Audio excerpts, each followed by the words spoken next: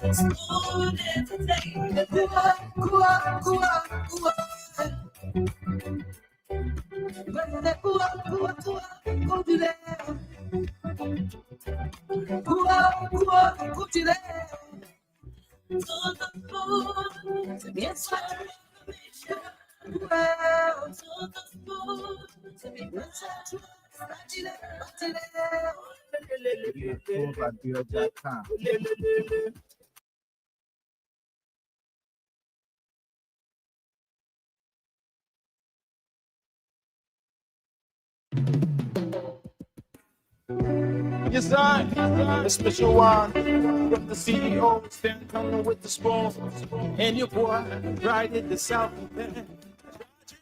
On the beat. To get your information, to the spoon to be faster. Spoon, television.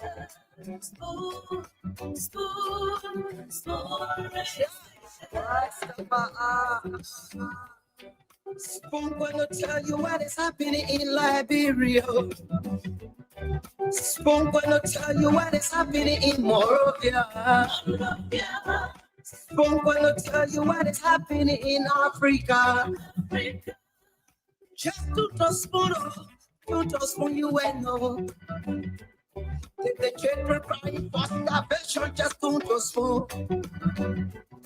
You want to get a news update, my brother, to spoon. You want to know what is happening, more often, to spoon. Politicians want to make their decision, just to spoon. You want to know what's happening in the ministry, to spoon.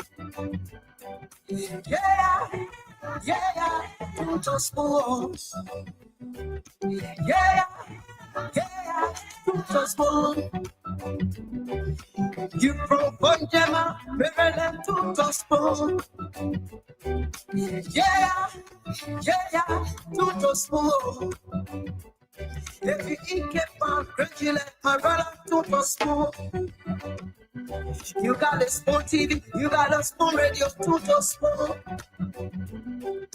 Yeah, to spoon. You want to get a news update, to spoon. What? Yeah, Rastafari. Kilibamba, kilibamba, kilibamba. Kilibamba, kilibamba, kilibamba. What I want? Yes, buddy. Yes, buddy.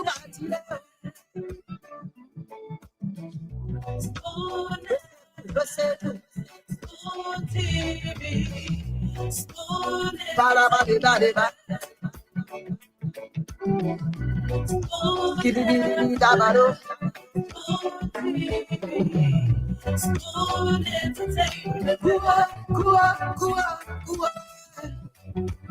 Okay, a pleasant good evening and welcome to yet another captivating and informative edition of the Spawn Talk right here on Spawn 107.5.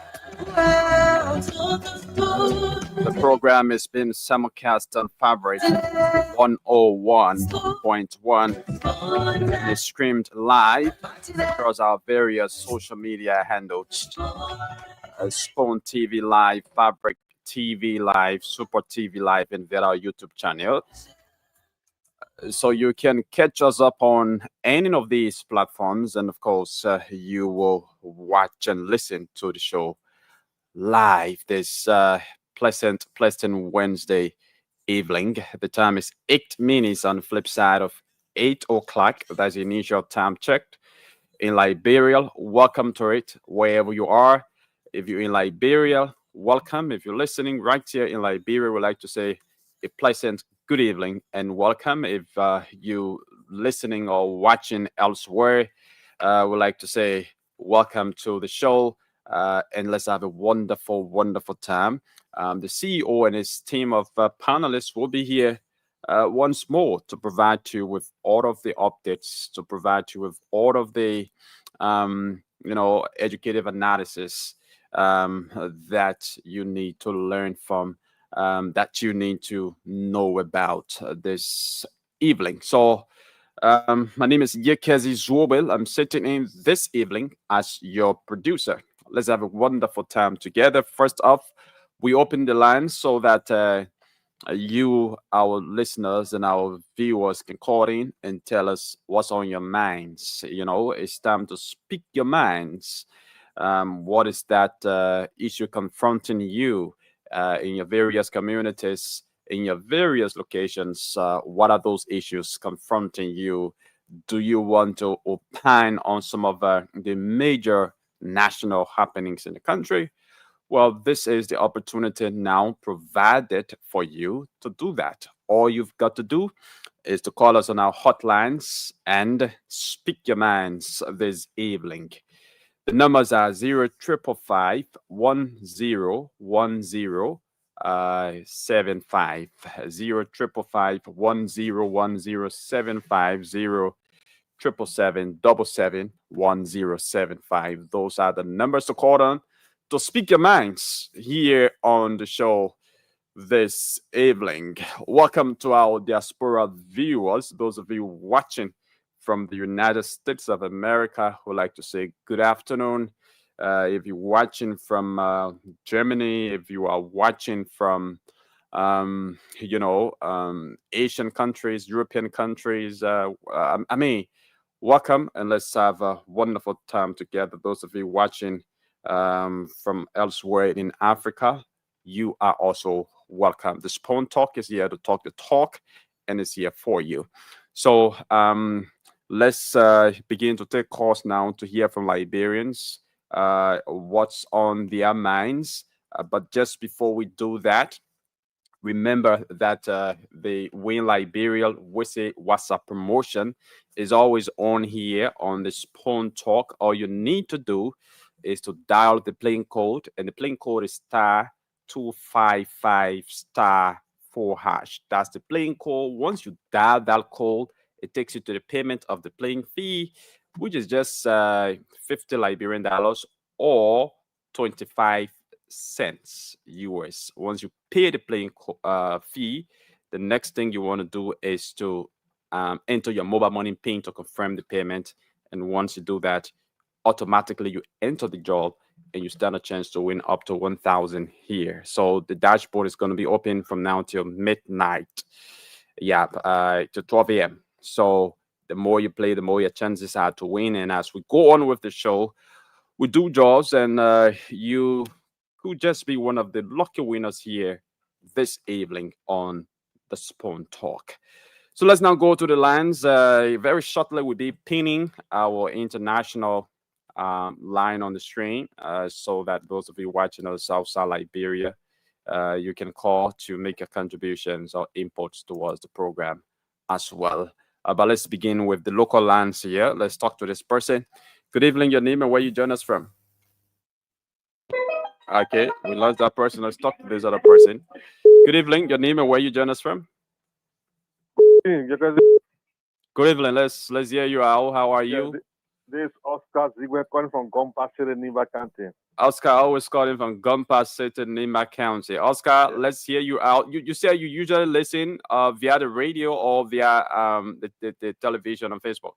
No, I listen via Facebook, on Facebook. Oh, okay, through Facebook. That's good. Yeah, let's hear you out. What's on your mind this evening? What on my mind have to do with our president of Republic of Liberia, Honorable Joseph Boakai? Okay. You know, when Mr. President Boakai was coming to leadership, he said he came to rescue this country. But it took me by surprise that overnight, the president of the country, what 99% of the citizens are living under poverty, 50 cents a day. The president is constructing $10 million projects in Foya. What PTC is not in the nose, what is not in the nose. It baffled me. The president of the country, at the age of our president, I think he should leave legacy that we Liberians should follow and say, yes, our president did well. When you were in opposition, you condemned everything that President Weah was doing. But now he's doing more than President Weah. We who voted him, we are suffering. We said our labor market, they can't buy. Our children are not going to school. But he's taking a lot of money, investing $10 billion in local, he taking $3 million, investing in Broadway, about $13 million, only for a private use. It's powerful with the Liberians. So you got to change your attitude as a president of the country and let it stand by the wall, rescue. Thank you. Okay, thank you very much. But according to Info, the construction there in Lofa County is not for the president's private use. I think it's a presidential palace or something there in Lofa County, not the president's private. It's not meant for the president's private use, according to information I'm privileged to have. But thanks for making your point. Thanks for calling from all the way there in Gompa City, Nimba County. Let's see if we can speak to this person. Hello, your name and where you join us from. Hello? Good evening. Your name and where you join us from. Thank you very much for the opportunity and put me on one of the wanted monitor platform within the Republic of Liberia. Jakasi. Yeah, please go ahead. Jakasi, this is Gao Ibrahim Dion. I'm having a conversation from my office on the car web bill. This is my comfortable care. Yeah, go ahead. Go ahead. We're listening. I'm listening to you. I'm hearing you, and the listeners are listening as well. Okay, Jakasi, I first want to appreciate the God Almighty who created us for God to a living soul.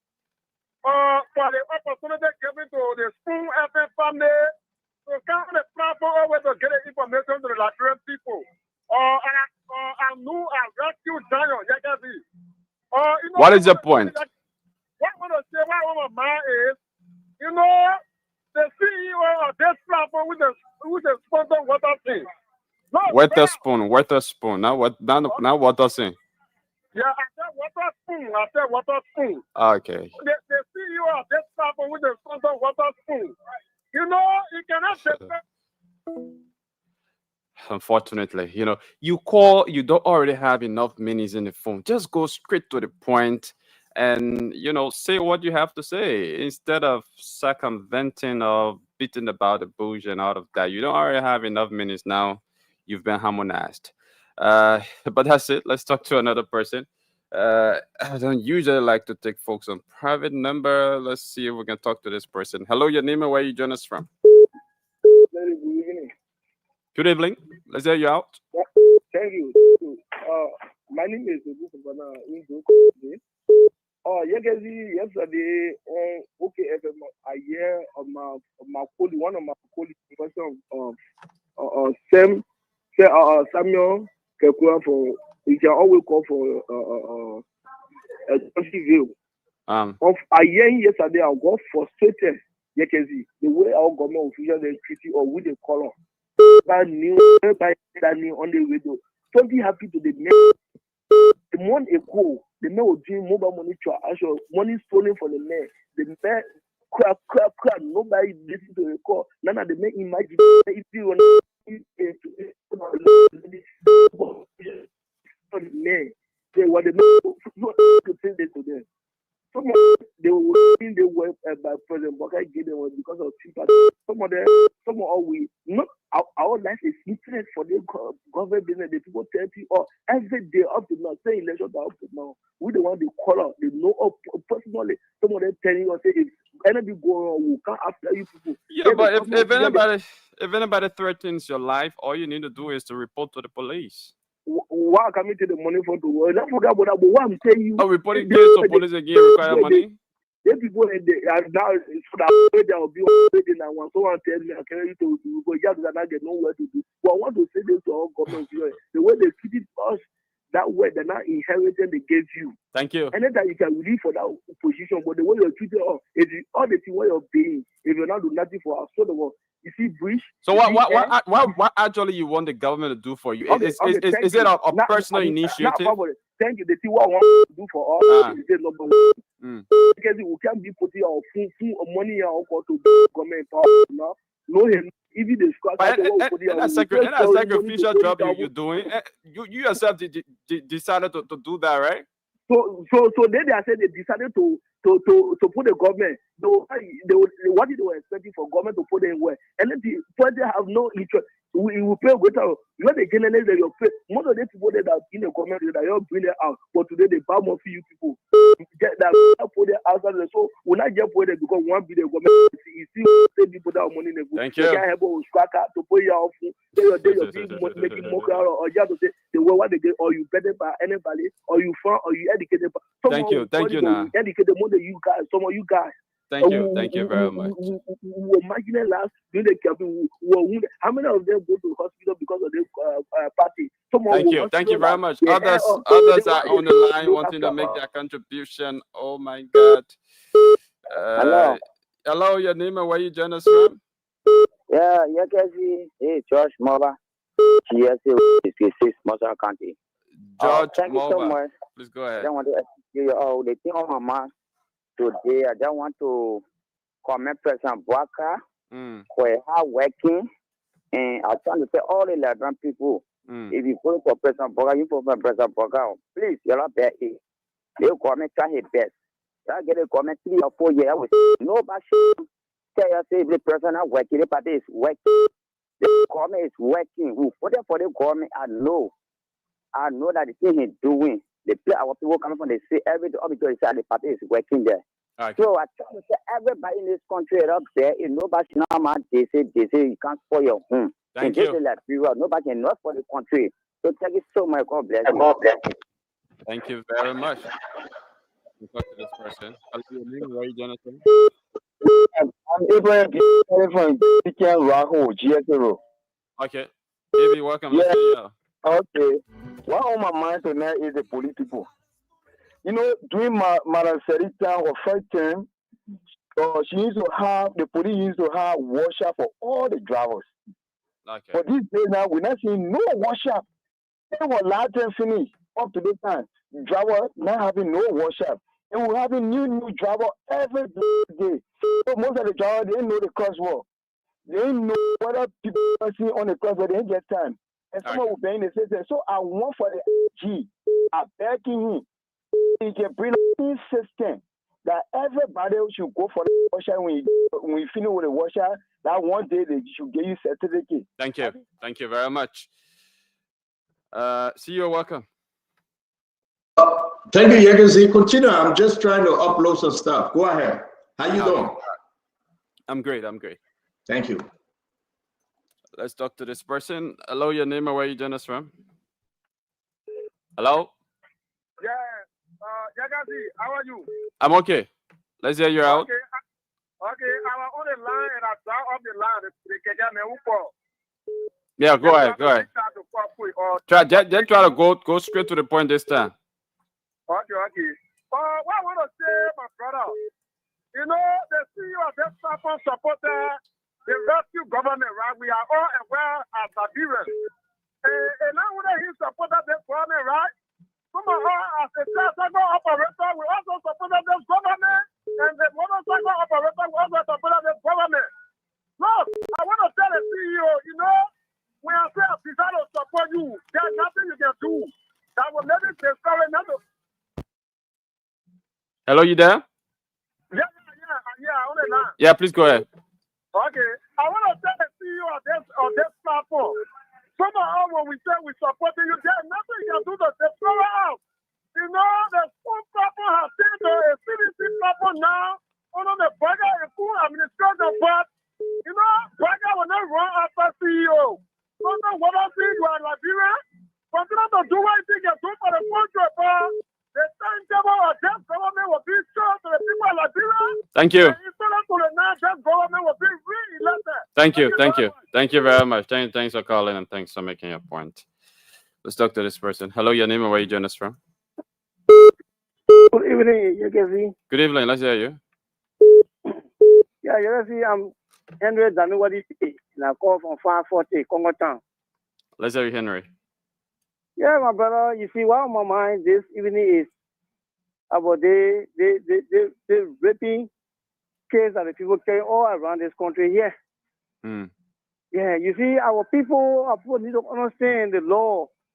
Especially you have been to school, you know the law. Somebody over 17 years or 18 years, you can't go have a person as a woman. So the people just try to just frustrate our mothers by raping their children. And it's very bad at that, my brother. So sometimes when I think about we will have the girls' children at our age, sometimes we are in worry. But when it comes to things that happen and police that go and try to defend the person in that kind of manner, everybody to be very, very unfair. You sure the police director defending the person or the police director is doing his job? Yeah, the police director is shooting this man here. You're not going to have the man arrested. Thank you. That's the problem. You don't have the man arrested. Thank you very much. Place him behind bar before investigation start to go on. Thank you very much. Let's talk to another person. Hello, your name and where you join us from? Hello, you there? My name is Mom. Yeah, I'm there. Can you hear me? I can hear you. Please go ahead. Can you hear me? Yes, I can hear you.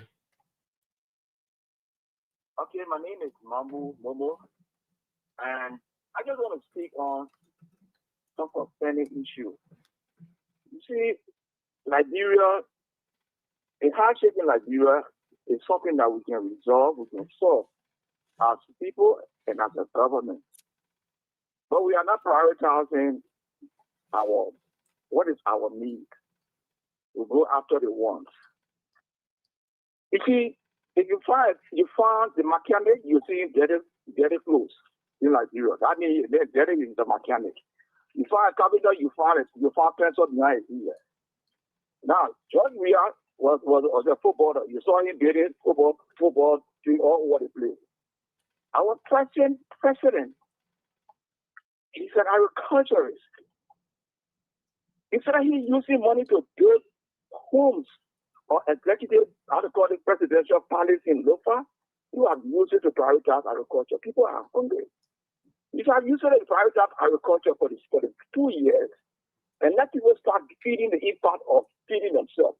People spend, every month you spend over $200 to $300 on food to buy rice. Why can't we prioritize what we eat, our stable food, instead of wasting money buying and doing things that are not priority? When will these people go to live in that place? Where people are suffering, starving for hunger. So the country is the poorest country in the world. Why can't we prioritize our problem? That's what on my mind. Thank you very much. I wanted to really make it. Thanks for making your point. Let's talk to another person here on the line. Hello, your name and where you join us from?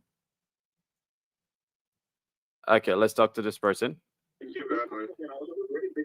Hello. Thanks for making it. Hey, you can see.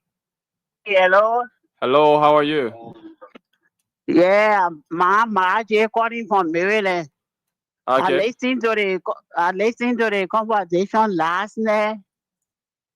They say Musa Belete say he get I know how many million to run the campaign. He move me from there. You are on, man. Oh, Yeah, so you just have to turn. They bring the money, they pour with Musa Mahali, Belete going. you just have to Musa turn down the Belete. radio in your background. Oh, turn it down, my child. Yeah, just turn it down.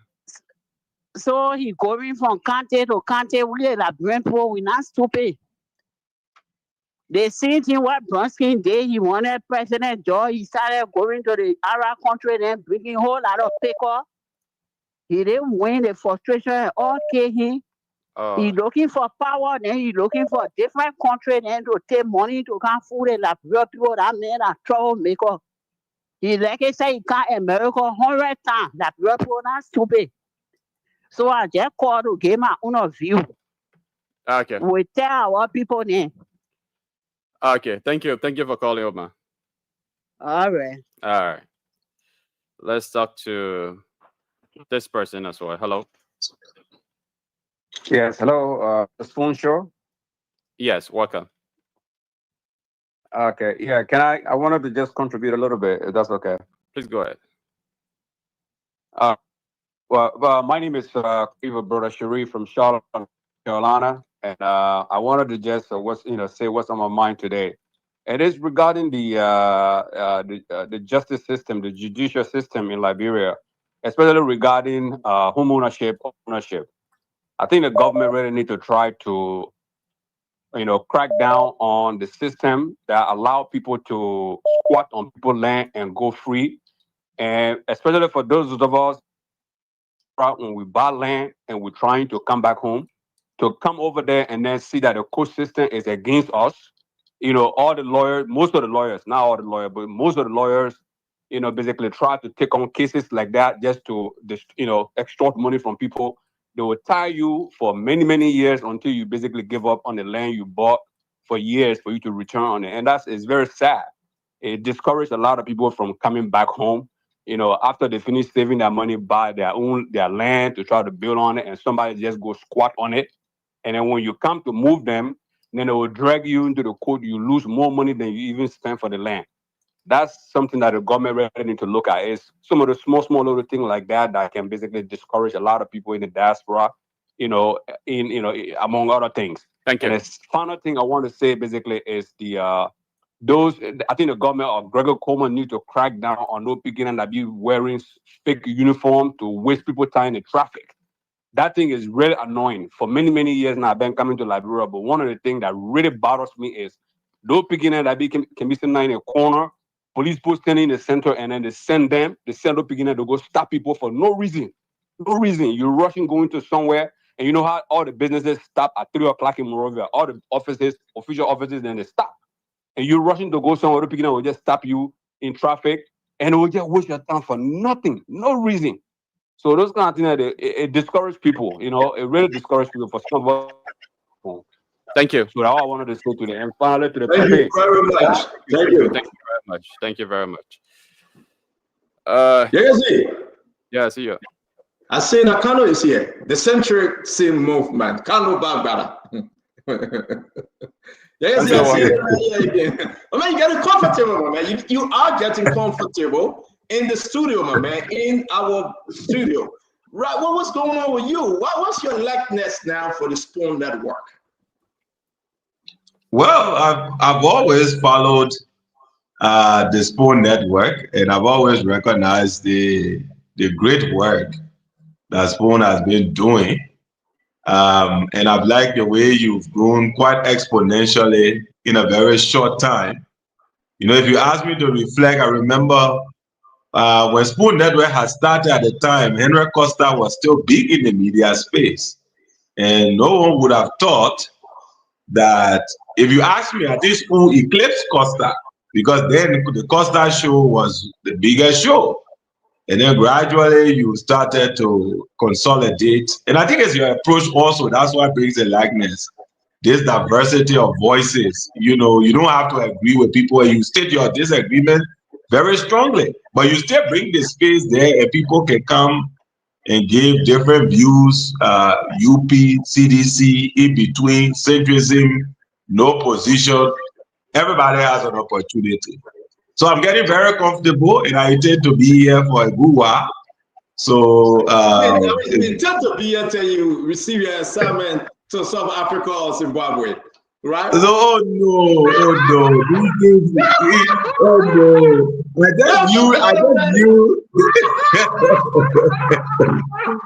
just knew that CEO was. No, I mean, many have come, right? You understand what the Bible says. Many are called, but few are choosing, right? Many went down to send a few return. Many have come through this network and through this channel, right? But again, some out of the 9, the 10, one will always come back and say, "Thank you, Lord. Center is good knowing you." But all of the 10, none of them will go flying, and it's okay. I still got some good people out there. It's fine. So you're always welcome. You're always welcome. We're going to take a few more calls, and then we'll jump into this thing. We got a lot coming up today. Yagansi, let's go ahead, please. Thank you. Okay, let's talk to this person. Hello, your name and where you joining us from? FM family, and good evening and peace, people of the Republic of Ontario, and good evening to you, dear brother Yagansi. You have to go straight to the point. So long on the line tonight. Okay, that is not the issue. Let me go straight to the issue. I want to be grateful, and first of all, let me make it public to the Liberian people. The need remain constant at Fanso AF Cameroon once again on our school network. I want to grant and salute the Senior Bearer of the Autonomous National Congress, Mr. Alexander Benene Cummins, for his brilliant explanation this past Sunday night. It was excellent, and we're proud indeed. And we tell Liberian people, thank you very much for voting us with our 1% vote. We put that first. Let me speak to Jeremy Pia and that of his co-worker, Benene Sando. No, Daniel Sando. Work and be going after people. The job they're supposed to do, they don't know the job. They need to go for tutorial. Both of them don't know the job. You're supposed to disseminate and come up with factual information. And what Mr. Benedict Cummins said the past Sunday night, Liberian people are not stupid. You feel you're more propaganda. You are not propagandists. You believe in lies. They see lies that brought you to power. You still coming up with the lies. And we are not stupid. Mr. Cummins spoke lengthily on the issue that affect. Thank you very much, Vanso. It was wonderful having you on. Let's talk to this person. Hello, your name and where you joining us from? Hello, brother. I'm T. Jimmy Cooper, calling from Baltimore, Maryland, USA. Okay, let's hear you from Baltimore. Oh, okay, brother. I have two things on mind quickly. The first one has to do with land issue in Liberia. I want the national legislature or the president to do that order.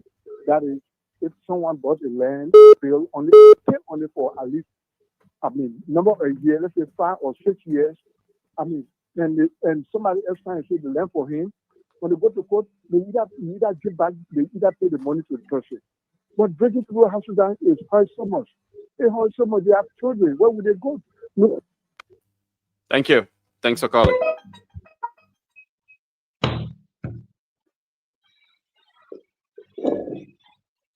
Let's talk to this person. Hello. Yeah, that's it. And also the Spoon family. Let's hear you out. Jackson, and I do join you from a Baptist seminary home. Okay. Why it is true that we have some of the greatest Liberians that we know on the Spoon as finalists. There are some issues that I want to talk about, and I want CEO to hear this. Since the elections, the candidate got the highest votes. At that time, those panelists that we have had never asked the hard question to the NEC. How Appeto, who they now run any significant campaign for that vote. And there have been no investigation done by the Liberian government how that vote was reached.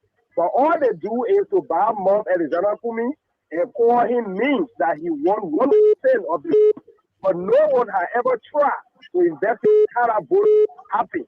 Whether there was a malpractice, whether there was some delinquency on the part of the NEC, nobody cared about that. I just to make that point. Thank you so much. Thank you very much, Yekezi. Thank you. If you can hear me, we want to say thanks to all of you, Yekezi. We appreciate you. You will be holding it down today. And ladies and gentlemen, Yekezi has promised me that no amount of tiredness will make him to go to bed. No amount. No amount of, good movie. But Yekezi, we appreciate you. I'm here with the great man. And I'm saying Paul Kennedy is joining us also. It's going to be a wonderful show today. We got different adjustment. Did you guys listen to Lester Tenney? I'm trying to invite Lester Tenney, man. This guy is firing like crazy. And we'll play the video that he's calling for the dismissal of Cooper Cry, the labor minister. He's calling for the checking of Gafwan and Samora. He's saying that, listen, the government is not performing. So what is Daniel Sano to come and go ask? Yes, remember, kind of go ask Lester Tenney, that your friend. He said the government is not performing. I'm not saying that. The nephew of President Bush is saying it. That when things are falling apart, because the center cannot hold anymore. And that's why I'm here with Paul Kennedy, the man that supported CDC, but now he's representing Leno. I know Dr. Moma Party. No matter where you are, listen, you like me, you like me, your business. We are here to discuss issue about Liberia. We can go ahead and do our Sunday school song and sing the comeback. Yeah. My man, you can't let me rest. You can't leave my knee. My knee to feel your mama, man. What? My man. But I'll put your knee now tomorrow. Get on kind of knee. The man kind of, I know your position. But anyway, I want to say, Demont should be, Money Parker Demont should be joining us also tonight. The El Remy Gray will be here with his cousin, Akaris Gray. As you see, we get from Fubi, I would not even do this in Fubi. They put them blaming me for their fake data thing, but let me tell you the data thing for them. See you.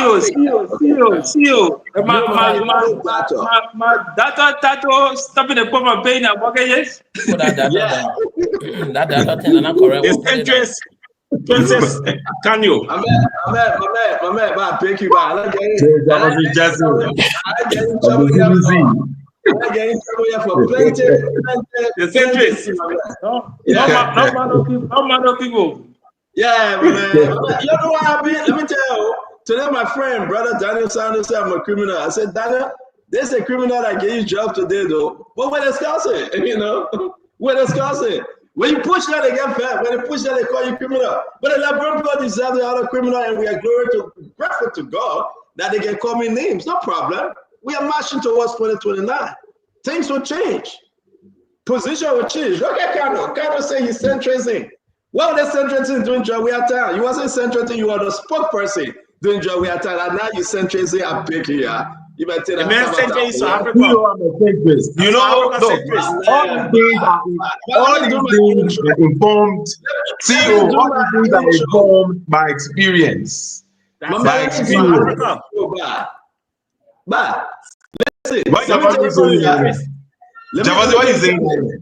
But listen, what is saying? Chelsea Chelsea on the show supported Malasari. I'm a citizen of 2 African countries, about Zimbabwe and Liberia. Malasari left from there. He played over to Jowea. The worker at Jefferson. Malasari supported a campaign district number 17. He didn't win. He got back. Mama, let's leave the team back. Let's get on the issue. Let's get on the issue. Let's get on the issue. Fumi. Malasari never supported me. But leave it now. Go by. You have your time. Go by. God coming soon. For me. Like guys, listen, man. Let's have some fun, folks. Where CEO can get all the information from? I don't know. I got God coming soon. And then I see a bunch of Nigerian pastors went somewhere. They said they were going for the how you call it, the word in Revelation. I mean, all of them went and stood up there. They were waiting for the word to come to an end. They said Jesus was coming that day, the second coming of Jesus. So CEO is in that kind of church. Then we need to be careful with him. I mean, you don't get a church that you give out. You see, the man is scared of God. You want to start a church that No, I just need to know what kind of church you in. Is that a church that telling people God coming back on Friday? You don't know what the Bible says so. And I believe that if you can read the Bible, no man know the time, the hour, the day, nothing. No man should tell you. It was Friday. The last week Friday, everybody was running somewhere. But I'm not Nigerian, my man. I'm not that you checking from Nigeria. I'm not a Nigerian, man. According to the record, you checking from Nigeria, you gotta say, who know what you ate in Nigeria? Was it Ogusi soup or okra soup or bona soup? Or was it the community thing you ate? Yeah, tell the people that you brought say. Come on. The man ate a hot chicken. I'm wasting my time with you, my man. I'm wasting my time with you. First of all, you accuse me of carrying somebody with me on the trip. When we found out that I carried nobody, then you change your whole lyrics about who I carry, who I didn't carry. My man, let me hear my ear. I didn't accuse you though. Fubi, you are on the show. I didn't accuse the man.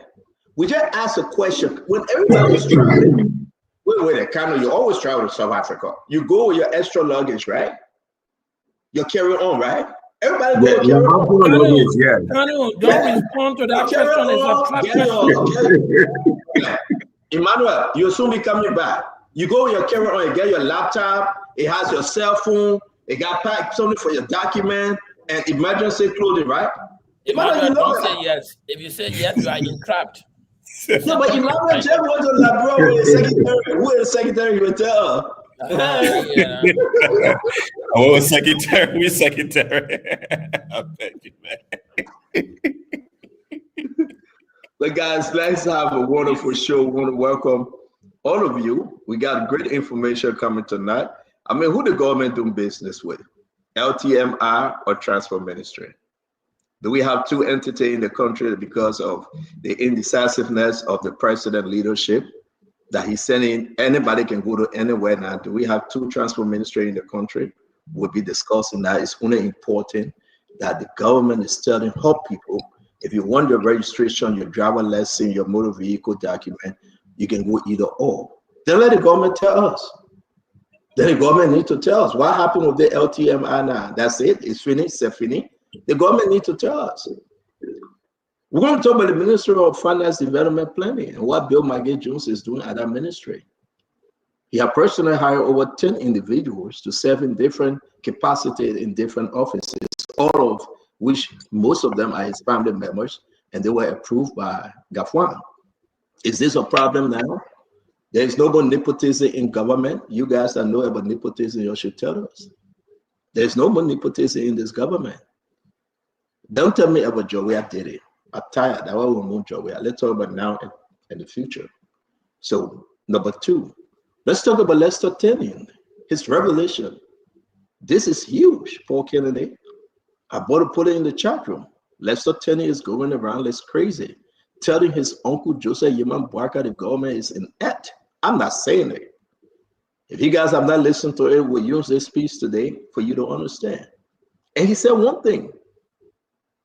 The issue that would bring back George Manawea, I'm not saying it, or Mr. Cummings, or Tewon Gonglo. The issue that will bring back an opposition to win 2029. For example, let's listen briefly. People get frustrated on the choice they made to elect you. And the worst part is they see a worse alternative as an option. So when you see Liberian people celebrating the return of a national crook like George Weah, you should ask yourselves the question, what is it that we are not doing? What is it that we are not doing for which our people have now seen a musician as an alternative to this governance system? What is it that we have not rescued our people from? You have not rescued your people from unemployment. Why haven't you rescued your people from unemployment? Because you have a minister who prefers setting work permit. So This is going to be interesting today, folks. Share the show. You know, when we're saying this thing about Gafwan and Samora from CVL, people get angry. Mr. Cummings came up and said this thing, people start causing man cause and power cause. I mean, the delusional behavior of the Minister of Information, I hope he had the time to listen to the entire Cliff Campbell. Don't give us this BS, which is Bachelor of Science, that you didn't listen to it. Don't give us that. Oh, that must but see, I did not, and I wish you would definitely. I wish you would play the whole thing. But you know, listen, you cannot interrupt us. So I'm laying something here, my brother. Right? I'm just saying to you, I hope you had the time to listen to it now. That's all I'm saying. Because you say you never had the time to listen to it. I'm just trying to ride your boat here. You know, give you a chance. You have over 24 hours to listen to it. So the excuse to say I didn't listen to it now, then you are not a true centrist. Then you are not a true century. You are century, not centrist. Yeah, well, we gotta keep it like that. I hope you had the time to listen to everything I was saying. I'm not speaking tonight. And I hope one day we all can gather and just have fun with this conversation. The truth matters in this conversation. Let's stop pretending. Let's do it for our people, not for a political party, a better driven. Let's do it for the Liberian people, not you, Cameron. I respect you. I've been following you. When you are insulting Joseph Yima Bwaga for George Manawi, I respect your opinion.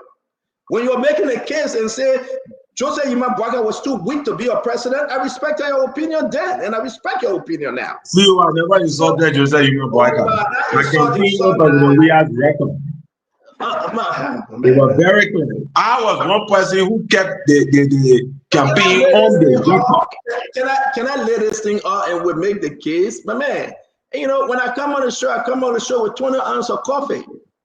Black, dark coffee in my system. No sugar, no cream, nothing. From something from Wawa, but I know in Liberia you call it Hatai. You know, I can't be going through my head. But let's welcome my brother Paul Kenan, the Kano Bagbada, Fubi Henry, my dear brother and friend from Wakaduku. Let's bring in Jefferson Chesson. As always, it's good to have you, my dear brother Jeff. And don't forget, we are bringing the ANC man himself, Emmanuel George. Emmanuel George will be running against Money Kishen. Money Kishen running to be the global chair here. And I wish you guys success. Both of you are good friends of mine. So I'll take no position in this opposition unity. And I wish you guys success. I want to say thank you very much for joining us, Damo Slanga. As always, it's good to have you.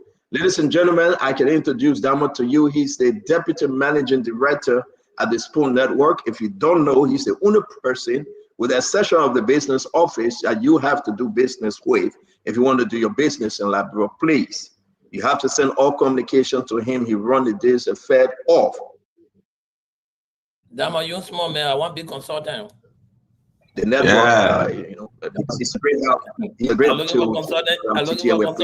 good to introduce you. It's good to introduce you, Dama. Yeah. We will be joined by the rest of the group. We got 10 more minutes to get into Real Zico. But guys, welcome to the show. I was laying this thing out about Lester Tenney and the rest of the story.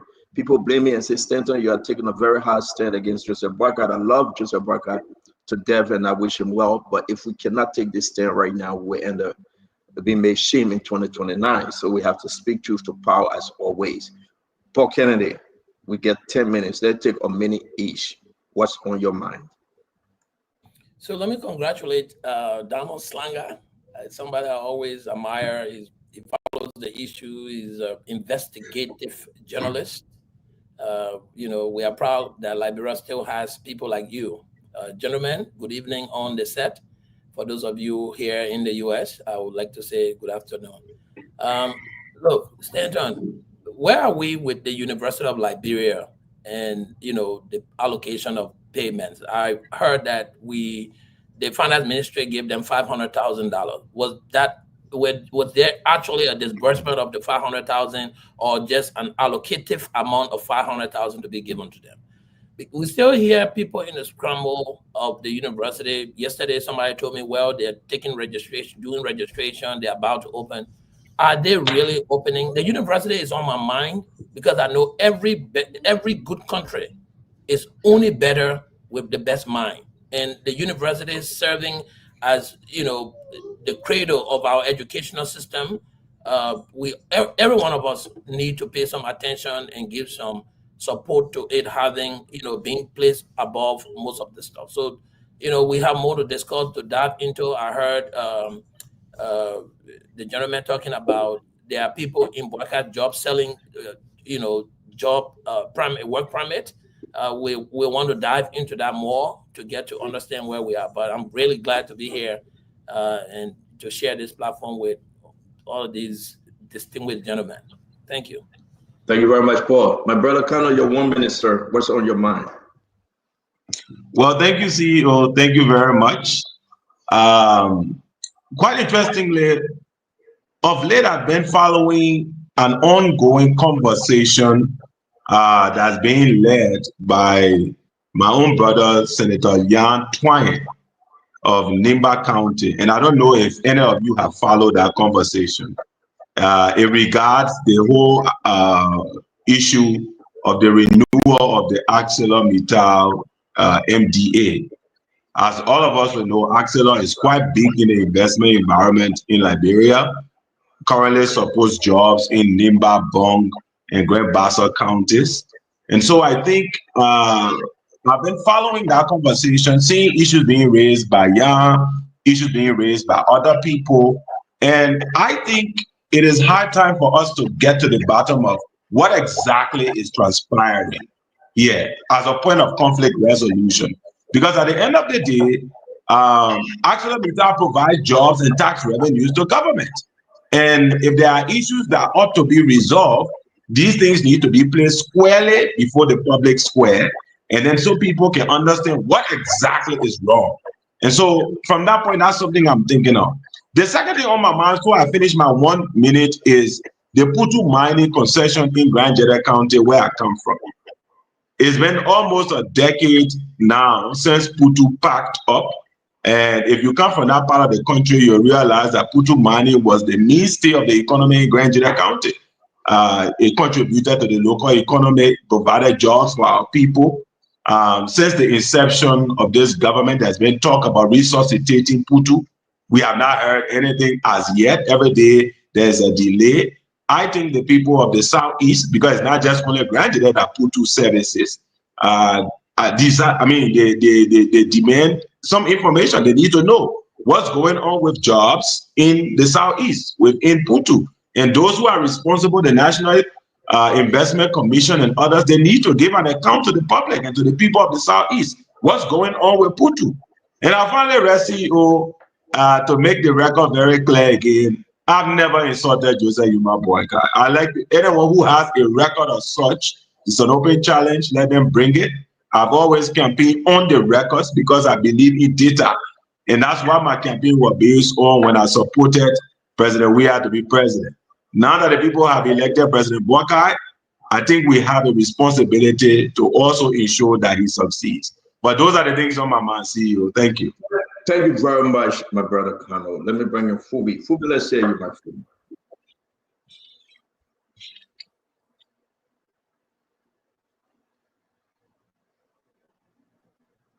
Yeah, so good evening, everybody, and look forward to a good show today.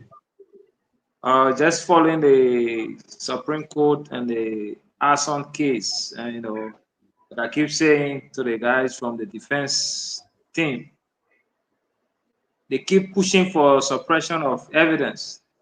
You say you're not guilty, why you still fighting to suppress evidence? Go to the case, go to full trial, and deal with the issue. Let the Liberian people and the court exonerate you instead of trying to suppress evidence. That's something that I've always been against when it comes to the whole legal process.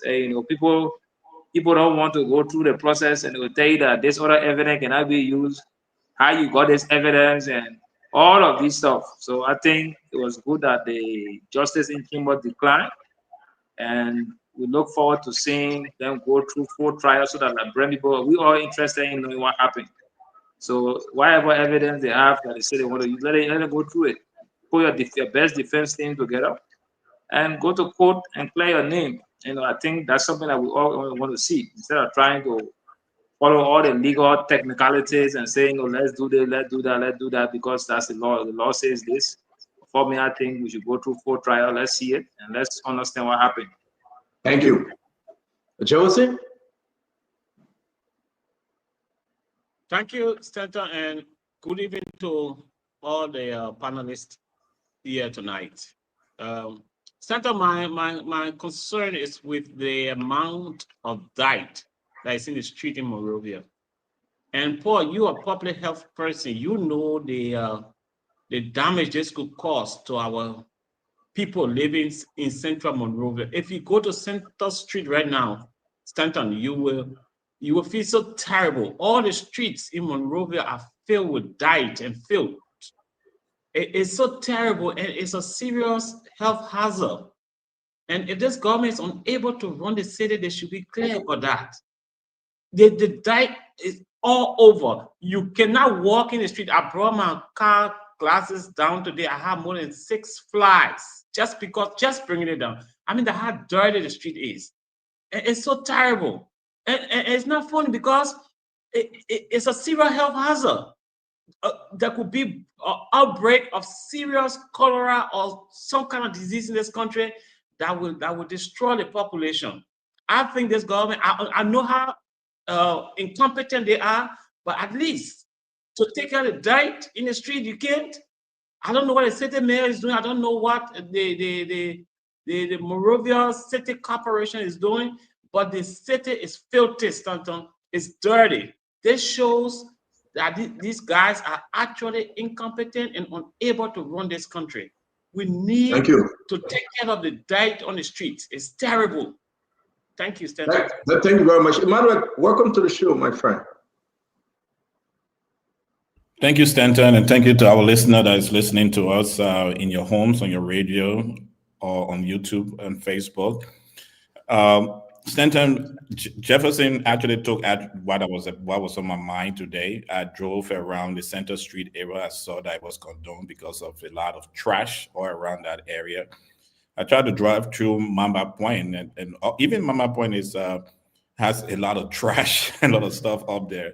So I'm wondering what is happening in our country. So it's not only the MCC.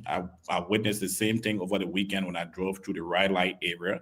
The same, and also when I went around the Point 4 area yesterday, going up to Douala, we still have the same challenge. So Jefferson, you just took that because that had been on my mind. I've been wondering because I remember during the CDC government, those of us who were in the CPP at that time, we did lambast Jefferson Koji for not playing in the city. I don't know what is happening now. The second thing on my mind, Stanton, and I've not fully completed full research on it, is that today, I believe the Ministry of Transport dropped prices of transportation throughout the country, travel distance, how much it costs. I don't know how it's going to affect the Liberian people, but I'll be thinking about that. Hopefully, I'll get more information tomorrow to speak to it on the program to see, do we have a price increase? Was there a price decrease? Is the transport union aware of this change in transport price? Is it going to affect movement of our citizens? So that's what I saw it just this afternoon, and hopefully we have more light on it by the time we come on the show. Thank you. Good. We have the transport ministry down, so we would definitely add into that. We saw the announcement likewise, whether they drop it, whether they increase it, whatever you would discuss it. Let's welcome the retired Colonel Remy Gray.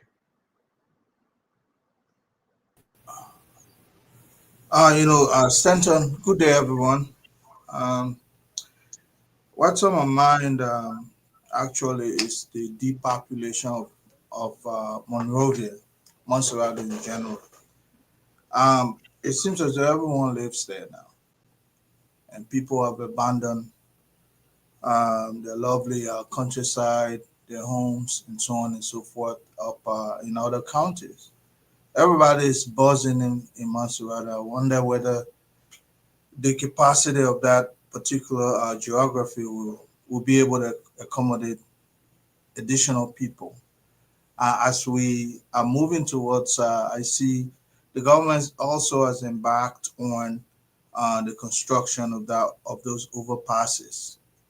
And if you look at the blueprint for that particular infrastructure, with the way how our folks are not fully aware of how to access, public,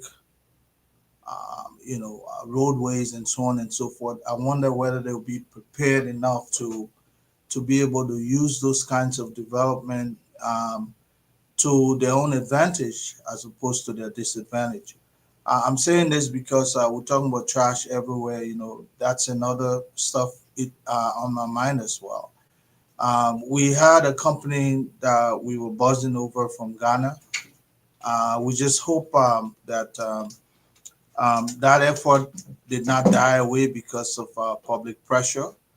But I will hope that they take care of that as well, because with an overpopulated Monrovia or city center, that could be an outbreak of disease. And in Liberia, those things don't just go away; they stay forever. So I hope they will pay attention to that as well. Siafa Shiruk needs to double up, especially in the Monrovia area. Center. Thank you, Colonel Gray. Thank you, Uncle Sam. We'll come to you. Give us a wrap up now, Dama Slanger. Give us a wrap up, and then we'll get into the show. Right now, it's 9:03 in Liberia, 5:03. What's going on from your end, Dama? Yeah, thank you, CEO, and thank you to the CEO, Madam Titi Kane, you, the immediate past CEO, and the board of Spoon Network for the confidence reposed in me, for the huge role of being the deputy manager of this network. I thank you for the opportunity and believing that we young people can indeed serve and serve at the highest levels as well. What's on my mind and what's trending is almost everybody have spoken about what's trending in the country, except for what else you have lined up.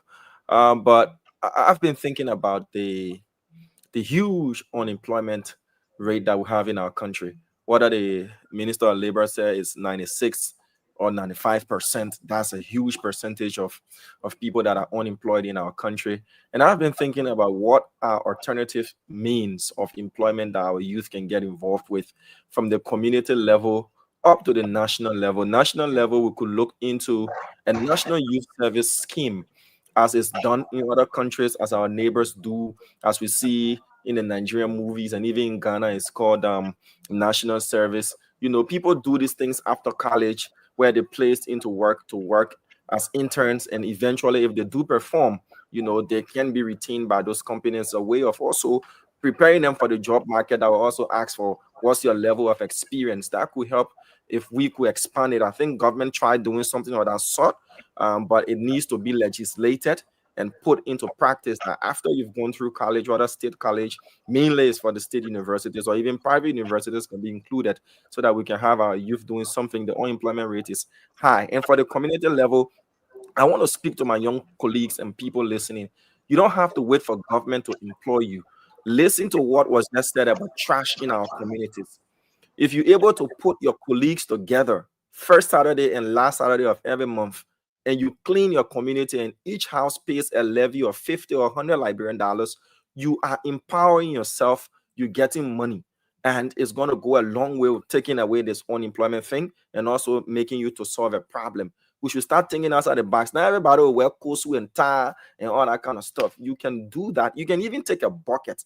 Look at how many owners of cars are in your community, and start washing their cars for 500 Liberian dollars or even 300 Liberian dollars. If you wash 10 cars, that's 3,000. Money you wouldn't get if you just sitting by yourself. And eventually you can grow that as well. Government cannot do everything. We can see that the public sector is the only viable source of income, but we can also do things that will be alternative sources. That's what I've been thinking about, CEO.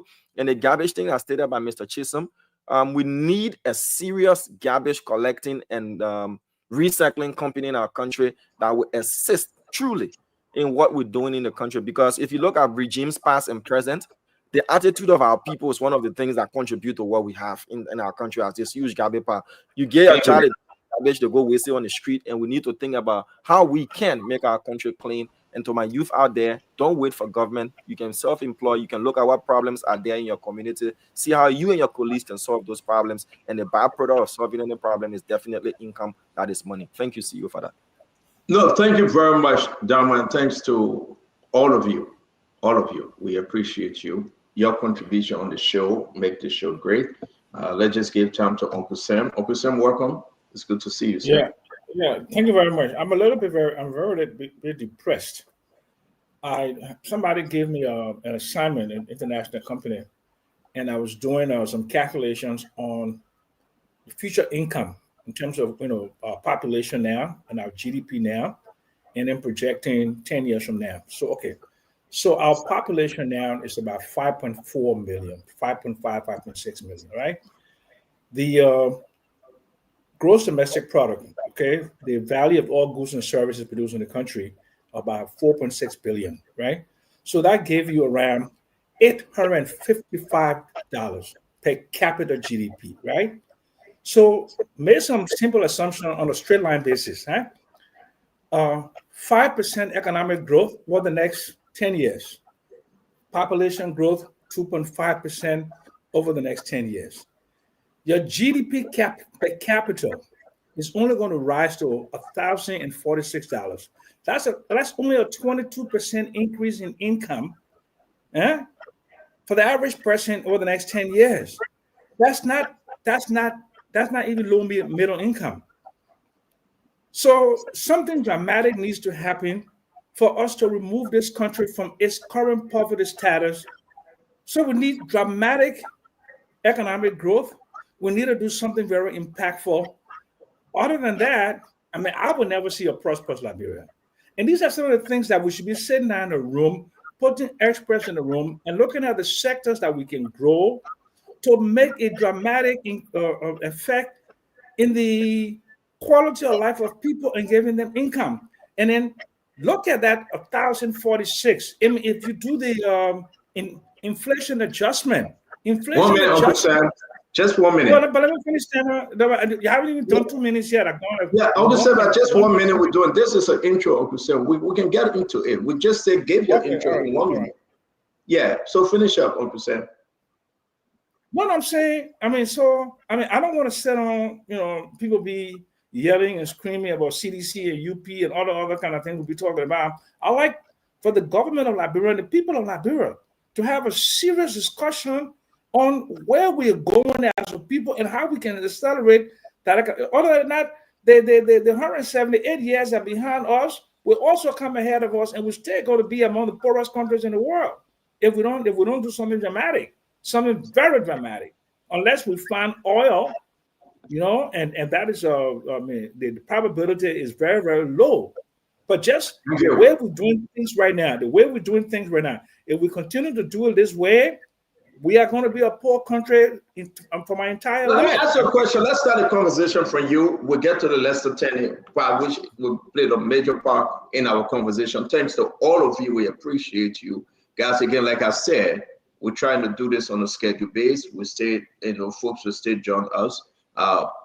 8 panelists on the show is unique every day. Give us a chance to dive into the issue and discuss this. Uncle Sam, you say, man, except we have an all black. Do you think it was right for this government to go back to Ato Eze and give him 4 all blacks? Look, I can't make any informed opinion on it until I see a few things. Number one, I want to see the PSC, what they call the production sharing contract. And I want to see whether that agreement that he's aligned with some Liberian company, because in the instance that he resells those all black, like he did in the last time with the blacks 11, 12, and 14, he got it for little or nothing and sold it for 200 million and just rode into the sunset. So do we have a Liberian company that is a partner to him? Clearly, Ato Eze doesn't have the financial or technical ability to drill any oil well, right? So he's going to farm it out. We're going to bring in a strategic partner, right? He's going to sell it. He's going to sell his. We read that, Uncle Sam. Just I beg you. We know about Ato Eze, right? Not to talk, right? Yeah. This is just a side conversation. Yeah, but I'm saying, I want to ask you a question. Uncle Sam, please allow me to ask you a question, right? Yeah, and let everybody just take a quick one question or comment on this Ato Eze all black. We know Total, big company. We know that. Total didn't bribe the way for Liberian government to give them all black. They care less. They can go to any country and get all black. This Ato Easy, he spent on the Liberian people, right? He sold under the same Unity Party government and fled. I didn't say it was done, illegally, because they gave it to him. But he made millions of dollars. And Labro walked away empty. Yeah. Uncle Sam, let me ask my question, please. And Liberians walked away empty. Liberia remained poor under that transaction. But Ato Easy become even a double, triple millionaires. Plenty of money went to him.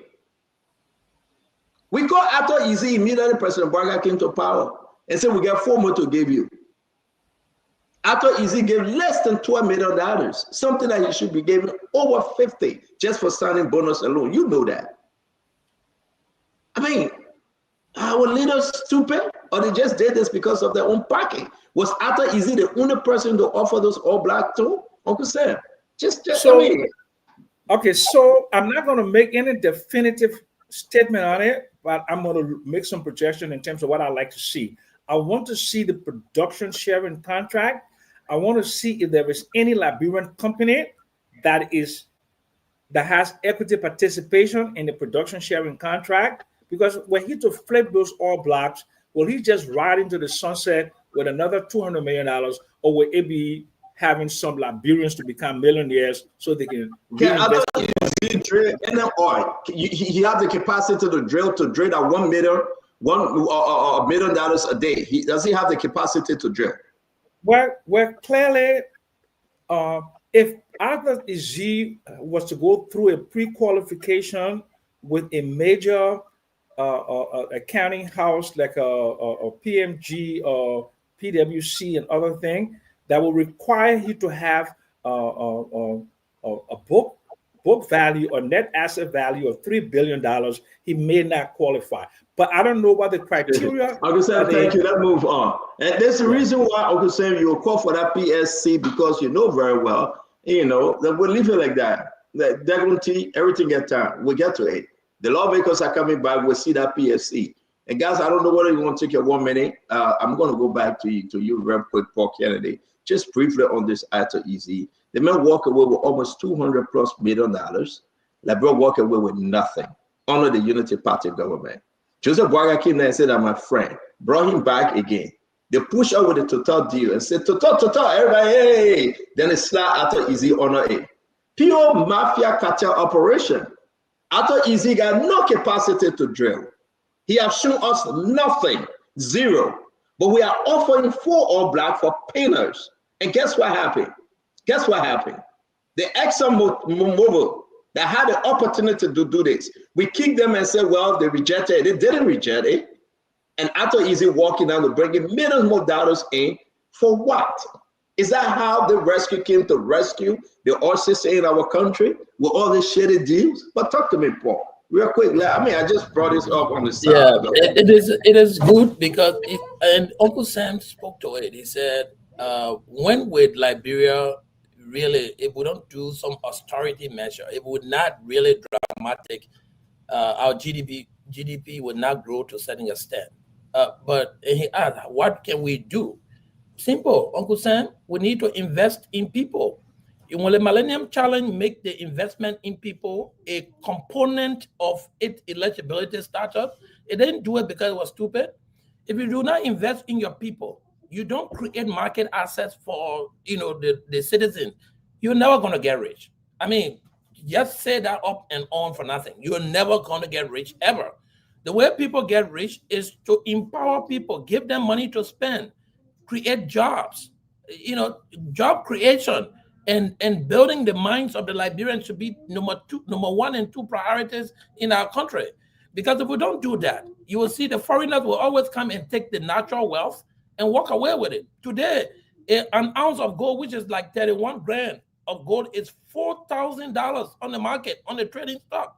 $4,000 for an ounce of gold. But Liberians are not benefiting, although hundreds of thousands of ounces of gold, ounce of gold, troll ounce of gold leaving the country.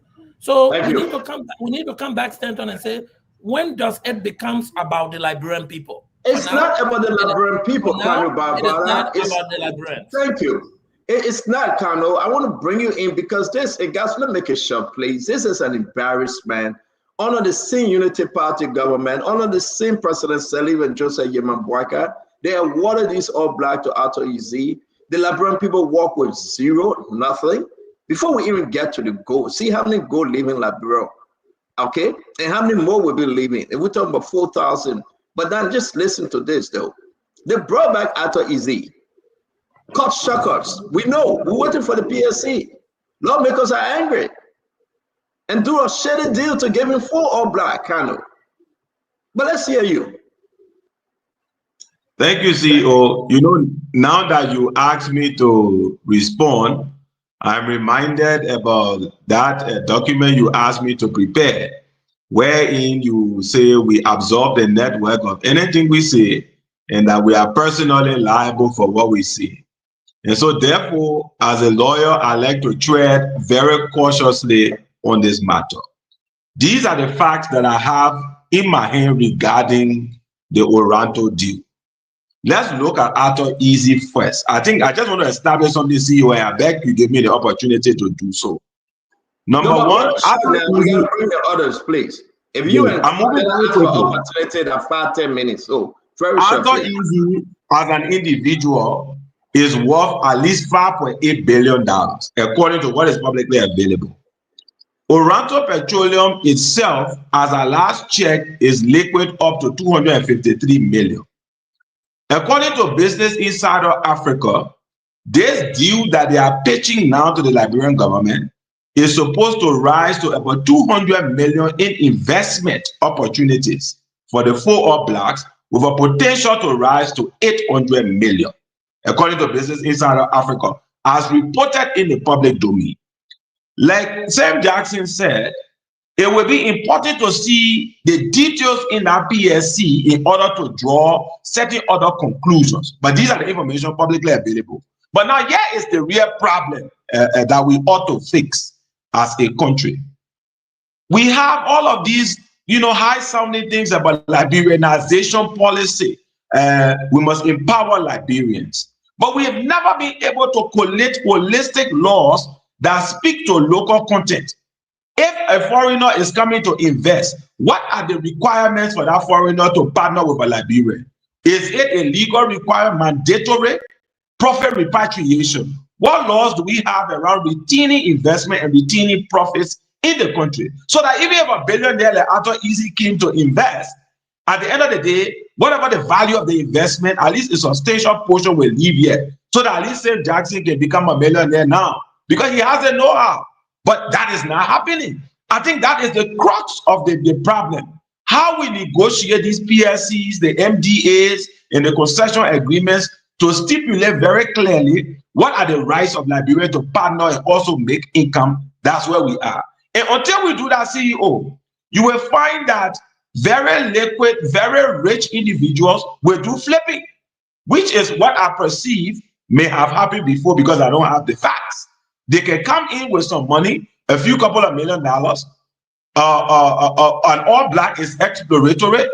There may be oil. Is it in viable quantities? You don't know. They take the risk to go in there, and they pitch that data abroad to other people who will take the risk. So we have a lot of work to do. Okay, thank you very much, Kakano. Let's bring in Emmanuel. Emmanuel, let's hear you on this one. Briefly, guys, we have to run. We got a few minutes. Just something passing because Uncle Sam brought it up, and this Arthur Easy deal is troubling, especially from his past experience. Emmanuel, talk to us. Yes, Senator, as I said when we discussed this previously, I don't believe the Liberian government should have given any deal to Mr. Easy. The simple fact that the premise I'm going to stand on is that when he flipped between 2024 and 2004 and 2005 and got over 200 million, can we point to any investment he made in Liberia after extracting that huge amount of money from our country? Nothing.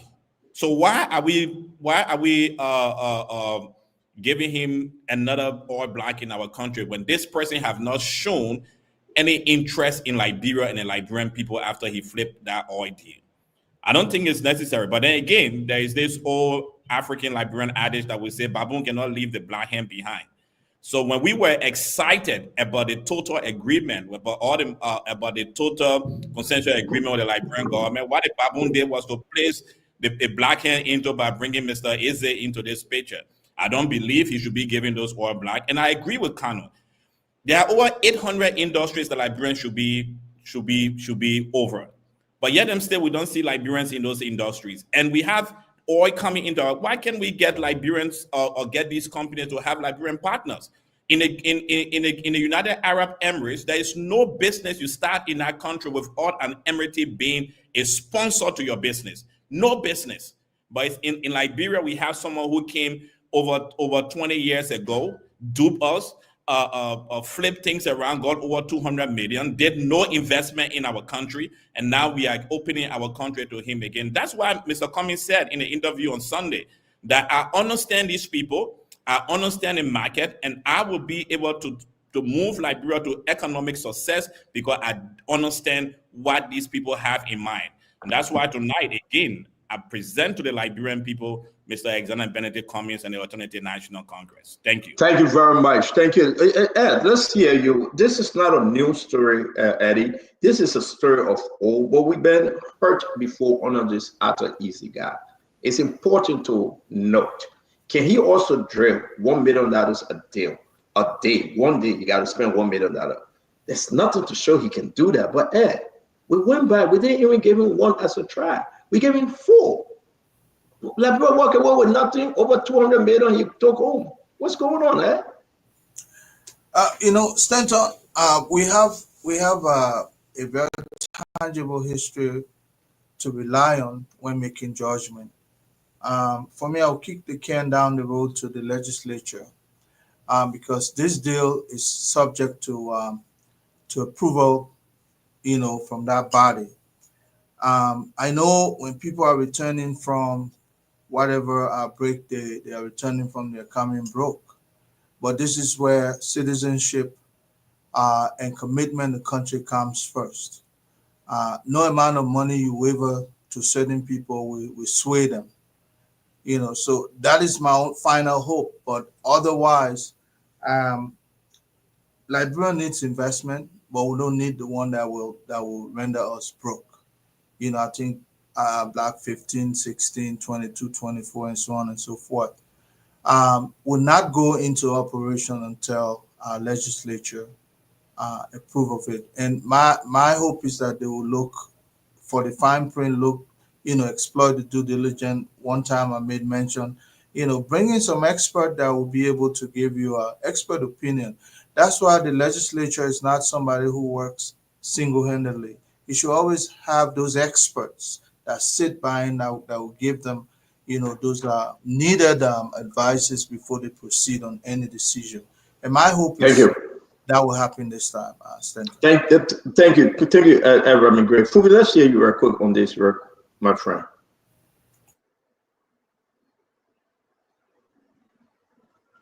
Yeah, so there's sometimes, when you have a country and there are certain things that you lack, and people will tend to resort into some of those kind of deals. But it's up to the government to have really look at the history and make the correction. Sometimes I always say you can't keep repeating things that you criticize, things that you criticized before, things that you saw didn't work well. When you're given an opportunity, you don't come and repeat them. Those are historical facts, and that's why history is there to help us and guide us through. So whatever, and sometimes there are give and take too. When you have people to sponsor you, in other ways, sometimes you have to pay back. That's some of the D in politics. It's hard reality, or something you have to live with some of these things. That's why we're good to the government should now focus on driving, like I always keep saying, driving the private sector, pushing more private sector growth, getting more Liberians to rise up above the poverty line and be able to positively contribute towards their political institutions. Then you won't have some of these kind of deal cuttings. when you have more Liberian millionaires within the country from Liberia that have risen through the ranks genuinely, they tend to drive the politics better. And this kind of thing will help to inform the government, and whoever will rise to power, So they just have to find a way to deal with that. Now we have it. And we just like Uncle Sam said, let's see the agreement and what Liberians tend to benefit if the deal goes through. Thank you very much, Kobe. Welcome to the show, great man. How you doing today? It's good to see you. I believe that everyone has spoken. Chad Jefferson, you go ahead before Greg comes in. Thank you very much. Thank you, CEO. So, CEO, like you said, there is nothing new. We all are aware that in 2010, Arthur Easy acquired 3 Liberian ore blocks for $200,000, and he flipped those ore blocks for $250 million. And when it was done, Waka was the president of the Senate. This is among the 66 Burgos agreement that was signed under Waka's watch. So he's fully aware. He knows what's going on. Not that he's not aware, he's fully aware. He knows exactly what's going to happen. They say on this production sharing contract, they're going to have between $12 to $15 million for me. I mean, their concern is just to get that little money up front and then they move ahead.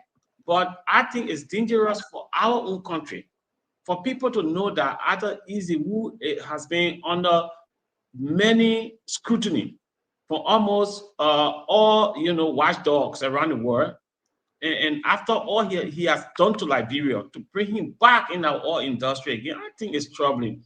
They're not doing it out of the blue sky. They are aware that this guy is going to be to flip these oil blocks because he does not have the capacity to drill. So Bwaka is fully aware of what's going on. He's aware. Bwaka is familiar with it. But do you know that Bwaka's son was in Nigeria for months just before they signed this deal?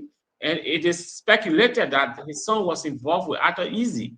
That is how come this deal went through. His son was the one that pushed the deal through. And everybody know that. It was clear that his son was pushing Arthur Easy and he got the kickback from this arrangement. And his son is the one fronting for Arthur Easy in Liberia. Thank you very much. Thank you. Great. Let's hear you on Arthur Easy's story. Let's close up with you and we can go to our topic for today. Let me say good evening to all, and I think it will be a great show. But in 3 years under the Unity Party administration, between 2009 to 2011, the country bled 68 concession agreements just between 2009 to 2011. You check the source of what we distributed last night, you will see a clear cut. 68 minimum concession presided over by this very vice president, Republic of Liberia, when he was vice president. All they know to do is to sell the resources of the country. In 12 years, they sold the resources of this country than any leadership, not even talking 27 years in power.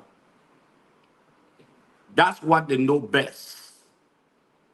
So bringing them back to power to give them now 14 years, they will add to go 18 years, is no difference. Arthur Easy, open secret, came to Liberia during a birthday celebration when the president was celebrating his son's birthday foundation. It's an open secret. He supported the campaign process. It's an economic reciprocity. He's going to get his campaign money back. He didn't sponsor the campaign just on silver platter because he wanted something out of Liberia. Not only that, but look at Liberia. Look at the 2 point issues that we are discussing with Total and Arthur Easy. The total amount of money will not be able to pay Silver 7 in this totality for 1 month. 8 oil blocks. Do the calculation, do the maths, and look at how much Silver 7s are paid monthly and other payments in government. They cannot pay 1 month, not just for other payments in government, including Silver 7. The total amount of money for the 8 oil block will not be able to pay government workers in 1 month time in its totality. The country is being sold dangerously. What more can we say with the record of this man who has no history of drilling? What can you rather say? What's the argument What's the difference? What's the change? What is the strength of President Boyka? Should it be agriculture? Do we need a vigorous agricultural revolution? Being that is the strength, people claim that this is the strength, this is what he will concentrate on. It will create more job opportunities because there's a challenge about jobs. The issue of tourism, for example, could create more job opportunities than Thank you, Greg. giving our resources out that will not even create 200 jobs for Liberians in 1 month, in 2 years' time. It will not create 200 jobs for Liberians, 100 jobs for Liberians with these 8 jobs in 2 years' time. Thank you, Greg. Thank you very much to all of you out there. Want to appreciate you. Thanks for joining us always. I'm not seeing Diamond on. Let's see what's happening here. But to say to you, we really want to appreciate you. Let's get into the conversation. All right, so this is Atta Easy. Atta Easy, you all know. There you go. There he is. You know, it's very concerning. Seriously speaking, this is Atta Easy concerning Oronto. This is his relationship that he have built with the president. In the middle is Prince Moi. Prince Moi, how you call him, Abochie, and the rest of them have surrounded Atta Easy since they won. You understand some of these guys were representative and work with Atta Easy to flake. Now, these guys, they are back in government, and for you to know that, they care less. Some of them. But in the middle, at the program, you know, with the president, he came to Liberia. And as you can see, these are troubling times for our country. Giving 4 all black. 4 all black they gave him. 4 all black they gave him. Why? Again, we're going to set the record straight. Like Uncle Sam said, we'll wait for the PSC. Something is fishy. Did he help the campaign? Did he contribute to the campaign? And is this government rewarding him for his contribution to bring President Boyka to power? But why would you give a man 4 all black? Why? Giving him 4 all black. After he took the first one, he flipped and make over $200 million. Liberia walk away with nothing. Just imagine, Prince Moi, Senator Moi, is in picture, loving with this guy. Just imagine, this guy is friend to Walter McCarthy, you know, Neil and the rest of them, to Jojo Boyka. Just imagine the operation here. We will have to have some serious conversation here, you know, and to all of you, it is concerning. I'm going to leave it there for now because we are digging deeper. But I want to say to all of you, it is concerning. Can I just make a quick comment? Real quick. We got to. Yeah, quick. Thank you very much, Shannon. But look, Prince Moi is the chairman of Business and Finance in the Liberian Senate. Just by interacting with this man's conflict of interest, it means this deal is done. It will just pass through the legislature. That's what it means. Clear cut. He should not even be in picture with a man who comes to negotiate with the country for the sale of oil black. As chairman on Business and Finance, all concession agreements or financial documents should pass through that committee as the lead committee. Again, like I said, we are investigating. He coming there to explore. They gave him the all black. But the context here, guys, this man walked away with something that he took from Nigeria. I will leave you with this question, though, and be sincere. Can any one Liberian go to Nigeria for all black? They give it to them, and you make over $50 million, $25 million. Those of you that are traveling, can any one Liberian? Kano, you've been traveling around Africa. Uncle Sam, Paul Kennedy was in Nigeria. Can Uncle Sam now, with everything he knows, go to Nigeria and acquire 4 all blacks? Let me fair, Kano. You think it's possible, Kano? You think it's possible? Because Liberia ain't got no serious millionaire. I mean, there are got a bunch of thousandaires around, but we're not liquid at all. Okay, so if Liberia get millionaire, then they will give it to him. That's what you say. Potentially, we got to get buying power. That's why we need laws and that's why it will not happen. Because you know why? Go look at his portfolio when he came 2010, 2011. We make him. He came, he flipped, and we make him. Now he call himself 250 million he worth. We make him. The man entered a deal with 0. And guess what happened? We make him. And Liberia remain poor. And these are the things we're talking about. So we're going to discuss it again over and over every day. But this is one of the worst things ever in our history. But Joseph Boakai went right back to him and said, my man, you told the for 200 million, can't get another 50, 100 million, 50 billion, 100 million, whatever the case may be. The for 200 million you took from the Liberian people is not enough. Can't get more. I mean, this is quite swag. I don't know how they would call it in tree. I don't want to even call it. Yeah, man. Forgive my interruption. C'est quoi ça? No, I don't even want to say it before I get in trouble. I ain't going to say it. Look, if you study the Nigerian oil system and the issues of oil blocks in Nigeria, when oil was discovered in Nigeria, Nigerians, especially the generals during the coup d'etat time, Nigerians were given those oil blocks to build on without even having the amount of money you're talking about. They were supported by the government in that process. And that's how you have a lot of billionaire Nigerians. So your point is clear, but the Nigerians developed a system where they benefited. The oligarch benefited from the oil block. And I have nothing against Nigerian. To full disclosure, I started my career in Nigeria, and up to now, I have great Nigerian friends that support me in almost everything I do. So I respect Nigerians, but yes, if you study the history of Nigerian oil industry, they did set aside oil blocks for Nigerians and supported the Nigerians in order to build those rigs. But we are pretty much saying the same thing. Let's go ahead, guys. Let's go ahead. I want to say now we're going to get into the juice of this. We'll keep After Easy was just something that came up from Uncle Sam, and we appreciate you. But it's trouble for our country. Liberia will walk away with zero, nothing. After Easy will get over billions of dollars and leave that country dry. And Joseph Boakai will serve his 6 years and say that my friend, that my friend, that my friend. And then that's it. Whoever eating that $1 million a year, 500,000 a year, they will walk away. They care less about the Liberian people. The university is hard to open for 500,000. Now, put all that money together from Total and After Easy. You pay only 1 or 2 months salary. That salary hustling, they're hustling for. Do you guys know that the U.S. component is not all yet to pay salary? The lawmakers did not even get a benefit within the U.S. component, people getting liberty. Do you guys know that? Do you guys know ministry? People are complaining as of the September payment. Do you guys know that? The only thing that's circulating right now is liberty, and they pay the liberty, they say wait for the U.S. component. Let's get into it. And that's why we are coming to our conversation today from what Lester Turney said. So guys, though, Lester Turney said this. Let's play it. Are they going to bring us or bring Mr. Cummings down from what Lester Turney said?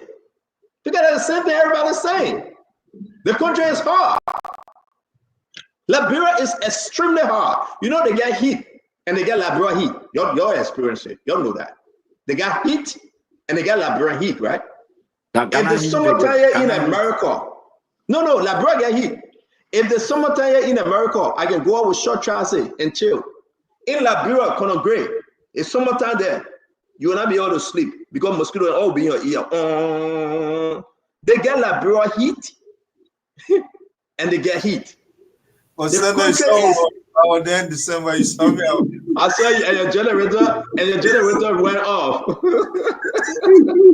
I will say this to all of you. This is an embarrassment to our country.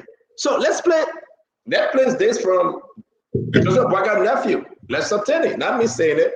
You're going to tell Daniel Sano to call him. Oh, Gerald, let me pay my calls them again because that whole ministry now that calls him ministry. You're going to tell them to call them again. They got no shame. They cause man calls. They cause power calls. They cause sister calls. They cause brother calls. They say they're ready to cause anybody. The man who calls me today, Daniel Sano. They say they're ready to cause anybody that come against the government or the government. But if people are paying it and they cause him like that, this is when the government is losing and they got nothing to show. Look at my sister Jackie. She can't try her best. Sometimes her data will be off. We will correct her, but she can't try her best, right? But the other guy that calls him man calls and power calls. Can you imagine the people in this government? Let's play Lester Turney. We're going to play step by step. We caught it. Guys, enjoy the show, share the show. Everybody now go on your Facebook, your YouTube, and Instagram, and share the show. Let's make progress. Let's start tennis. Before we do that, we'll remind the Liberian people when the minister then calls bond course and power course, we direct them for them to go course Leicester tennis now. Okay? Telling people say they are dwarf, intellectual, disabled, all kind of nonsense they are saying. Daniel Sano, that was office board to Yombi Kanga in Liberty Party, that he looking at responsible people causing them. Can you imagine that? Can you imagine that? And that's why Kanyo can say nothing to him. He say, yeah, I'm not listening to him, but we gave him 24 hours to listen to it. Now today he will tell whether he listened to the whole thing. But can you imagine that though?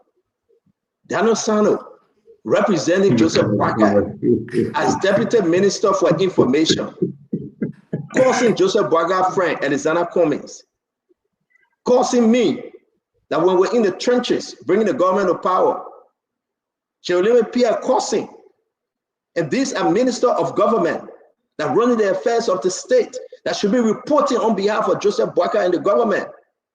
These guys should be reporting on behalf of President Boakai. So if President Boakai is innocent, what is he telling them? The government is losing steam. The government have nothing to show. And I'm not saying it, but this man called Lester Ten is saying it. Let's listen to what he has to say. Yes, people get frustrated on a choice they made to elect you. And the worst part is they see a worse alternative as an option.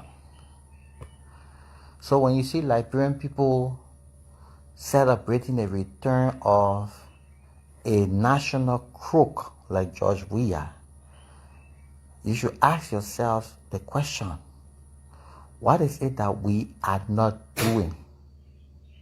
What is it that we are not doing for which our people have now seen a musician as an alternative to this governance system?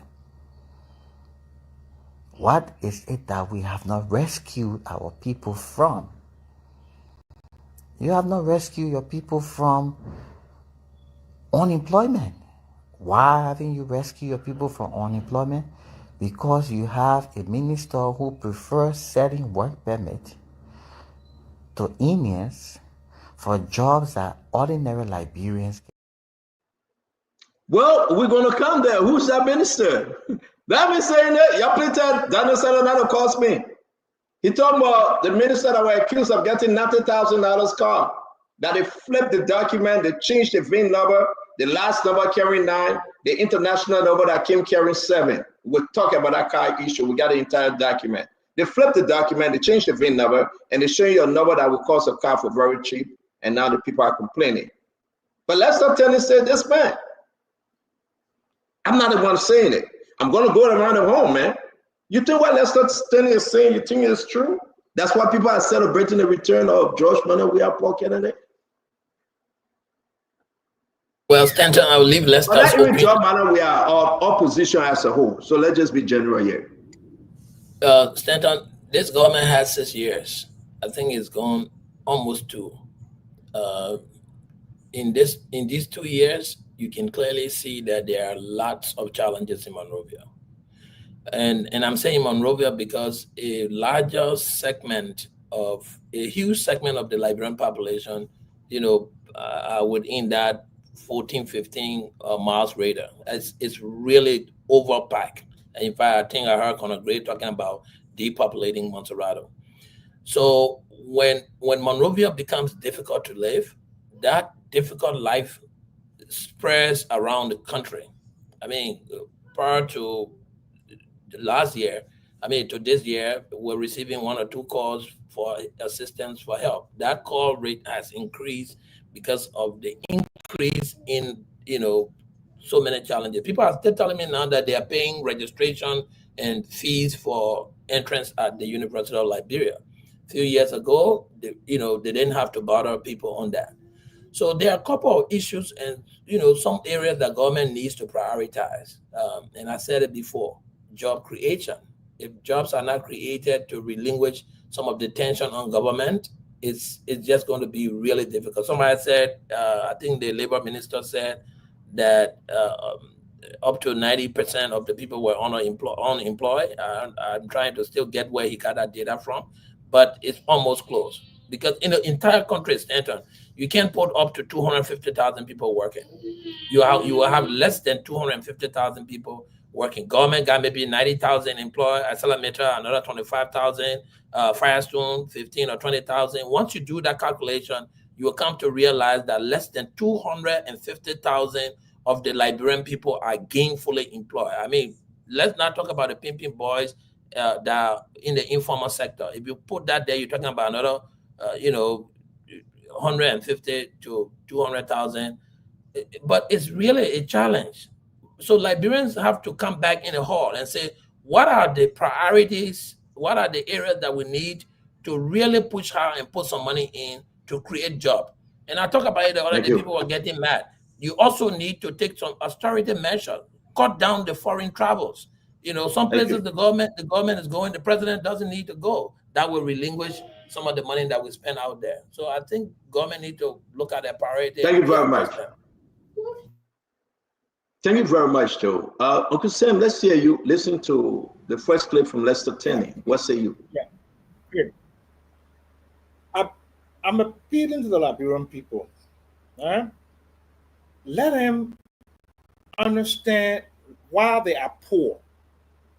You're poor because you don't have the leaders today and historically who understand how to make you to manage the resources for it to benefit you, attract investments from outside, what we call foreign direct investments, or to do something what we call domestic capital formation, to the income, because part of it becomes savings, it goes into the bank lend it out, people build houses, people buy cars, people fund education to do all of that. That is the primary problem in the country, not understanding how economies work. They don't understand it. Vulnerable employment, and I want you to double check the statistic on me, right? The last thing that I have, what they call vulnerable employment, the people that are selling chicle in the street, the people that are brushing farm, your workforce, the people between the ages of 16 and 65, 80.9% of the workforce selling chicle in the street or doing some of small farm work that not amount to nothing. Only 20% of your workforce is what we call is in wage employment. People that go to work, people that get benefits, people that have an income. Like the people that work for ArcelorMittal, the people that work for the government, the people that work for the hotels, and those kinds of things there, right? That is not an economy. You're coming from a very, very low base, one of the poorest countries on the planet. Liberia was the 4th poorest country in 2017 when Georgia took over. Liberia, guess what? It did better. It went up 4 places. So from the 4th poorest to the 8th poorest, it means it got better. But here is what you should listen to Lester Tenney about. What is it that the current leadership is doing that other leadership have not done that distinguishes them, so people will not run to the airport to go receive George Weah, or people will not listen to people that are saying that who didn't get Big Mouth, who are challenging the government. If the present government was doing something that is impactful, was doing something that the people see that it make them to look different from George Weah, make them to look different from other government for the last 178 years, you won't have the problems that you're having today. Thank you, Uncle Sam. Go to the market. Let me just 30 seconds. Go to the market on the old road. You see people at 4 or 5 o'clock just taking their bags home to begin cooking. I saw that today in large numbers. It looked like just after the war or during the war when people they didn't used to cook until 4 or 5 o'clock. Thank you, Uncle Sam. That is a shame. So what is Joe Boycott doing What is the Unity Party doing that is different from what George Weah did or what other governments did to improve the lives of the people so that 10 years from now, when I'm no longer here, the Liberian people will have a prosperous life. But the way we're going, thank you, Uncle Sam. Thank you very much. Uncle Sam, thank you very much. I'm going to bring you in. Kano, let's hear you on this one before we go to Jackie and our brother Gray. Let's welcome Winfred Russell to the show. Kano, what's your take from Russell? I mean, how you call him, Lester, a statement over there, his audio. Talk to us. Well, the first thing I would like to establish is that former President Weah is a charismatic and super popular politician. And I believe that if you go back to the statistics of the 2023 elections, which was hard fought, nail-biting, the amount of people who determined the election, less than 20,000. It is barely 2 years after the election. So there is still a healthy portion of the population that follow former President Weah. So if I were to look at Lester Tenney's statement, I would say, let us focus on the specifics of what he terms as the policy defects rather than focusing on who goes to meet President Weah at the airport. Because I can tell you that within the next 3 years, if President Weah wanted at least 10,000 persons to meet him at the airport, every time he returned to Liberia, there will be 10,000 persons and they will block the airport. For me, that is not an indicator of whether the government is doing well or is doing badly. That said, I would say let's address the issues that he wants to raise. For example, he talks about labor and employment. I agree, these are very serious things in the country. We got to address them. I would think that Dr. Tenney will address it from the standpoint of saying, what are the policies on labor and how effective are they? He gave some anecdotal evidence, but at Dr. Tenney's level, I don't expect him to tell me walk into a store and see Indian people around and therefore Liberian people don't have jobs. That's too anecdotal. It has to be informed by something strong. But where I think we all should get very urgent is that we have an arrest agenda, which is the macroeconomic policy of the government. We need to be able to look at that policy and see how is it speaking to the issue of jobs in our country. And where are the metrics in terms of what are we achieving on the job spectrum? That's what I would expect Dr. Tenney to hold the Minister of Labor accountable on. When you start as a government, you say we have this arrest agenda, it must address job creation. Minister of Labor, you sign a performance contract with the government to deliver on those. What are the details of that performance contract? What has been achieved or has not been achieved? What Dr. Tenney presented basically is, in my view, insightful anecdotal evidence. And I don't see what the underpinning is. But I will definitely agree that there is an urgent need to respond to unemployment in our country because it's high. And what is the way to do that? There are too many structural issues in our country that are not unique to government. The energy environment, we still don't have LEC all over the place. We still struggle with energy generation. All right, the human capacity still very low in our country. And there are many other binding constraints, accessibility, lack of roads. Thank you very much. Let me progress. Let's bring in the others. And let me bring in the others. So do you agree? Hold on, Kano. Do you agree with Lester Tenney's assertion that the country is high and unemployment is extremely high? I absolutely agree, but this is not new. Let me ask you the next question. Wait now. Let's take it step by step, man. You know, okay. And I will remind Liberians, you know, it's not an insult to you, but this is what we do on the show. There's a reason why George Weah, there's a reason why he lost the election, because we were his spokesperson. You know, it's just a passerby, right? It just. I disagree with that. But wait, now let me finish. Let me finish. I'm asking you my question. No, let me finish. I disagree with that.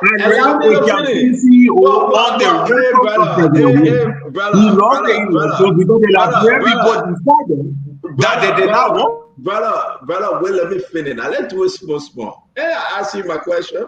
You answer. I'm being straight up, not even joking. You agree that the country is hard, but you are telling Lester to point to the hardship In a different scenario, when you talk about supermarket, you say no, that anecdotal, it's general. You agree though, the country is hard. Where in the country, you point these things out, where are the hardships? My last question to you, in the country, Liberia, where are the hardships?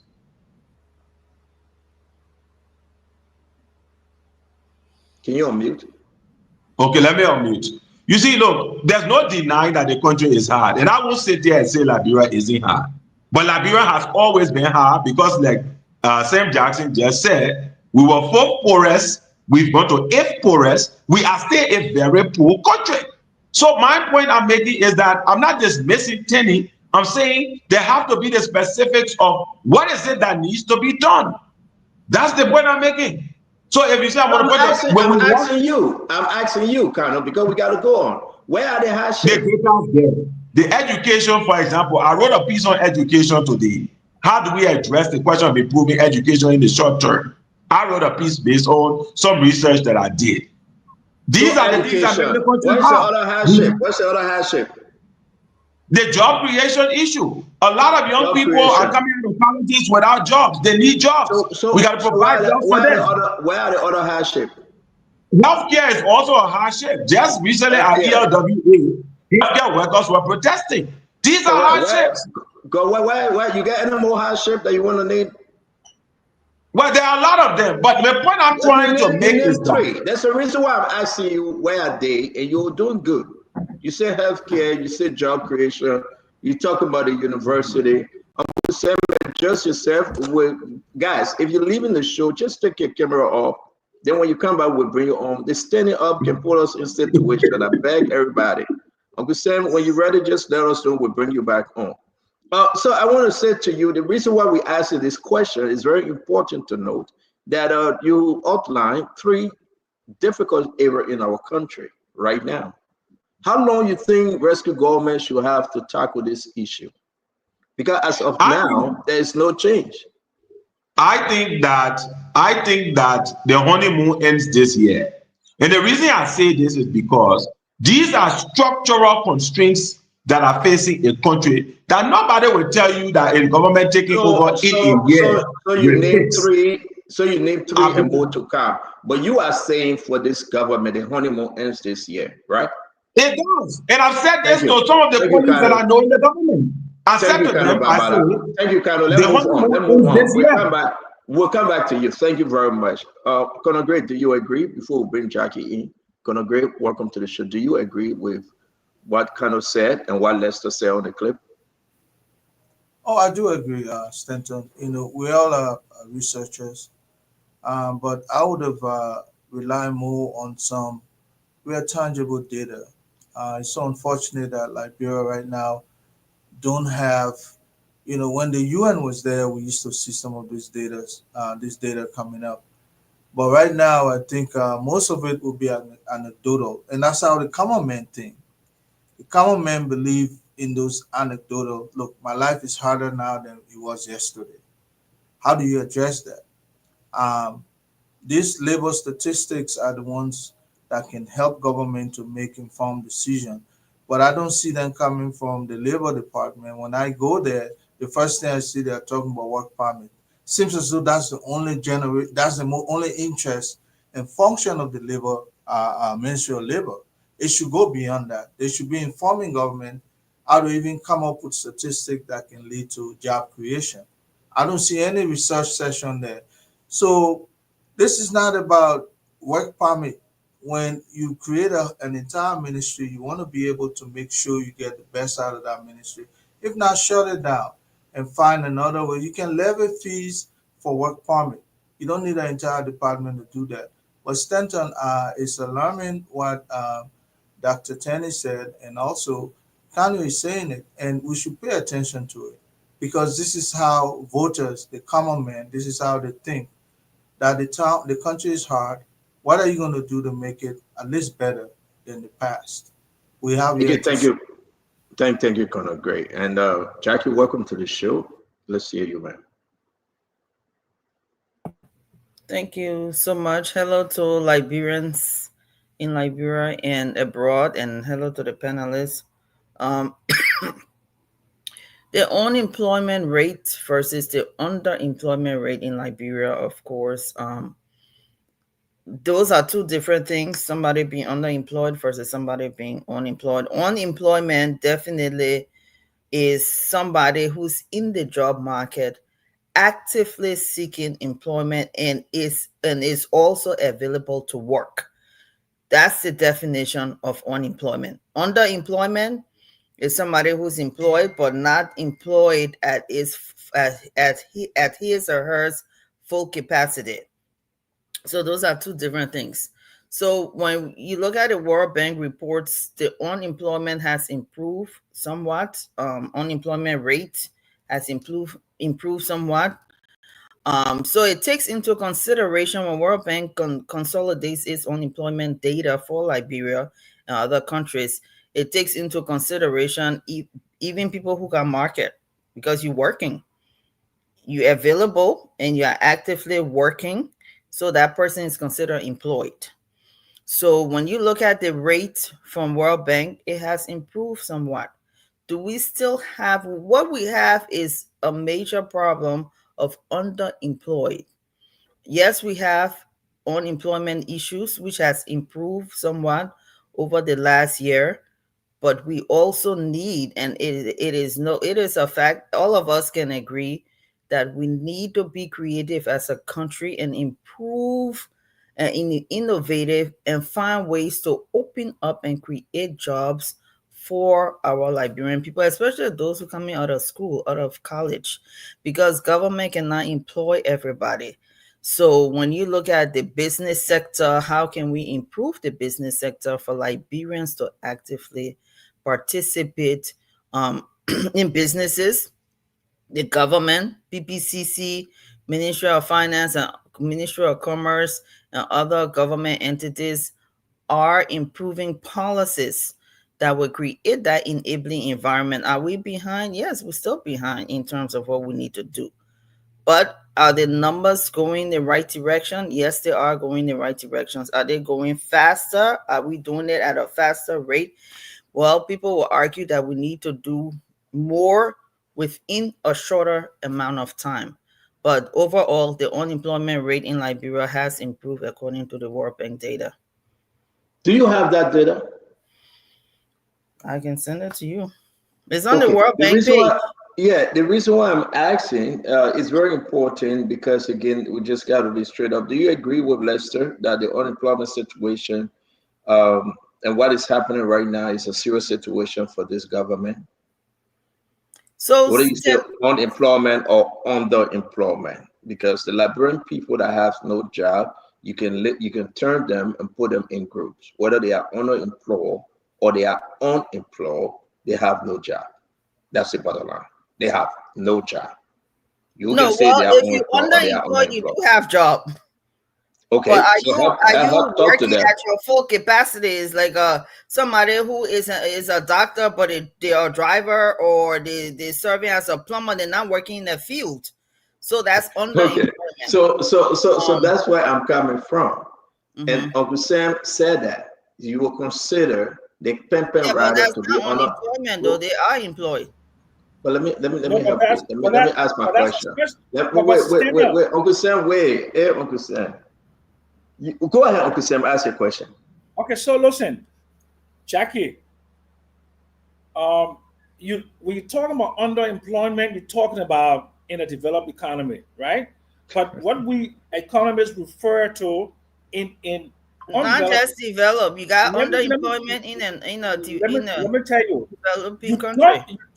You don't have any statistic on underemployment in Liberia. I dare you. But that's why we're going, Jackie. That's why we're going. Let me tell you what we have. Let me tell you what we have. The underemployment rate definitely is higher than the unemployment rate, according to the World Bank. You have vulnerable employment. That's employment. Let me finish. The vulnerable employment is 80.9% of the workforce, which means the people who are doing their own thing, selling with a market, doing a little farm. That's vulnerable employment. The unemployment rate under George Weah, according to the International Labor Organization, was only 2.9%. But And that's under your correct. government is 2.8. 2.8%. Yeah, But so that it's was, improved. yeah, 2.8. But it's Okay, that's but improvement. Jackie, let me talk, please. I beg you. Jackie, let No, him but let me talk tell you. now. Yeah, Jackie, you always want to make like you know. I know you know, but just listen to me for a second. I study these things every day. Well, we're You having don't. a dialogue. Go When ahead. you have feel, let me just tell you. Yeah, we're having a dialogue. Just listen to me as an expert. I beg you, Mama. Okay, I went to school for these things. Listen, vulnerable employment. Okay, vulnerable employment is where no benefits, there's uncertainty and all of that. They wait a market and they put our work in what they call subsistence farming, right? The ILO definition of employment is anybody that's doing anything to make money is employment. By that definition, the unemployment rate in Liberia in 2023 was 2.99%. And under the present government is 2.98%. So let's go. So let's go ahead. Let's go ahead, guys. Uncle Sam, let me say this to you before we get our courage great. We can go up and come down with the 2.9 and 2.8. Send us the World Bank data to show, the graph to show. We are making a mistake here. Up to 2024. Wait now. Yeah. But wait now. Wait. So the only thing I say again, you cannot find any number to say as of 2025, the unemployment is 2.8. That's not true. You cannot find any number that will say as of 2025, the unemployment is 2.8. We will wait for Jackie to send it to us. Akaris Gray. You know, I smile a little bit. If you want to know unemployment and employment, take the microphone to the communities. If you want to know employment and unemployment, suffering and hardship, take the independent media microphone to the communities, to the markets, to the Nyana boys, to the petty sellers. Leicester is crying because it becomes difficult to imagine after criticizing the CDC that he voted for to return home. He's a prodigal son, so we're accepting. Those who leave, they want to return, will still accept them. That's our responsibility to do so. But it's a hard thing and a difficult thing to criticize one government and another government comes to power and the government defaults. You can't imagine it. So it's not only Leicester. The conversation now is elevated not just to Leicester. Amara Kone spoke about the issue of unemployment and other things, the causing. Strong Banana Peking, one of the strongest supporters on the social network, just struck similar issue. In as much as we may disagree with Queen Johnson, the girl from the port, she spoke about the issue of unemployment or even her partisans. So this conversation of massive, not just unemployment, but hardship, let's be specific because we're talking about hardship. It's not a strange conversation. You got 6 years as a government. The first 2 years, you build a concrete foundation. The second 2 years, you start to construct upon that foundation. But the first 2 years, the foundation, the strategy and everything of poverty reduction, or the minimization of poverty and hunger is in tata. No solution. The state gets it. That's what Leicester and other people are saying. Because the next 2 years, you should just be adding up to what you have achieved for the first 2 years. But in the second 2 years, you will still be building on the foundation. Then the last 2 years to make it 6 years, that campaign and political year. So you fail. That's why you see those who are signing the caveat now, their fear is that the regime by the end of this year will become history because the hardship will not reduce, prices will not reduce, they done nothing substantial. So the issue of selling work permit and taking it from 1,000 to 3,000, like 300% increment, will not stop because the performance bond signed by the minister is to help generate revenue. And the way to generate revenue in their belief is to increase the cost of work permit. And who do they go after? They will go after the Chinese, they will go after the Indians, they will go after the Burkinabes, they will go after foreigners. So President Baka is not going to do anything about this. Nothing, because that's what they want. So it's not an issue of creating job opportunity. It's about finding money because they don't have the capacity to lobby out there. They've not been able to attract any serious investor. So, Greg, let me ask you a question, and maybe folks can ask you before we go over to the next guest as we welcome Dr. Player. Great. You in Liberia, how's the suffering? How's the situation? Yeah, forget about, I hear when we can't talk about economic terminologies, right? The underemployment, the yama, the people are suffering and the people are crying. Okay, so what happened? Is that some of the situation we are faced with? You don't have no LDC, Dr. Bopler gone, no LDC, Jefferson Chesson gone, no internet. Wow. Okay, so we'll be doing the show in the darkness. Great, what's going on? There's a big, a lightning just hit something just now, man, and the whole thing went off. Wow. Yeah, we enter it's not LEC.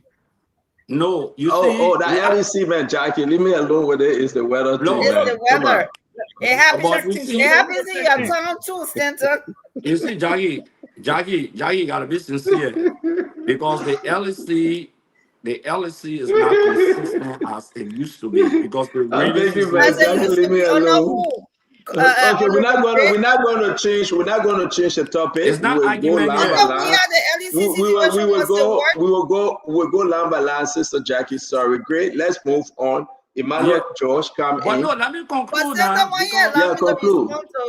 No, let's move on. Let's great talk. We got listen, Jackie, we agree. You agree, Jackie. You good to LEC is good. Go ahead, great. Finish up now. Great, finish up now, please. Yeah. No, but on a very serious note, this government, when you talk about employment, when you take people from Ministry of Transport and you give him an opportunity to a concession or some company, that reduction.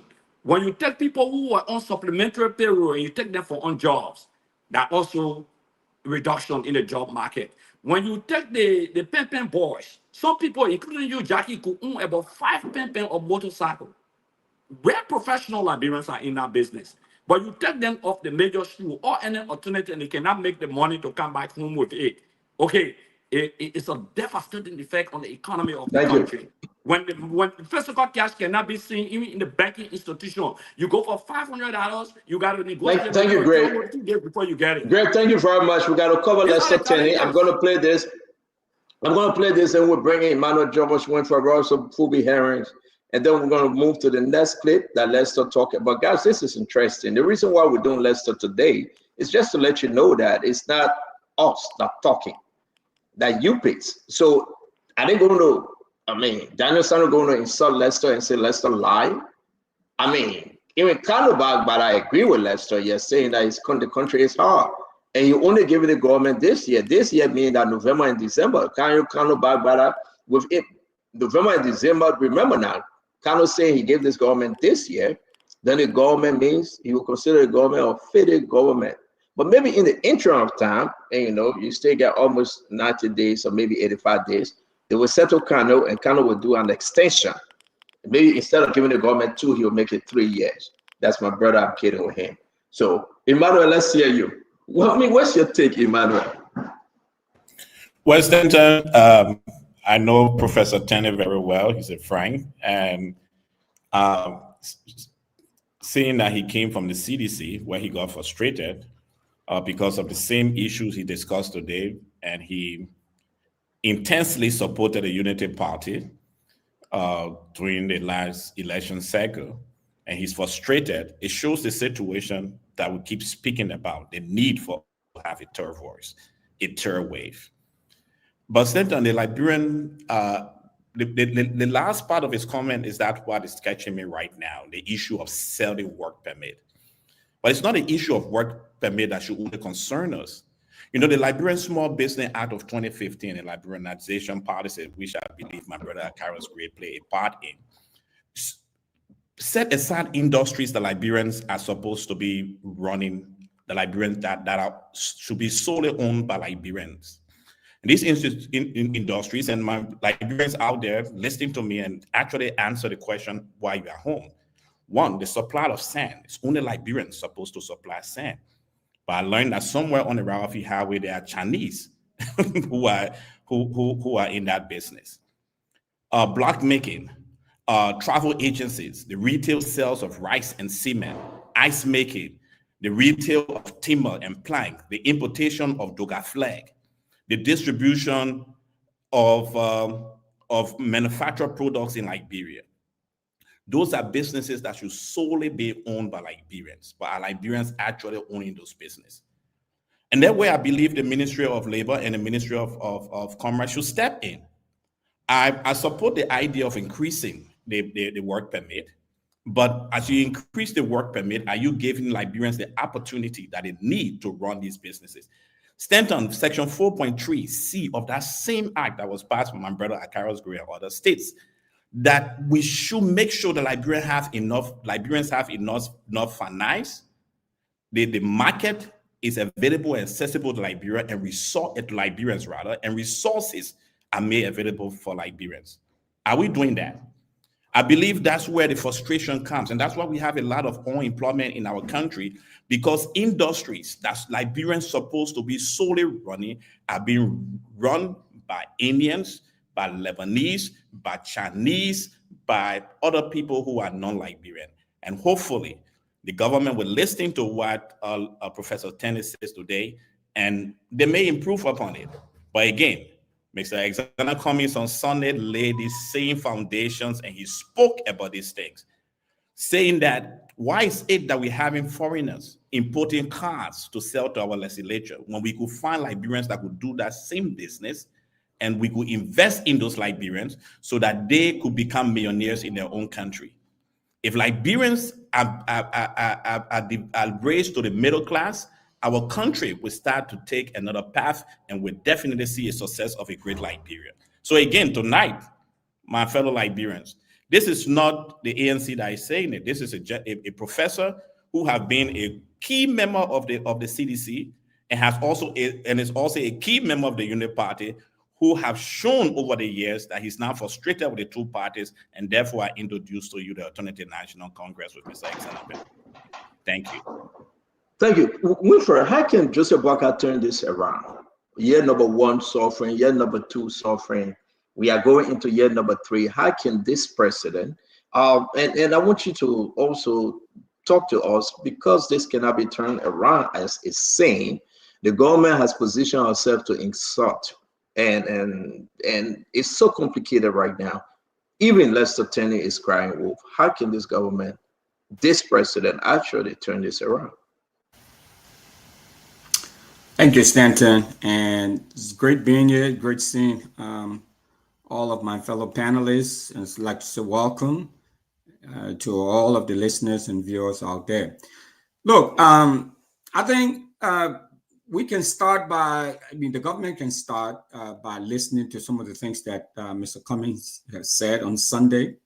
We may not like him because he's from the opposition, but I think a lot of what he said, if some of those things were implemented, I think would be on our way to trying to address the situation that we have in our country relative to the hardship and poverty and unemployment and all of those issues. I think we can start from there.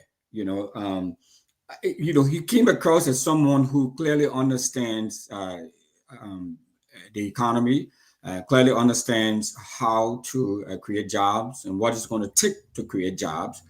And he was pretty clear about it. So instead of, being all cocky, I think Unity Party folks need to, to listen to him, or probably invite him and invite others like Mr. Jackson, and others with different views and contrarian views on economic development and job creation and all of that. but so while that is going on, I think just by appointing the new leadership team at the Liberian National Tourism Authority is another way that the government is also trying to address that, because that this new authority, I think, is being tasked with trying to create jobs. There are a lot of jobs within that sector that will be created. So there's just one answer there too as well that I think, the government is looking at. So one, bring in some high caliber, high ability economic minds, or people who can work with the government to try to create jobs, to try to address the economic deficit that we have in the country. Two, they've already started on that path by establishing the Liberian National Tourism Authority. They have a new leadership there. That is going to help to ameliorate the situation in the country. So that's one. That's another thing to do. But there's no question. I know it's pretty difficult to measure suffering and hardship because they're very subjective, and it includes a lot of other variables. But there's no question about it that things are difficult in the country. There's no need for us to bury our heads in the sand. There's no need for the Unity Party to be ashamed about these issues. They need to come out and be forthright and be honest about it, and bring around some quality, capable people. So then my question, I'm sorry. So my question to you: why they can accept this? Why are they not accepting it? Right? Why are they not accepting and say, yes, the country is hard, and these are the reforms we are putting in place? Liberians listen to you, listen to me, all around the world knows that the country is hard. Liberia is extremely hard. Whether you go and play that game, listen to Lester Tenney, he's in Liberia. Listen to Akaris Gray, well, he's a seditious. Emmanuel Josh is in Liberia. The streets are dirty, right? The country is hard. People go out to hustle, they can't hustle, nothing, it dry. Will tourism break that gap? It will help. If you are dependent on tourism, but other things were put in place and people are running away. The corruption is hard. The corruption situation in the country has increased. Joseph Boakai is like he's not in the loop no more. I'm saying this because I know. What can this show me now? One thing with the exception of tourism, because it's not even come out yet. We know nothing yet. They're still putting framework together. The immediate thing should happen now to turn this thing around with 2 months to go in this year? You have to work in the sort of, they have to work in the sort of comprehensive type of way, right? It's not a zero-sum game, so to speak.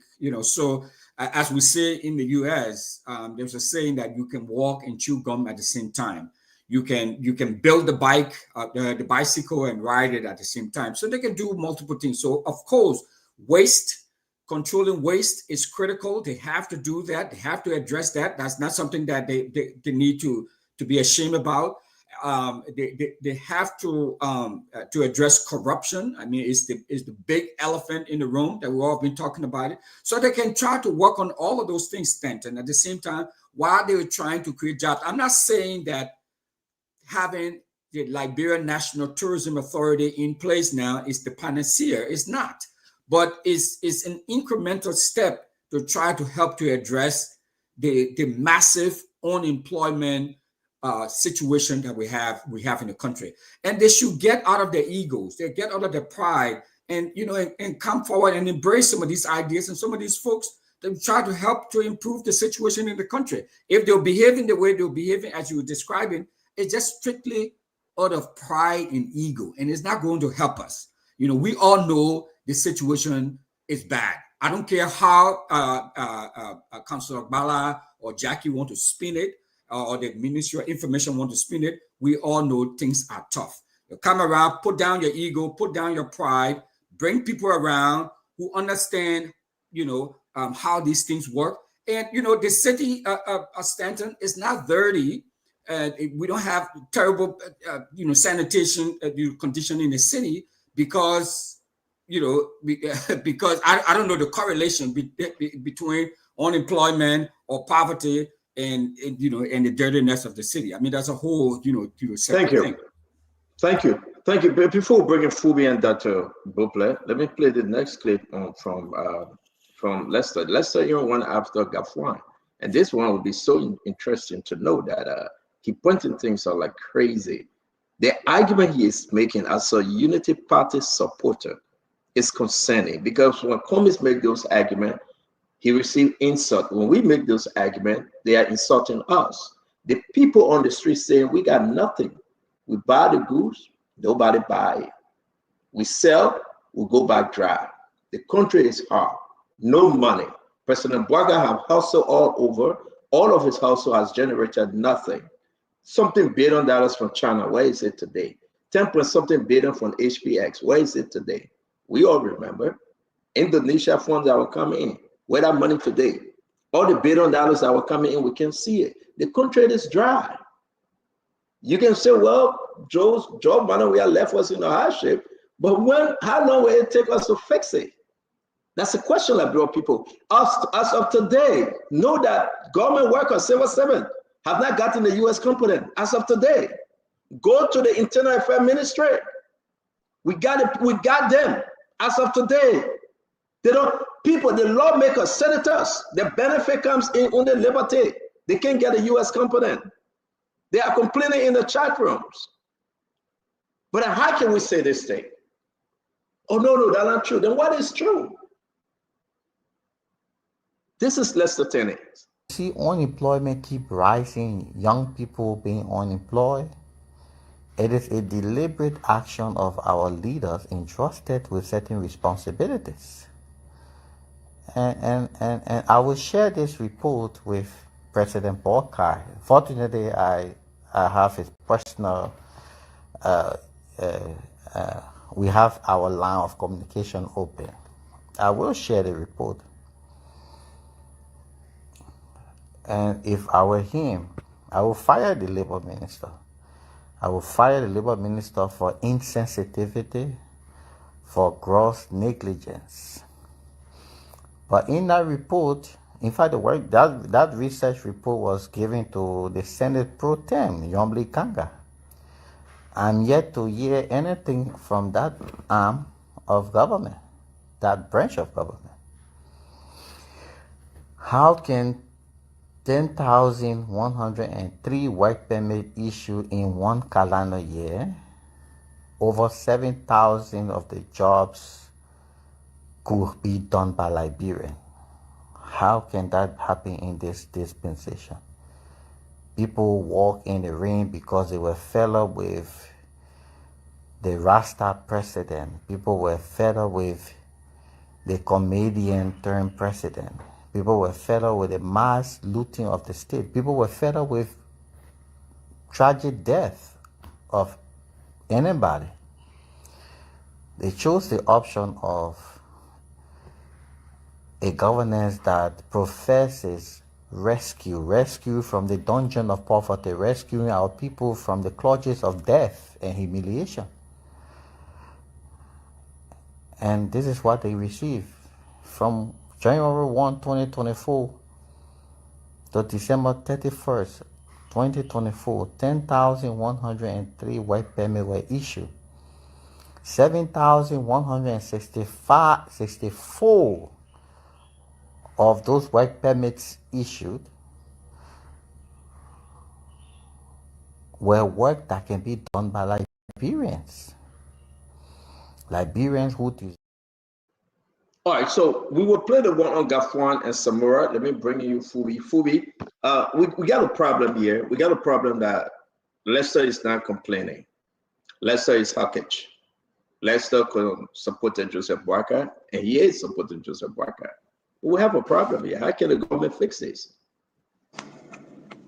Yeah, so besides Lester Tenney talking that we have all said the issue of the economy, and the good thing that the government and officials of the government should also know, the president also realized and recognized that the issue of the hardship in the country is something that they needed to solve. And so he made that pronouncement on the Independence Day celebration. So that self-acknowledgement alone should put every government official feet to the fire to know that this is something that we need to work on to solve.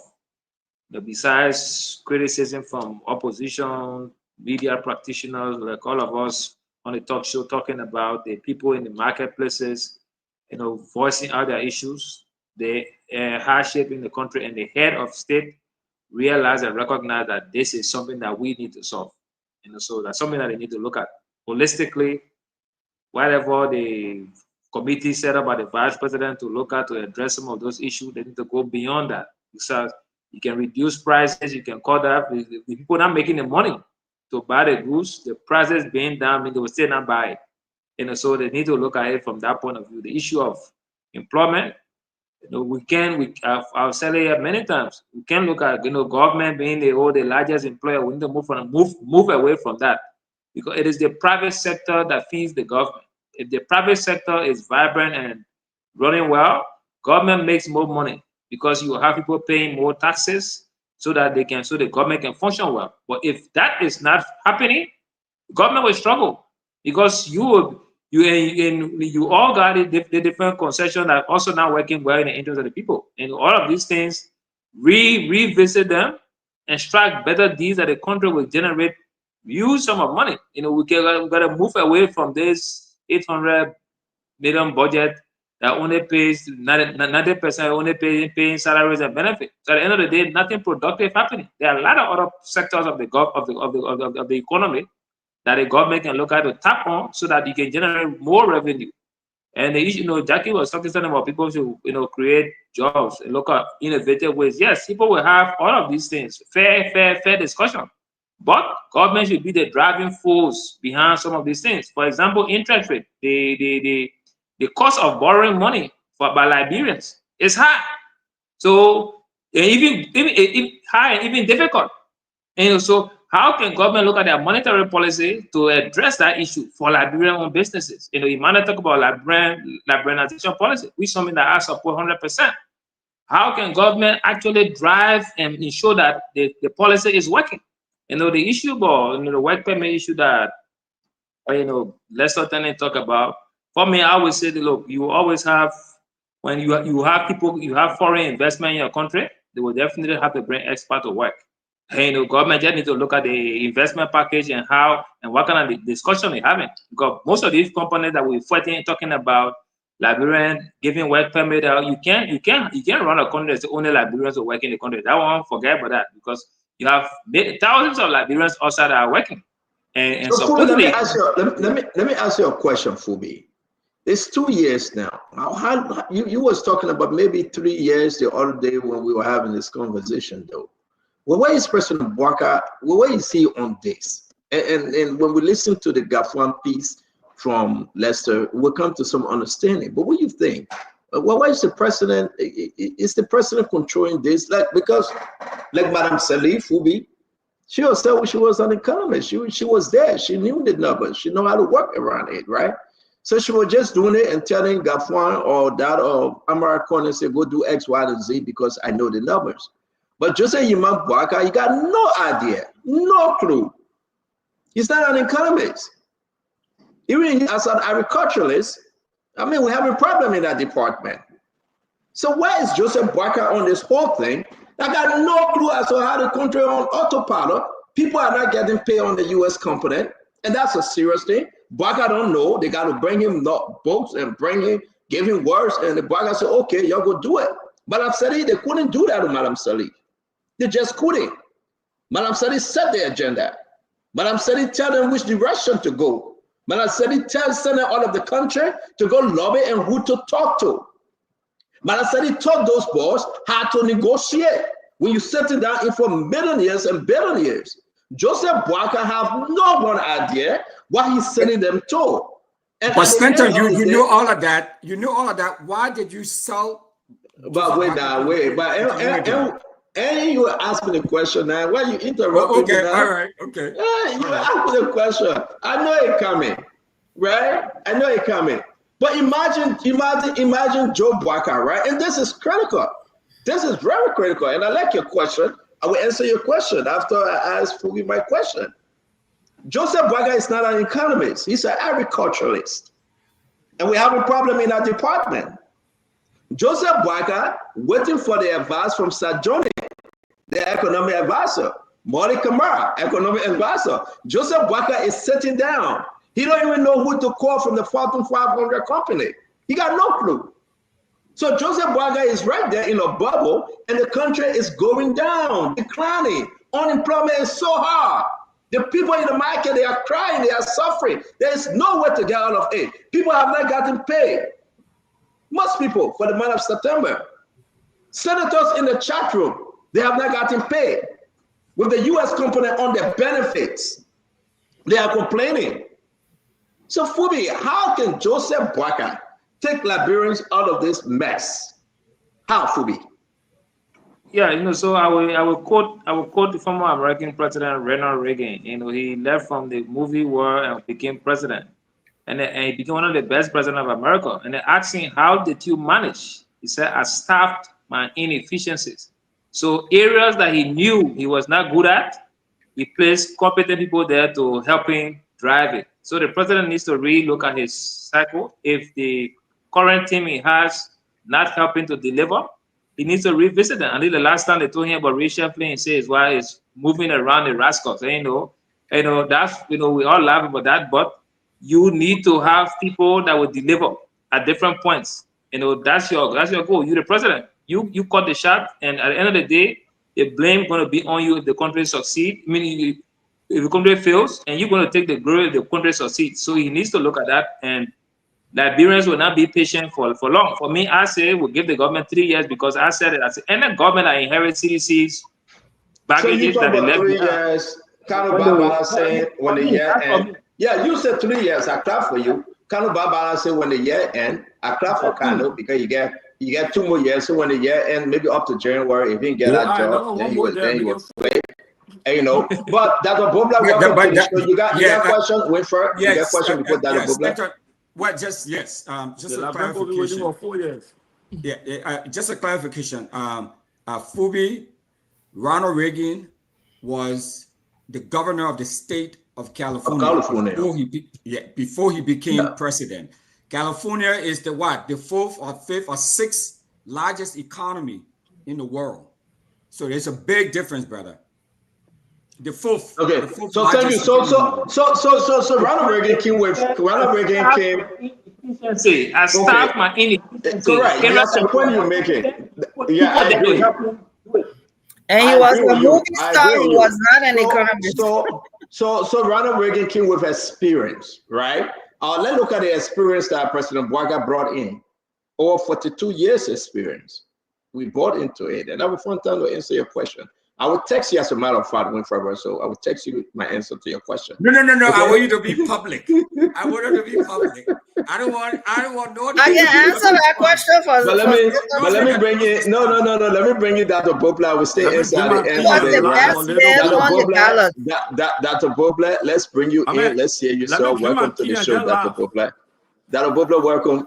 Let's hear you with the unemployment issue, and now it's coming from people. Go ahead, Dr. Bobla. Thank you, Stanton. I just want to say first, there is no unemployment measure in Liberia. The unemployment rate is a key macro indicator. Matter of fact, it's the second largest and most significant, next only to gross domestic product. But we don't have that in Liberia. So if anybody tells you, even a World Bank person tells you that the unemployment rate in Liberia is so and so percent, at best they're guessing. What you can say is we have created 1,000 jobs over here. And if you assume that no jobs were lost over there, then you can say employment have increased. So by that reasoning, unemployment have decreased. But nobody can tell you it's 1%, it's 5%, because we don't have that measure in Liberia. But here's what I want to say. You were talking about CEO, you're talking about the president and being an economist. The president doesn't need to be an economist. The president just needs to lead. The president needs to stick with the vision and surround himself and staff key places with people who themselves share vision and can enable vision. But most importantly, we need to change the mold. Stanton, government cannot build Liberia because if it could, then we'll be developed. Because we keep growing in the era of government. We probably have the largest government per capita in Africa. We got ministry, agency, commission, boards, authority, and every time we turn around, we create a new one. When you create a new commission, board, agency, authority, you are actually zapping away public dollars and you're stacking it in a non-productive era, whereas you should be facilitating private sector growth and development. It's very unfortunate in our country we say, when investors come. Investors are business people. Yes, we got the natural resources, but what is it that prompts investors to come? It is the cost to them of investing. So the Ghanaians over 24 years ago decided they were going to expand the tourism industry. They had a specific plan. We're going to pave the road over here. We're going to put running water over there. We can follow the model. You can't just tell business people, center, come, we got resources, but if the cost of production is so high, we can develop tourism by taking small sectors and small steps. Pave that road to Lake Piso. You will create a micro economy along that strip. It is so beautiful. You will create jobs there. You will generate revenue. Pave the road to Batawi. It's a beautiful waterfall. And then you will create jobs there and you will generate income there. But we're not doing that. Privatize LEC so the whole country can have light. And LEC will automatically become the largest taxpayer to the government of Liberia. Do something different because the old mold will give you the old thing. And 2 years in, I'm telling you, President Burkhardt and the government of UP, it's time. It's time to take a hard, critical look at where we are and make some changes. Because after 2 years of doing the same thing, you're 1/3 in. If you duplicate the same effort, you will get the same thing 2/3 of the way. And we all know what that last third is about. We start the politicking and everybody trying to secure the spot. This is the time. I think this president still have an opportunity to be a legacy leader, but you can't keep doing the same thing. You will get the same outcome. Private sector growth and development is the way forward. So who should be driving this agenda, the economic agenda? Is here the finance minister, Dr. Bukle, presenting this thing to the advisors, economic advisors to the president, and showing reason why, how we can improve unemployment, how we can improve the businesses out there, work along with the commerce minister, tap into everything. The president came up with a great idea. Let's talk about inflation. The country is hot. What become of that proposal? They're going to 4 months. What become of that proposal? What are the key indicators to say we're going to do X, Y, and Z and increase the goodness of the country for the people to stop suffering? That'll be black. Okay. So the finance minister doesn't drive the agenda. The president drives his agenda. The finance minister, the labor minister, all of those presidents, they enable that. The president having a rest agenda. We have an agenda. So what he needs to do now is hold people accountable. Agriculture. The rest agenda that cut and paste, that book thing. It's not. There's no application. But yet you're right, though, CEO. But if you most of people with this thing forget APD and agenda all cut and paste. Yeah, but if you narrow it down to goals, measurable goals in short term, then you will get something. I said it before. For example, you got sanitation. If you say over the next 12 months, we'll make sure that Montserrat and Margibi have good sanitation system and will not see trash around here. That's a big accomplishment. If you say in the next 2 years, the Western Cluster, Bomi, Bapolu, and Cape Mount will be self-sufficient in rice production, our staple food, you have made measurable progress that no other government has done. But when you generalize it, it's hard to measure progress. And then even the small things you've done that was good looks like failure. The president needs to bring those people, and if they can't help him, then find different people. You got to set specific goals. So when you get this done, you celebrate that result. Because remember, success magnetizes more success. People get motivated and have a complete zero tolerance for corruption and all of these improprieties. He has a chance. This president can do it, but you can't keep doing the same thing. And some of the people he need to let go. Let example. Who are some of the people? We're coming to do this one real quick for one. Who are some of these people you're talking about? Which ministry? Stop it, man. No, we've been friends. This is fun talk. Which ministry? No. Listen, the president drives the agenda. He called his folks around, especially the economic team. He called his folks and he said, listen, here is the arrest agenda. Where are we? 0%, 1%, 2%. Agriculture, roads, this. He looks at that and he say, I am not happy with the outcome. I want this much in the next 6 months. You got to get this done, or I'll have to find somebody else who can do it. Do you think the president even thinking about those ideas when people come around him and tell him and say, Mr. President, we are doing extremely fine. He said, yeah, the country is proceeding well. There's the same president that would not even understand that people are not studying in the marketplaces, but he would praise his minister and say, you guys are doing exceptionally well. At what point in time the president will realize that the country is hard? But guys, let's open another round real quick where we can engage each other and ask each other the question. I want to play the last two videos from Lester Tenney, and then we can engage seriously. Go ahead, Dr. Bobler. You want to say something? Before you go there, please. So you asked a good question. No, I think the president has the capacity. I think, and that's why this platform is important. We're all Liberians. We raise our voices, we share our wisdom, and good leaders are always looking for where to get good ideas. And there are enough people in the present government who watch the show. No, this show does not monopolize wisdom and good ideas all over the place. But the point I'm trying to make is this: as we listen to the Liberian people, we start to recalibrate, and you can do that.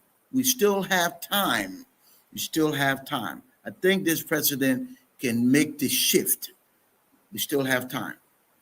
I thank you very much, Dr. Bobler, and thanks to all of you. Let's play the rest of the clip. Then you have your time to talk. We want to ask you a question, and we'll be able to engage one another. I do believe that this president, my Uncle Joe, I think he's listen, the failure is just coming down. Maybe it's not him, maybe it's him, but Uncle Joe have let so many people down under his leadership, right? The issue is that he is now the president of the Republic of Liberia 2 years, and the people are still crying. There is no fundamental pathway to change things in the country. When you talk about the hardship, there's no investor coming in the country. No, not one. There's nothing. We are borrowing money from all over Emmanuel. To pay civil servant, we borrow money. There is no growth in the economy, nothing whatsoever. Can anybody tell us the major investment have entered Liberia? Can anyone tell us? Honor this government? No, they will say just 2 years. But when will it come? When will it go to the lawmakers? When will they sign into law? No, it's just 2 years. That's not an explanation the people want. The issue is that the people saying our children are not in schools. President Bwaga promised Kano that children will not be selling chew gum between cars. It's happening today. President Bwaga promised, right, that the university will be the top notch. People will go to that university and sit in a good building. Electricity will be all over. There is no electricity. By 4 o'clock, people leaving the university. The place is dark like hell. By 5, 6 o'clock. No after school program. Even people not getting salary, teacher them boycotting. Let's go down the line. You talk about the protests at ELW Hospital. Madam Sadi was walking in that hospital, not knowing we had a protest going on. People stay incarcerating people at JFK Hospital because they cannot pay the medical bill. Under a rescue government. Let's make the case. This is no joke. President Bwaga is failing in every capacity. Name me one thing you can point to that the president is doing better in. He's an agriculture specialist. He worked in that field. But what happened with the agriculture system in our country? The only thing we hear about, all the agriculture money been going out of the door. What happened with Dr. Nuta? Dr. Nuta is a traveling expert from one country to another country, no hair, no tail. The whole country is in pure quagmire. And when you say they are insulting, because you know what they are insulting? They are the ministers and deputy ministers, they are fine. They got a luxury cars. On Friday, they go sit down to the nightclub and drink and smoke. They don't care about the masses no more. My married children are going to school. They should stay at home. They go sell cassava, roasted cassava. Nobody can buy it. Keke rider complaining. The motorcyclists, they are in the hundreds of thousands. They are complaining. You blame police officers for hanging on cars. They want to eat because Gregory is not taking care of them. The whole system is messed up. So what is President Bouaka doing? That's the question a lot of people are asking. What is President Bouaka doing? Can somebody just tell us when was the last we celebrated the biggest investment under this government? Gafwan is in a serious mess. He not being the civil servant. Why are somebody to reform? So let's listen to Lester. Then we'll go around the table. Something that we all need to reconsider what we are doing here. In all sincerity, the economy is challenged. Why the economy is challenged? Look at the data from the sub-region.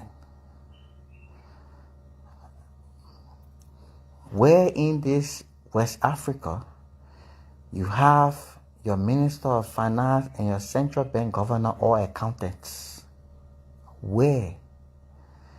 The reason why you have the field of economics is for a certain level of thinking. The reason why you have the field of accounting is for another level of thinking. But the economy is most suitable for an economist. The economy is most suitable and best managed by not just an ordinary economist, but a seasoned, well-entrenched economist. And it is not intended to denigrate the effort of the minister and the central bank governor. But it appears as if we ourselves are beating our drum of failure. And that will raise the eligibility criteria of the alternative. Hear me clear. If we dash the I want to stop here. We are beating our drum of failure, we ourselves, because the president took an accountant, put into finance ministry, took an accountant, put into central bank. Lester Tenney said no. If you listen to this guy, all of the clip, he called him for the removal of Gafwan. What between him and Gafwan? I've been saying it. Gafwan is a bloody liar. Now, Lester Tenney is agreeing with me that Gafwan have destroyed the reform policy of this government because he said Gafwan is an accountant. People tell me Gafwan to be a project manager. Gafwan got no plan. Gafwan rely on Zobonzo and the rest of them to just destroy the place. Will Bill Michael Jones then? Because he's not the man. Because he focused on his 2029 election. Where is Monica Kamara? Where is Sir Johnny? Who is advising the president to help this country change? The country is draining. The country is dying. But let's come around. Everybody got a 1 minute.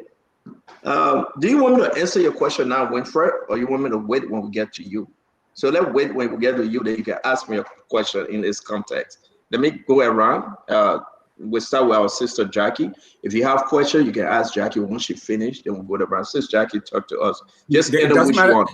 It doesn't matter how long you delayed, you will answer that question tonight. Yeah, I will text you. What's your phone number? I will text you my answer. Go ahead, Jackie. Stanton, you asking, he said the country is in a quagmire, there's no improvement. I beg to differ with you on that. You made the right decision at the time in 2023 because Joseph Neiman Boyka Sr. was the best candidate on the ballot. And if we had to do it over again today, with the same people, he's still the best candidate on the ballot. So having said that, what has changed over the past 2 years? Election time, when we were in Liberia, barely the area some of us lived in, electricity for months didn't come. Days, weeks at a time. Water power, just forget it. Some of us were bathing in dirty water. Today, you got water running. You got electricity has improved. Do we still need to improve in these areas? Yes. We want to see a country where at least 80% of the Liberian people have running water, clean water, drinking water, and electricity. Has there been improvement since the WIA administration left? Yes. Has there been improvement in terms of national safety, security? Yes. There are a whole lot of stuff that has improved. Civil servants, they're getting paid. Whereas under George Weah, people for months, weeks at a time, they didn't get paid. A lot has changed. The president is addressing the economic situation. The price of rice has dropped. Gasoline stable in the country, fuel stable in the country, the supply. We don't have these issues that we had. People were afraid. The partners were complaining. The country was sinking and has sunk under the Atlantic Ocean, just to describe what we're going through. Now we have surface above the ocean. People are moving around more freely. Commerce at 6 o'clock, 7 o'clock, people were running home. Now when you drive around, you see commercial activities all over the place. Within 2 years, this is not to say that we don't have a lot of work to do. We still need to fight corruption. We still need to hold people more accountable. We still need to look at some of our international concessions and see what can be improved. It's not just about the executive branch. The legislature also has to do its part for us to speed up the process to real economic growth and development, so that we become a low-income society. The president talks about this all the time. Are we headed there? Are we in the right direction? Yes, we are. Do we need to speed up the process? Oh, definitely we need to speed up the process. But the country is moving in the right direction. Thank you, Jackie. Yeah, Thank you. I don't want to have questions. I don't want to have question for Jackie. You got any question for Jackie before we move to the next? For me, I don't have any question for Jackie. Anyone and got you question made the for right Jackie? choice, Stanton. You know that. And I'm sure you still don't have any regrets today. Okay, Jackie, thank you very much. So no one have question for Jackie. Jackie, you spoke well. Thank you. We're going to move on. Paul Kennedy. Thank you, Stanton. Look, the people say 2.9% unemployment. That means we got up to 97% employment. My question, I'm not an economist. My question is 97% of what number? Because to get the number of employed and unemployed, you need to know the eligible workforce, the number of eligible workforce, people who are ready, of the age, and available to work. What is that number in Liberia? Can somebody tell me, of the 5.4 million people, what's the size of the eligible workforce? Yes, can somebody I can tell you me that number? Yes, please. I can tell you that. Okay. So the definition of the workforce in labor economics, those between the ages of 16 and 65. I already said that. But we're not. I need to know the number in Liberia. Let me finish. People who are of age, available and willing to work. They are Yes. called the workforce. So- what is that so- number in Liberia? Okay, you want the numerical number in terms of those that we have between 16 and 65? I don't have that number, but I can tell you the So there you go ahead. Paul, go ahead. Uncle Sam, thank you. You don't have it right now. You, the economists, don't have it. And, I brought this point out. I can feed you all right away if I Uncle go Sam, to wait people. now. Uncle Sam, wait. Let the brother finish. And Let him finish, I Uncle brought Sam. this point out to make a clear point. Liberians run around talking about unemployment. If only 2.9% of our people in Liberia are unemployed, then we should be clapping for the government, because that means about 97% of the people are employed. You serious? Right? Oh, but at the number, my sister Jackie just gave the number from the World Bank. I agree with you. Open the full line. 2.9%, only 2.9% of our population's unemployed. Means you got 97% that are employed. When I went to school, when you make 97, you are in A+. So Liberia is making A+ when it comes to employment. But the sad thing is, nobody knows the actual eligible workforce number. So that thing we're running around with in Liberia is a flawed way of thinking. It's a way to mask our people are suffering, and we want to live in denial of it. Nobody can tell me the number, but then you want me to believe that only 2% of that number. 2% of what? Of zero? Thank you, Paul. And I also ask you some questions. Number of zero is zero. Paul, so, thank you very much. Let's get to the reality, Stanton. Our people are suffering, and let's sit down to find a way that we can resolve some of the, put up some solution to stop them from suffering. And you have to stop trying to I got a question. Maybe somebody gonna ask you a question if there any. But my question is simple though, Paul Kennedy. This government came to rescue, right? And I'm surprised that Winfred Russell today I asked him because this is the man I visited. I flew from Jersey, went to Minnesota just to sit with him. But he's trying to ask me a question I've already answered so many times. How can we get all of this mess Liberians are asking now? Simple, Stanton. Let me just finish my question, Paul. Yeah.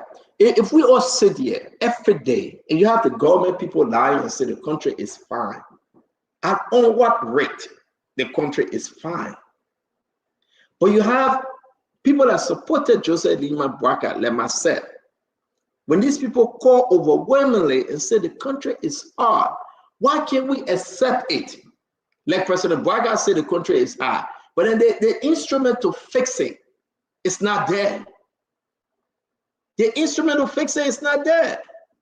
When you have the deputy minister and ministers and senators for party reason justifying that the government is better, then we are in trouble. Internal affair, the people talk home, Liberty component, the US component stay in the back. They didn't get it yet. For the month of September, today is the 8th. For the month of September, I can send to you, Youth and Sport, they're still waiting for the salary. They didn't get it yet. The US component. This is a problem. To see Gafon lying and say all is well, that means that we are in trouble. We send people out in the marketplace. Cherolima PSA will put people in buses and send them out. That's what he said. I don't know to create what. How can Joseph Bwaka, the only question I asked him today, take Liberian people out of this mess? Is there any ideas? Does he think about it? Is it bothering him? Paul, talk to me. My question. Can I respond to your question? You asked if somebody had a question. Yeah, but Paul speaking, so we ask him the question. We come to you, please. I think Liberia is like any country can do well, but to do well, we need three things: we need honesty, we need integrity, and we need competence. I will add one there, vision, ingenuity. I will add that there. If you don't have honest people, somebody was telling me just on this platform that the president said they asking to reshuffle people. He said you're not moving crooks around. He said that on your DC. If the president actually knows that he has crooks around him, why is he keeping them there? Is he starving himself to death? Is he digging his own grave? Because to know that people around you are crooks and you're keeping them there, you are undermining your own vision. The president has the willpower to do the right thing in our country. And the way he can do that is to put people in power who have the integrity, who are really honest, who have competence and have the vision to support his vision to move forward. If he does that, the country will move ahead. Thank you very much. Thank you. We'll come to Kano, but go ahead. You got a question for Paul, Jackie? Yeah, two things. Jackie, I have one question. We got to go to the other people. Okay, but quickly, I don't think if the president made that statement, he said, I think he was referring to like how you move somebody from here and put him over there. I think what he was trying to say is, if you shouldn't be here, you don't know the president make the statement. You say, hey, you never heard it. You never heard it. I didn't hear that comment, but knowing okay, let me play it for you. And how he speaks, that's what I believe he was referring to. If I have to move you, I'm not moving you here and sending you somewhere else. You will just be completely out. I think that's what he was referring to under that context. Secondly, Paul, I think more importantly in Liberia, our radar that we need to look at also is the underemployment. People, a woman selling bitter ball, can she be doing something else? Can we create that enabling environment for her to do something else? Because she is still gainfully employed, even though she may be breaking even or barely breaking even selling bitter ball. But under the definition, the global definition of unemployment, she is employed.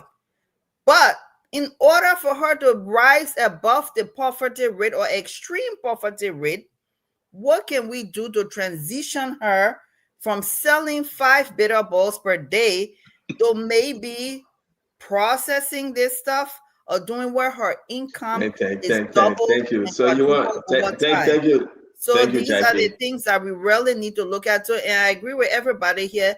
The Liberianization policy and the private Jackie, let's go ahead now. Then you can ask your question for us to go, Jackie. No, but I'm talking let's go ahead.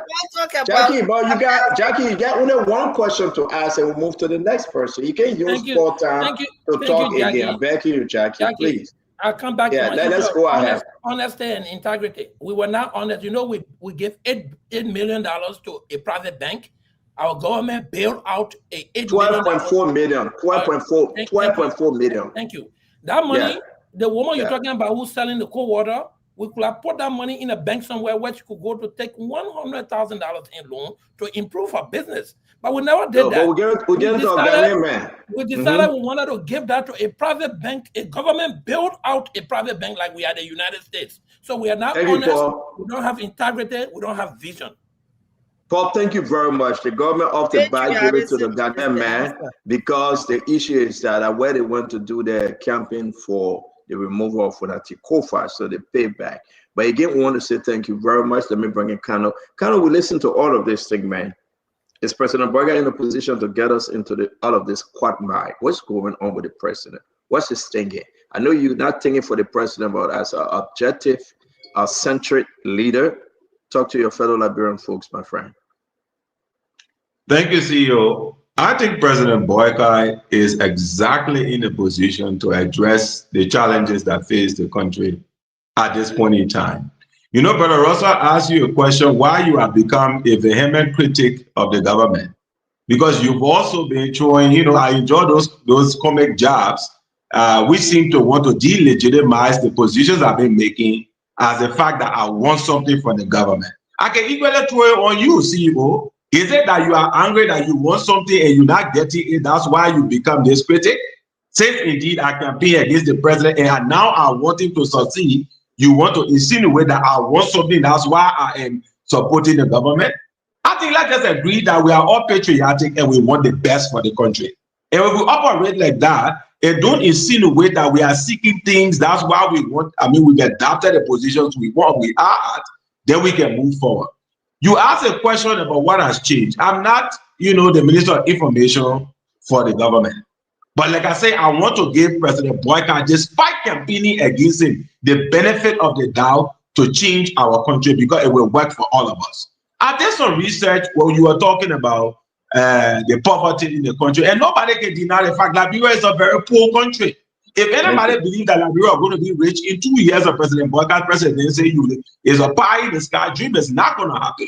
But have things changed in terms of some of the structural? Yes. And there is data to support it. If you just give me just a minute, I will read off some data, and data I can send it to you right now. You can find it anywhere. Extreme poverty has reduced in Liberia according to the World Bank. And I'll tell you exactly how. From 28% in 2022 to 27.6% now.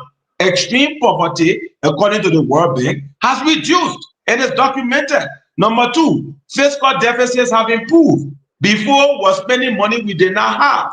According to the World Bank again, today as I speak, it has moved from 2%, reduced to 2.7% from 7.1%. Trade deficit. You said nothing is happening in the country, but we are exporting. Are we at the level we're supposed to be at? Not necessarily so, but have we improved? Indeed, we have improved. 13.7% we've improved on that metric. We talk about economic growth and sector performance. This is the World Bank again talking. 4.7% growth, industrial growth, 13.9% in mining. Now, does all of these statistics mean that everything is rosy in Liberia? That's not my position. I don't believe so. But is there room for improvement? I think so. The economic tectonic plates will have to shift gradually in order for the changes to come. But what we should be able to appreciate, CEO, is that our positions we've adopted is out of a deep and abiding love for the country. I don't think you are resisting this government now, the government you campaign for, that I campaign against. Now you have become one of the biggest critics of this government. Is it that you want something that you're not getting? Is that why you're a critic? Or is it that you love Liberia and you want the best? So the same thing with me. When I want the president to succeed, and I've said it over and over, it's not because I want something from the president. I don't need to get a job from the government. I will be okay. The whole administration will go until 2029 without a job from the government. I'm still self-sufficient. I'll be okay. But we must be patriotic. I believe let's get to it now before you start to repeat yourself. Let me say this. Thank you. No, I will answer your question. Yeah, May I you concluded already. You concluded already now. No, I did not. I was trying to conclude. Go ahead and conclude. Now, I'm not. May I conclude? I'm trying to say to you in the final analysis is that there is documented data to show that structurally things have changed. For example, when we look at the fiscal deficit, who is responsible to manage fiscal deficit? It's the Ministry of Finance. Who's the Minister of Finance? It is GAFAN. So if it has improved, it means GAFAN has done a good job. If we insinuate that we want things from the government, that's why we want the government to succeed, then we need to ask Dr. Tenney, is your campaign against GAFAN influenced by you wanting something from him also? So thank you very much. So let's get to it. Let's get to it. We want the country to move forward, and we are up to let's get it. Kind of allow us to ask you a question, and I will answer your question though. And maybe sure. You have the privilege. You can ask President Boakai. So when we won the election, but let me answer kind of question, and we'll bring you in, Paul. When we won the election, President Boakai asked me. I can tell you who I was sitting there that day. I said, no, I don't want to work in the government, even during the whole election process. I have no interest to work in any government. And I said that. I said that because I know who I am. I like my business sector. I like what I do all year, right? Did you want something in the business sector? You didn't get it? Okay, let me answer your question. So you want to be patient? So I said, I don't want to work in the government. And I cannot do any business in Liberia under its current condition and before. I was very, very frank. Let me say this to you. Nothing I can do in Liberia to improve any business to say, yes, Stanton want this business. You want to go and ask President Joseph Ayi Boakai. Our conversation in text messages and phone calls, and I ask people around him. I was awful. And I will say this to you. And I withdraw. I said, no, I don't want it. Ask President Boakai. You know what? Ask Juan Pedro Costa. Ask him. Prior to Costa changed his mind when Joseph Boakai used to come here. Ask Jacob Akoli. Ask Louis Tamba. I was telling people then you should go and ask. Ask how you call him Sekou Dukle. Ask Mame. I will give you names. And all the Yama are going there very far gone. That's spread gibberish. I took in the Joseph Boakai office. And in the hotel room. I sat for going down. Jake was sitting down there. I'm not going to say what we say, brother. I refuse all. I say I want Jack because I know who I am. The only thing I wanted for President Boakai to do the Liberian people's job, to help improve their everyday life. The only thing I wanted President Bouakai to do, to take corruption outside of the government and kick it and say, no, you will not come in my government. The only thing I wanted President Bouakai to do for children to go to school and have an after-school program and bring investors in the country. If you see me, I beat on President Bouakai because the president have encouraged massive corruption, and being selective on corruption will not solve the corruption issue in our country. I voted for President Bouakai because I knew at the time he was the only man to take George Manneh out at the time. I knew that, like so many Liberians, and that's why we champion him. The Jeremy Pierre you see today, when's I bring Jeremy Pierre to the hotel? Right here. President Bouakai sat in my living room in this house, in my living room. I got the utmost respect for him. My grandson that you see coming on the show every day, Levi, President Bouakai had him in his hand. He was a grandfather. He's a good man. I respect him. But I differ with him when it comes to the issue, the way in which he gave the country to people that mismanage in the country. People might hear it today. My love for country is greater than love for Bouakai. So you ask me why I champion Bouakai? President Weah, I sat to him for almost 5 hours. I told President Weah, you get X, Y, and Z that destroying this country. You know what President Weah told me? Let's win the election, we'll change it. I said, no, Mr. President, you can't do that. You got to set the example now. And I differ with President Weah on it because the people living conditions were bad. Is it good now? You guys are putting. Can I ask you one question to you? Let me rest. It's very important that I rest on this, sir. You guys are putting bandit on the wound. We have small light on the job manner we get medium light today. Is that the improvement in the Liberian people life? The people were saying 2 Kasawa, but now they're saying 1 Kasawa. Is that the improvement in the Liberian people life? You wrote about the University of Liberia. What's the improvement in the university? It's Joseph Bouakai thinking that he cared. We got to beat on the president till he transforms. I speak to all of these guys, Kano, people around Bouakai. I spoke to them. Some of them were here in my house just recently, last week. I'm not calling their names. Don't get it twisted. Before the president came to America, they called me, are you going to meet Joseph Bouakai, your uncle? I said, no. I respect him. Our relationship is firm. But President Bouakai got to take the bold step. Because to change Liberia, you don't have to be a weak leader. You don't have to be a leader that put family first. The country should come first. Things are happening when the president was here, I knew it. So Kanyo, my dear brother, understand this. I love President Bouakai, but he needs to do the right thing with boldness. He got to be fearless. People are circling around with corruption, bringing fake investors in the country. I don't want to be in government, Kano. I don't want to run for Senate or representative. Stay here in America, you make more money than to get a headache. That you will go every day, people knocking on your door, and it will make you to be even more corrupt. My love for country is greater than President Bouakai or any leader. For President Bouakai to do better, and I always tell him, all these things we discuss on the show, I compare them. I send it to President Bouakai in a text message. I compare them. I send it to Jeremiah Coon. And I respect Jeremiah Coon. So let me say this to you. We will fight. We will beat on the government till the government get it right. I care less what people will say. Do I have things in Liberia? You know that what we have in Liberia is even bigger. But we will continue to fight that things get better in our country. Our people are dying. Our people are suffering. We brought Joseph Bouakai to rescue, not to play games.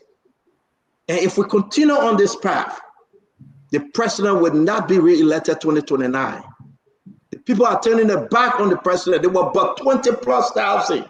They are beginning to turn their back on the president. When you have minister insulting and deputy minister calling people names, it's troubling. Where is the improvement, Kano? So if I joke with you one job, I will ask you my question, I will leave you.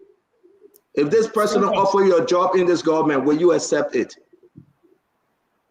I already had a question for you. Can I ask you my question answer before my I go? question. No, answer my question, then you ask me. I answer your first question.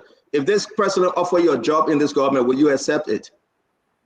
Absolutely. If it aligns with what I can contribute to moving this country forward, I will accept it. Thank you for answering my question. Ask me your question. My question for you. Yes, no, but CEO has given me the chance to ask him a question. The question I have to ask you is this. When you, given the posture you have taken, you create the impression that the government has failed, not its challenge has failed. And therefore, you already are engendering what you may call a need for a change. I disagree with that. Now, my question to you is this. Those of us who disagree, including me, I mean, even though it was through humor, you raise issues of that I have expectations. That's what colored my view. I have heard, I don't know whether it is valid, and please don't take it as me trying to cast expressions on your character. I have heard that you have certain requests pertaining to the business environment, and those requests were not acquiesced by the president, and that's why you are angry. Is it so, CEO? And if it isn't so, is it then proper for you to insinuate the same about me because I want the president to have the time to succeed? Thank you very much, Kano. I have never asked any president, George Ranaway, Joseph Boakai, for any business or to be engaged in any business in Liberia. Kano, the person that made those assertions about rice business, that Eugene Fagon. Last week, I was on the phone with Eugene. He was in China. We started laughing. He said, "My man, you know I got an F with you." You know, I alone wasn't on the call when he said that. Kev Hassan was on the call. He was in China. I refuse, and let me repeat myself, to get involved with any business in Liberia. What we had in Liberia at the time, the gas station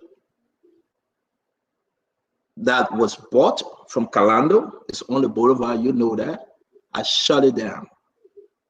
Ask Sir Joseph, how much money was given to Sir Joseph to manage it? We shut it down.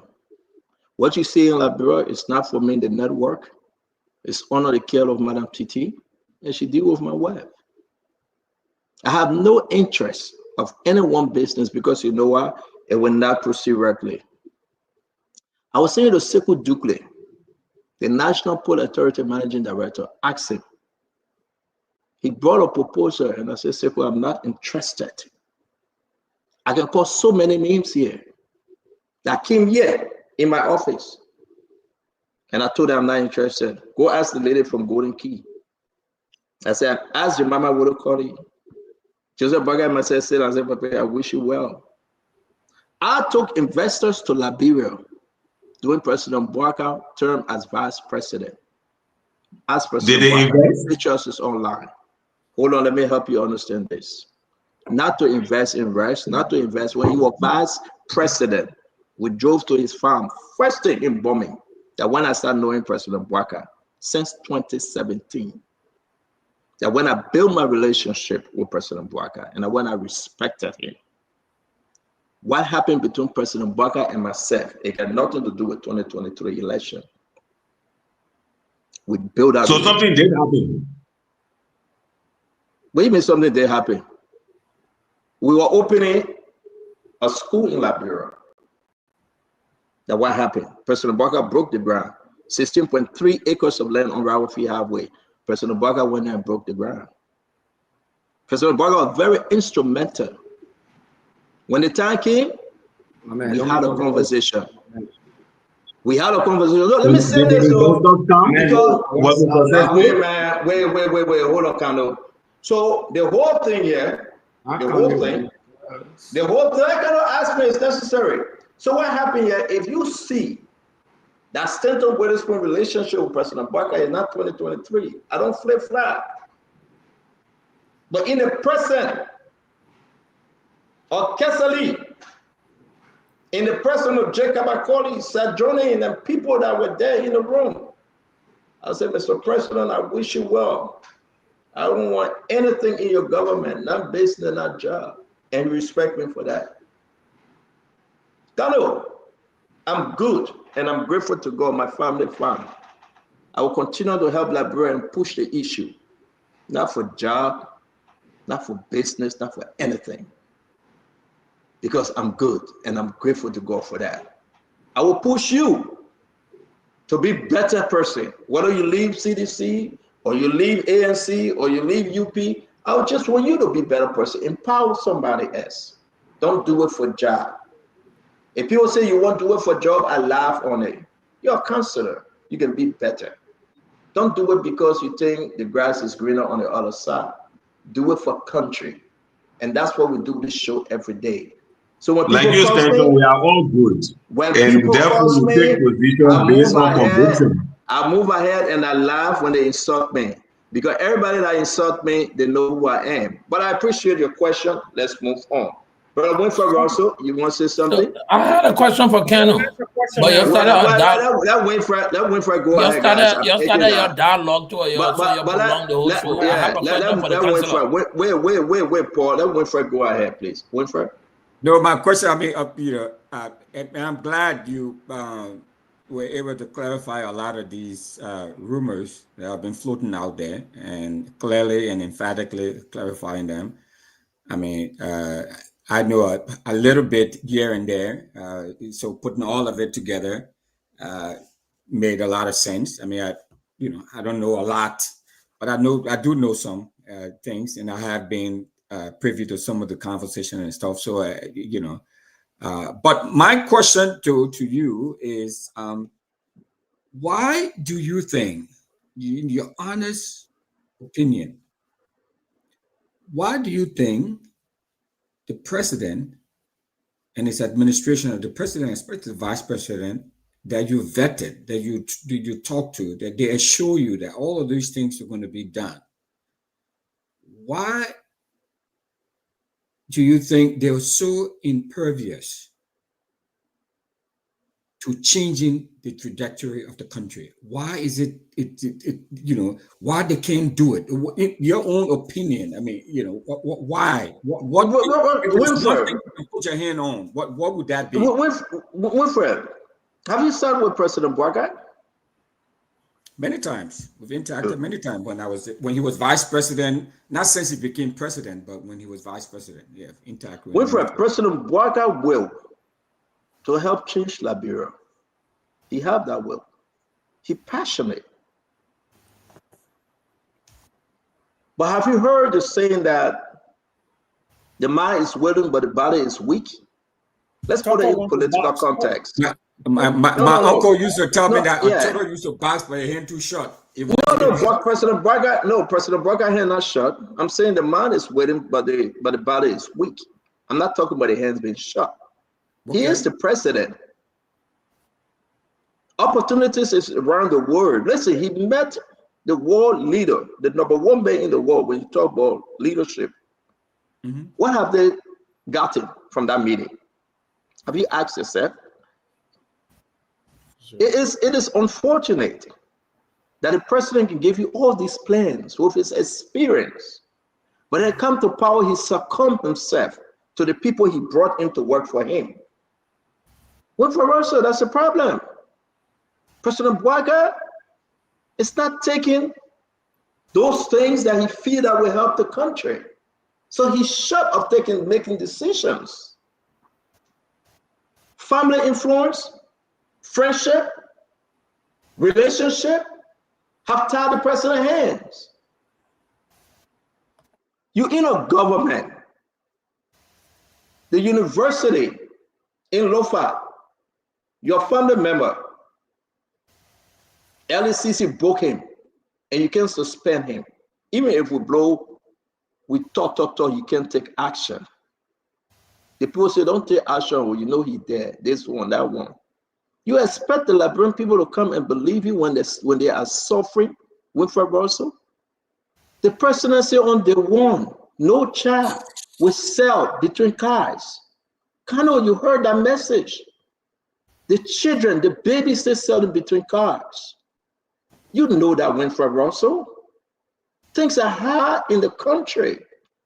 What are the steps President Barker have taken? Look at the land ministries. Look at those SOEs. They are not contributing. Have President Barker spoken on it? No, he hasn't.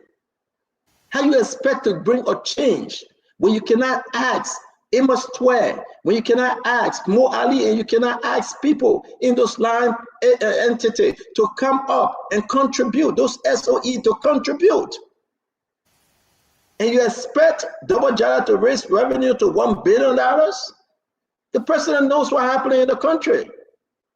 The president can fix this if he wants to fix it. We will not support the president if the country continues on this track. That's not why we asked the president to be president for. That's not why we supported the president with everything in us. If the president thinks that the children can run the government, it's up to him. 2029 is coming. If the president thinks it's okay for Jeremy Pierre and Daniel Sando to insult his political colleagues and rivals, it's okay to the president. If the president thinks that under his government, the University of Liberia will never be open, it's okay for the president. If the president thinks that Mama Payen, the university president, should go on her knee and beg for money just to open the university 2 years in this government, the people, the student will pay President Barker back. If the president thinks it's okay for people to enter JFK Hospital and don't have money and medicine, and they should incarcerate them for months, they will pay President Barker back. If the president thinks it's okay at this time to drive a $1.4 million bulletproof cars, while the people are suffering, then why you remove Joe Manawia? Why you criticize him? If the president thinks it's okay to build a $10 million mansion in Lofa, then why you criticize Joe for building 18 condominiums? If Joseph Barker thinks it's okay, the people that voted for him, that crying to us every day. Winfred, I have to turn my phone off before I go to bed. You will hear my phone. Beep, beep, beep, beep, beep, beep, beep, beep. People are suffering. You tell me, say, we got small light today, that small light we brought Joseph Barker for.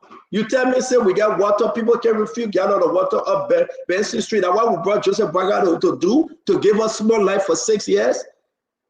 People are throwing 5 gallons of water, now they're throwing 2 gallons. That's what we brought Joseph Barker for.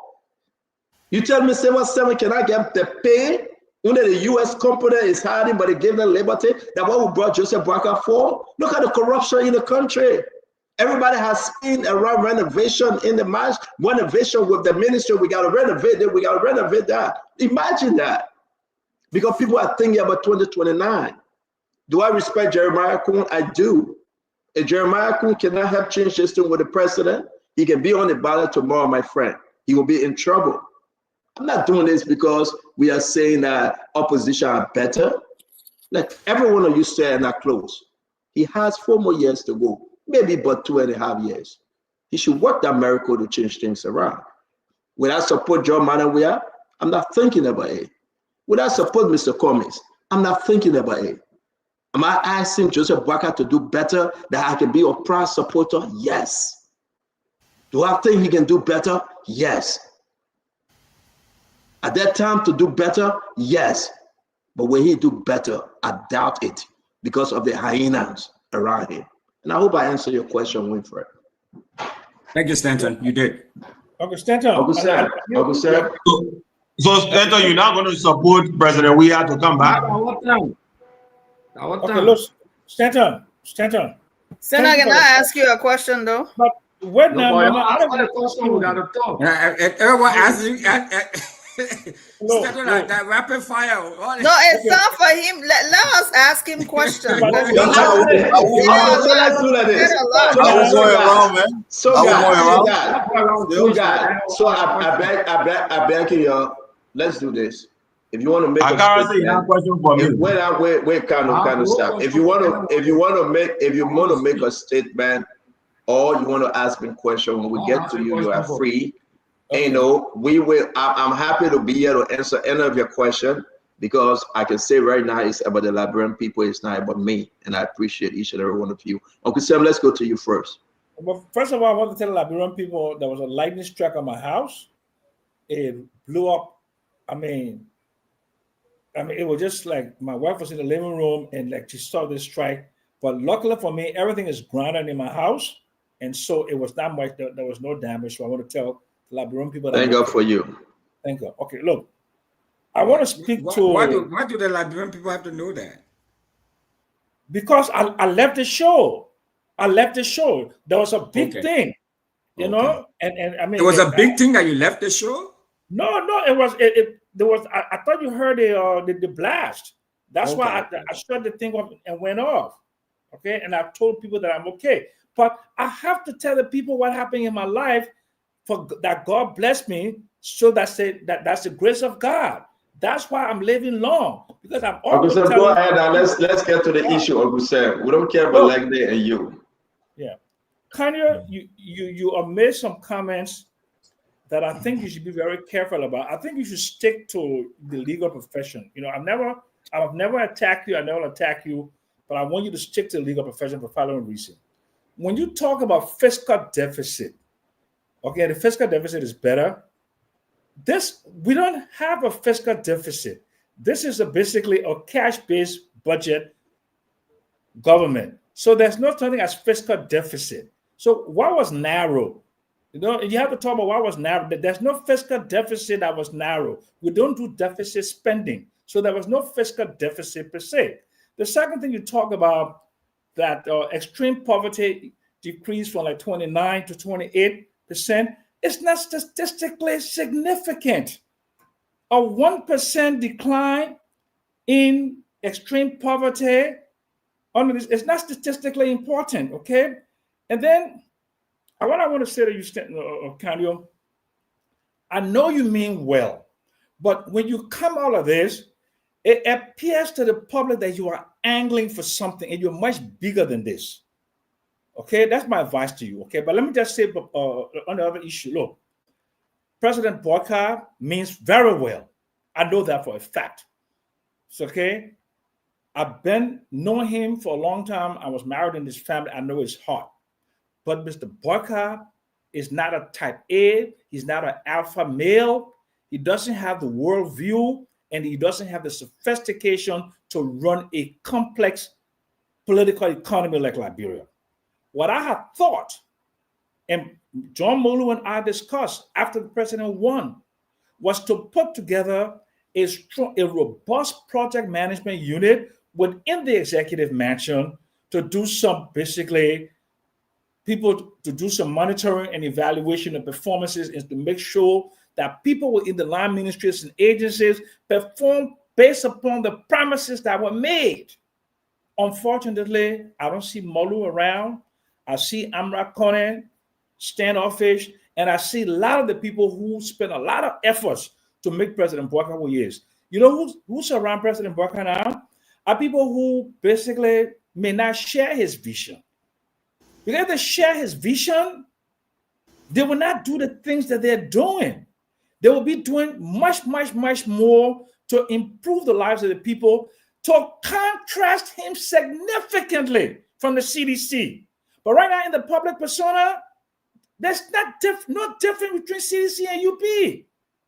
There's no difference that anybody can discern between the CDC and the UP. They look at them like every day they're on Facebook, they're fighting each other, and people are getting tired. People are getting very tired of this UP and CDC imbroglio. We cannot spend 20 years post-war dispensation fighting a war between the UP and the CDC. Those are not the only Liberians alive.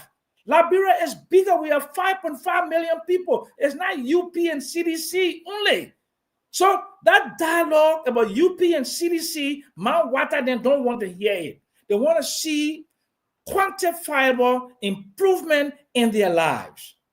And once Boyka decides to do that, he has to bring in the competent people. I don't want to work for government. I don't want to consult and say, if Boyka does well, I will make millions in Liberia, because I have the international contact and I'm positioned strategically to drive major investments into this country. as I have done before. I brought ArcelorMittal to Liberia. On that note, I close. Uncle Sam Jackson, LSE graduate, we say thank I have you a very question much, my for friend. Uncle Sam. Let run it right by baby. Hold that question run for it. Let's bring in others. We'll run it against time. Please, I beg you. Akari Scray, let's hear you. Thank you very much, Dan. And I just sat back listening, as usual. And it's unfortunate every time we come, people want to make comparative analysis. But we left a stronger economy than what we inherited. We left the economy was estimated at 2.5 in 2017. When we took over and left, it was at 4.6. You have to check these records. Inflation, we inherited at 12.4. And What when was we that? left, we were 4.6. 10.6. Can you hold on? You go make your research. Okay, we inherited at 12.4 and we left at 10.1. That's why the exchange rate depreciation, we inherited at 25% and we left at 22%. Not only that, let me go to the health sector, and I like to go to the health sector, especially when Jackie speaks. By 2019, 2020, we have sent nothing less than 32 medical doctors of the Republic of Liberia to specialize in different areas to the MEC Foundation. Guess who benefited from that scholarship? One of those who benefited from that scholarship, who applied when the Ministry of Health made that announcement. The current Minister of Health, Dr. Poto, started on sending you a video of her appreciation. I didn't even know that 12 years Jackie then ran this country, that they didn't have a fertility specialist in the country. And she benefited through that specialized arrangement to have become one of Liberia's fertility specialists. The dialysis at the JFK, 12 years you ran this country with all dialysis center, 12 solid years. Not one, not zero. We put something there. Today I'm hearing that the DNA machines are not functional. That's why the police is not doing DNA tests. We provided to you DNA machine to help provide evidence, but you broke it down under your administration. These are concrete things that we are talking about. We don't just come on the show and we shout about it. We inherited an economy that was crumbling. President Sali, the former minister Boyman Kamara, admitted in the public interview from Page Africa that anybody who have taken over the country as a result of the Ebola situation and the withdrawal on meal, they should start that bell because the economy will have been very tough. I can provide that newspaper interview to you tonight. So to come and you raise the hope of the Liberian people that you will provide manna to them automatically and transform the economy of the country. And you've gone 2 years and people are regretting, including your supporters, why they voted you to power. It says a lot. The Global Hunger Index of 2024 provides that out of 127 countries, Liberia is at 120. That means we're way down. Among the 7 hungriest countries in the world. In Africa, we are second, West Africa. These are public consumable records that we are talking about. And I agree with Jeremiah Kuhn when he says something about President Boyka. He said at a point in 2023, though he supported in 2017, in an interview, he said, on the OKFM interview, he said by 2023, Boyka will not make a good presidency because there will be depreciation in his thinking capacity, like his grandfather. That is popular record. I'm not making all stories. So when you have a vice president who believes that your intellect will have been depreciating at this critical juncture, so all of them just misled and they know very well, many of them know very well that, look, the old man will not have control The government is a loose administration, a very loose coalition where everyone doing their own thing in the government, everybody recommending for appointment, not only that, but the entire thing is scatter. And like bro will say, a chapla. All the economic thing you say that 0.10% gain we made. Go ask the people in Raritan market. Ask them, what is the legacy of this administration? That you can point to the gains, 4 or 5 major gains that you can point to say, look, at this point in time, there was the military hospital constructed by George Weah, the 14th military hospital. At this point in time, the Dole community road was being dedicated. At this point in time, this was done in the country. What's the legacy? That was say at this point in time, the Omega market, one of the bigger markets in the history of the country, was being constructed and turned over to the people to take them from Red Line Market. At this point in time, there were these completions. All that you're doing, look at the Freeport Road. 2 years. Show me one road in Liberia that you have paved and concluded. A single road that this government, even if it's a feeder road, that you have paved in its totality and you have completed after 2 years. And you asking the Liberian people to live on hope. That good Frank Fubi said, they tell you, the Liberian people are waiting for 3 years. You can better yourself that in 6 months, in the first 3 months, President Boyka is on public record that no child will be on the street selling. President Boyka can better himself that no car will get stuck in the first 90 days. And up to now, go to Sando and see what is being stuck. These are the things Stanton talking about. And when Stanton speaks, you know the reason why, to even take the courage to vote for an administration and stand within that administration and criticize the programs and policy of that administration is a good thing. But guess what? Those who are job seekers, those who are regime collaborators, they will clap for the administration because they only want job. They only want to put the belly in the wheelbarrow. That's what they want. They will not have the courage. But men who stood up and put their money into the process, the John Molu, the Stanton, the rest of the guys, Amara Kone, that shed tears on that day. When they speak, that the regime collaborators and surrogates of the regime and job seekers, shut up. They have no place. Thank you very much. Let us make progress. Let's move on. We're going to bring in Emmanuel George and Fubi Henry. Then from there, we'll wrap it up with Jackie, my brother, Conor Gray. Please, Emmanuel, let's hear you, brother. Yes, and I appreciate the conversation tonight. I want to thank all Liberians for having us in their homes this evening to have this conversation. Look, I totally agree with most of the assertion of my friend, Professor Lester Tenley. I agree that the country is not in the right position and we could do better. I also agree with Jackie that the legislature have the parts to play, but I'm wondering how will they play this part, because a couple of months ago, the president took the speaker to Rome for them to go and have a prayer service, and while they were praying, a DACA was put in the back of the speaker, and the new speaker called himself a regime collaborator. So if you have a speaker that is unwilling to do the work of the people by scrutinizing the activities of government, then we find ourselves in such a situation where the legislature become a paid legislature to adhere to the requests of Mr. President at any time. Senator Duncan, in an interview with this station 2 Sundays ago, made that assertion.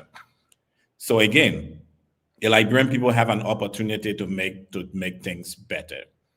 On Sunday, we had a great interview by a gentleman by the name of Alexander Benedict Cummings.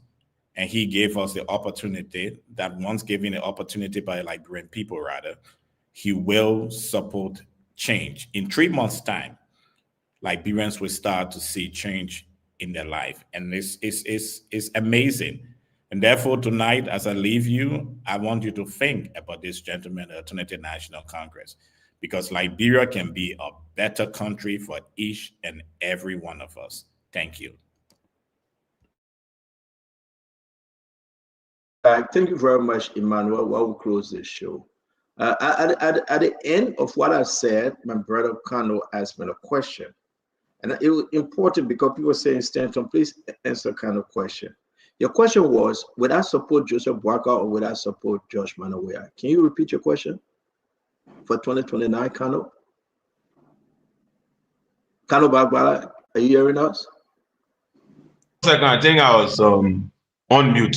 Sorry, CEO. Yeah. You said what was the question? What was the question You again? asked me a quick question before we go to Conor Gray. You said, would I 2029 if I would support George Weah or President Boakai? Well, was that your question, though? Because you asked me the question in passing. I want to give you the respect to answer it, then we'll move on. Did you ask me that? I'm trying to recall. I think the crux of my question was, is your resistance to President Boakai fueled by anything personal? No, we finished with that. You asked me the question who I would support. If you remember, then we'll move on. That's fine. But Senator, just answer the question one time. No, I want him to, if he asks me, I will answer. All right, asking you, just answer. Okay, so what's your question? What's your question, Jackie? You ask me the question. 2029. Actually, that question was on my mind. Okay. If you had to do it again, would you support Joseph Newman Boakai in 2029? I would support 2029. In 2029, if George Weah and would you support JMB again in 2029? So in 2029, where you have President Boakai, former President Weah, Alexander Cummings, Tewon Gonglo, the same map up. The same map up. I would support that individual will be in line with what I desire of Liberia.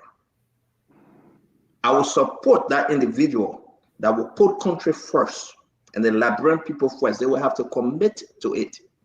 If President Boakai is not in line with my love for country and interest for the Liberian people, I will not support him. If George Manneh Weah is not in line, that he coming to do the right thing and do it differently the time around, I will not support him. If Mr. Cummings is not in line to that, I will not support him. Maybe I will just stay home. You must be for the people, by the people, and of the people. And you must show that you will do it. And a lot of stuff follows. I have no commitment to Joseph Nyeman Boakai. I'm a neighbor stream. Not say because I supported him in 2023, it means that I have to support in 2029. No, I am an independent. The Liberian people is first. And I will support their interests.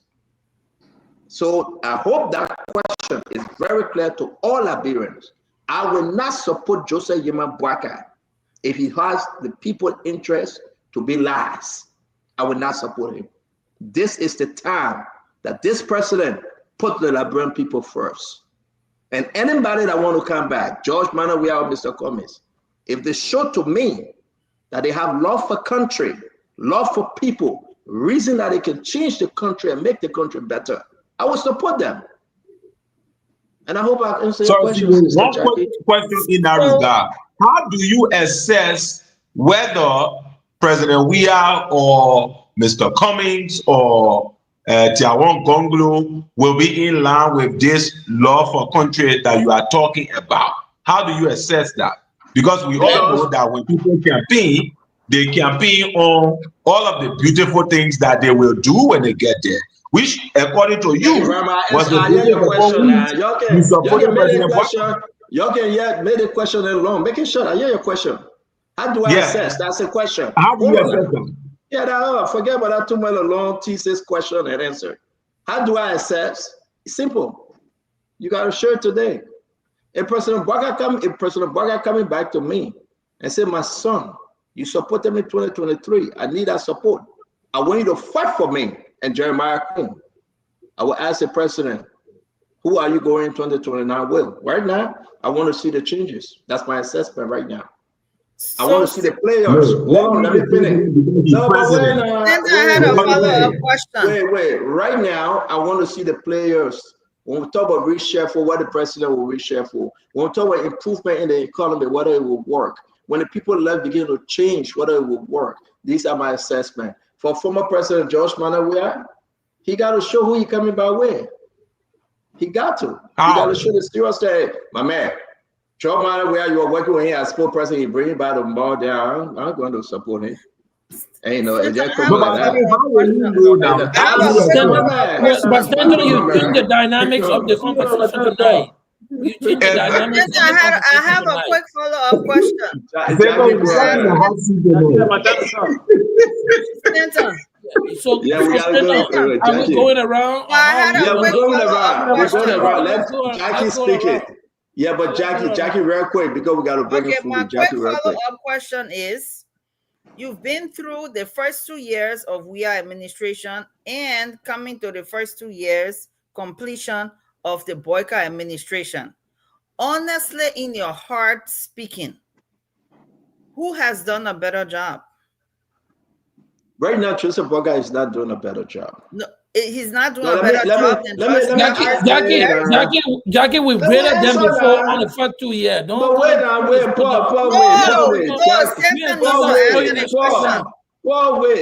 wait, Jackie, allow me to answer your question now, Mama. Please. Right now, Joseph Boyka is not doing well. No, I said Right? compared to WIA administration first 2 years. So here's my thing, and all Liberians hearing me tonight. I hate to make that from. Who has done better? Jackie, wait now, wait, sister. It's a simple answer. WIA. But can you give me a chance? Let me answer you. All right. Thank you, Sister Jackie. To my fellow Liberians out there, I cannot do any comparison because you plus me will remove George Manawia. That was the end of our comparison. We make that case. We brought in Joseph Yima Boyka. I will compare Joseph Yima Boyka to Joseph Yima Boyka. I will not compare Joseph Yima Boyka to George Manawia to make my decision moving forward. So your answer is Thank you. JMB. I get you. All right.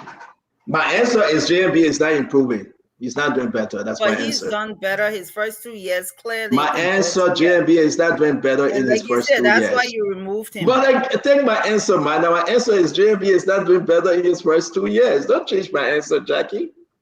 But anyway, Fubi, let's hear you, Fubi.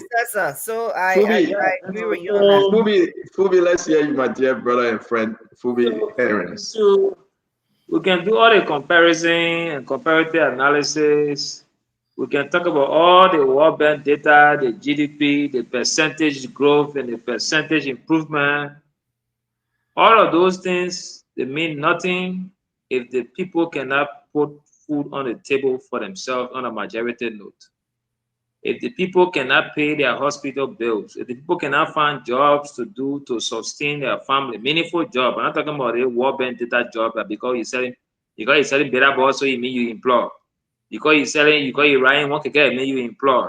Because you got one lay at tie shop, it means you employ. Yeah, that form of employment. But is that form of employment enough to pay your rent if you don't have your own house? Is that form of employment enough to pay your children's school fees if you have some? Is that form of employment enough to put food on your table regularly, eat a daily meal that you go to bed with your belly full? Is it enough? Those are the basic questions the people will be asking. And so we got to push the government. We can't be complacent with the little and say, oh yeah, 1% improvement over George Weah. No, those are not significant stuff with the push. There are a lot of things the government needs to do right. So we need to keep pushing the government. I've seen the last time I told Mama, he said, well, when the government failed, we should not be an option. I said, you will have no basis to make that argument because you cannot compare failure to failure and say, this is it, don't support this. The people have to make a decision, and people are frustrated. They will make frustrated decisions. Like anybody you're making faults, sometimes people get vexed. They cause the damage before they realize that, oh, if I knew, I wouldn't have done so. But the damage is already done. You see people fighting, so husband and wife, they're trying to break everything in their home. After that, then they get sober. Then they realize that they were wrong, and they have to kind of look for resources again to buy all those things back. So people need to understand the basic things. The government, the president have recognized and realized that the country is hard. That's, me, I call that one self-realization. The next thing is, how do we all solve that problem? The government got to take the lead. And you can drop the prices, good. Those are all positive initiatives. Drop the price of rice, drop the price of petroleum products, get some of these sort of basic commodity eggs or dairy products, flour, all those things that come down. Those are good things. But at the end of the day, if people cannot have jobs to be able to afford to buy those things, you defeat the purpose also. You know, the issue of fixing the farm to market road, people have to take their farm produce. You know, how do we support the agriculture sector so that farmers can make farm, have the extension workers work with local farmers, put some money into the money you give to these foreigners to a subsidy for rice. Can you pump that same amount of money into the Liberian farmers so that they can make better farms and have better use? Those are some of the things the government needs to start looking at so that the next 1 or 2 years, you can see a dramatic shift. Other than that, all these things we're talking World Bank data, IMF say GDP growth. GDP growth means nothing if the man cannot put power on a fire. If Papa cannot put money in a pocket and pay children's school fee. There's nothing called GDP growth. I told the Senate or CDC, they were all celebrating GDP growth and all these data. At the end of the day, the ordinary people could not put part on the fire for it to boil. People were still being imprisoned at JFK because they couldn't pay medical bills. Today, those same situations, they are still existing. There might be slight improvement, but it's not significant enough to to shift the whole paradigm. So we need to keep pushing the government to succeed. Rather than try to celebrate a little gain and say, yeah, it's okay, compared to, and that's why Lester Tenney was driving at. If all of these things are not sorted out, at the end of the day, the issue, the scenario that the devil you know better than the angel you don't know, those kind of things come to play. People start to say, okay, yeah, we think what 1% better doing we are, so let's go back where we are. At the end of the day, you defeat the purpose. So let's focus on pushing the government, giving the government all the suggestions to improve the situation so that the success next government they can have a better route. Other than that, we have no argument. Thank you. Thank you very much. Before we go to Conor Gray, let me put this up. This is Liberia poverty rate decrease over the last 3 years. This was during the George Weah time. The report came up September 12, 2024. As you can see, listen, this is just simple and it makes it so clear. For the years, everything up to 2023, right? Entering into 2024, guys. But I like what Fubi said. I put this in the chat room. You can read it, right? I mean, these are, we are in a place that we got to be bold. And I was chatting with Conor Gray today, and I really like this guy. We got to be straight up. We got to be a straight shooter. They will accuse you that you want a job. They will accuse you that you're crazy. Yeah, but be your own person. God bless us here in America, right? Except you want to go be representative or senator. But help your fellow Liberians to improve. We have to speak truth to power. The situation in our country is dim. I will never compare Joseph Boakai to any past president. If I do that, I'm defeating the argument. Sidisha can run with that at a business. I will compare Joseph Boakai with Joseph Boakai, with his promises. Uncle Joe said this, we will hold him to it. And then that too will make Liberia better. Oh, we get 1%. Joe Weah didn't get 1%. Oh, we paid the roast more. Joe Weah, that's why we removed Joe Weah. Winfred Russell. That's why we took Joe Weah out. What are we doing differently? And all Liberians will hear us. We'll come every day to preach this message. The President Boakai must fix it. He got to fix it from within. And we got to say that without fear. Without favor. I told Daniel Sano today, I said, whether you're my friend or not, my brother, I will tell you the truth. I said, I will tell you the truth, you're wrong. Serve the president agenda and say the goodness in the government. Don't say foolishness and thinking about cursing leaders. It make you stronger. It make you weaker, Daniel Sano. When you sit on the beer table and drink, you'll think that Liberia deserve better. To my brother and friend, Conor Abraham, great, talk to us. Yeah, Stanton, thank you so much, my brother. If you are running to be president, you're running to be representative, you're looking for government job. So it's not strange. Some people they have long history of looking for government job and they can't stop. They're still doing it. So this idea, people can accuse when he favors one side, when you speak the other side, oh, they deny that guy job. They deny the guy the ability to import rice in Liberia, so therefore it's mad. but sometimes listen to the message, forget about the name calling, finger pointing. Some people want their party to win government job. So it's just something that is crazy for somebody to talk about it. I heard about Ebola.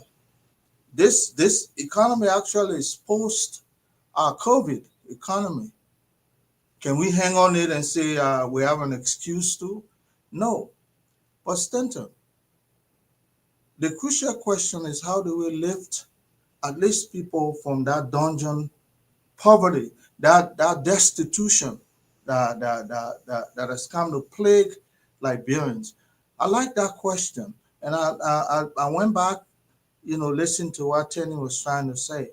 One thing that came to my mind was President Silva, Lula da Silva, the Brazilian president, who in his first 2 years lifted 20 million people out of poverty by using orthodox fiscal approach.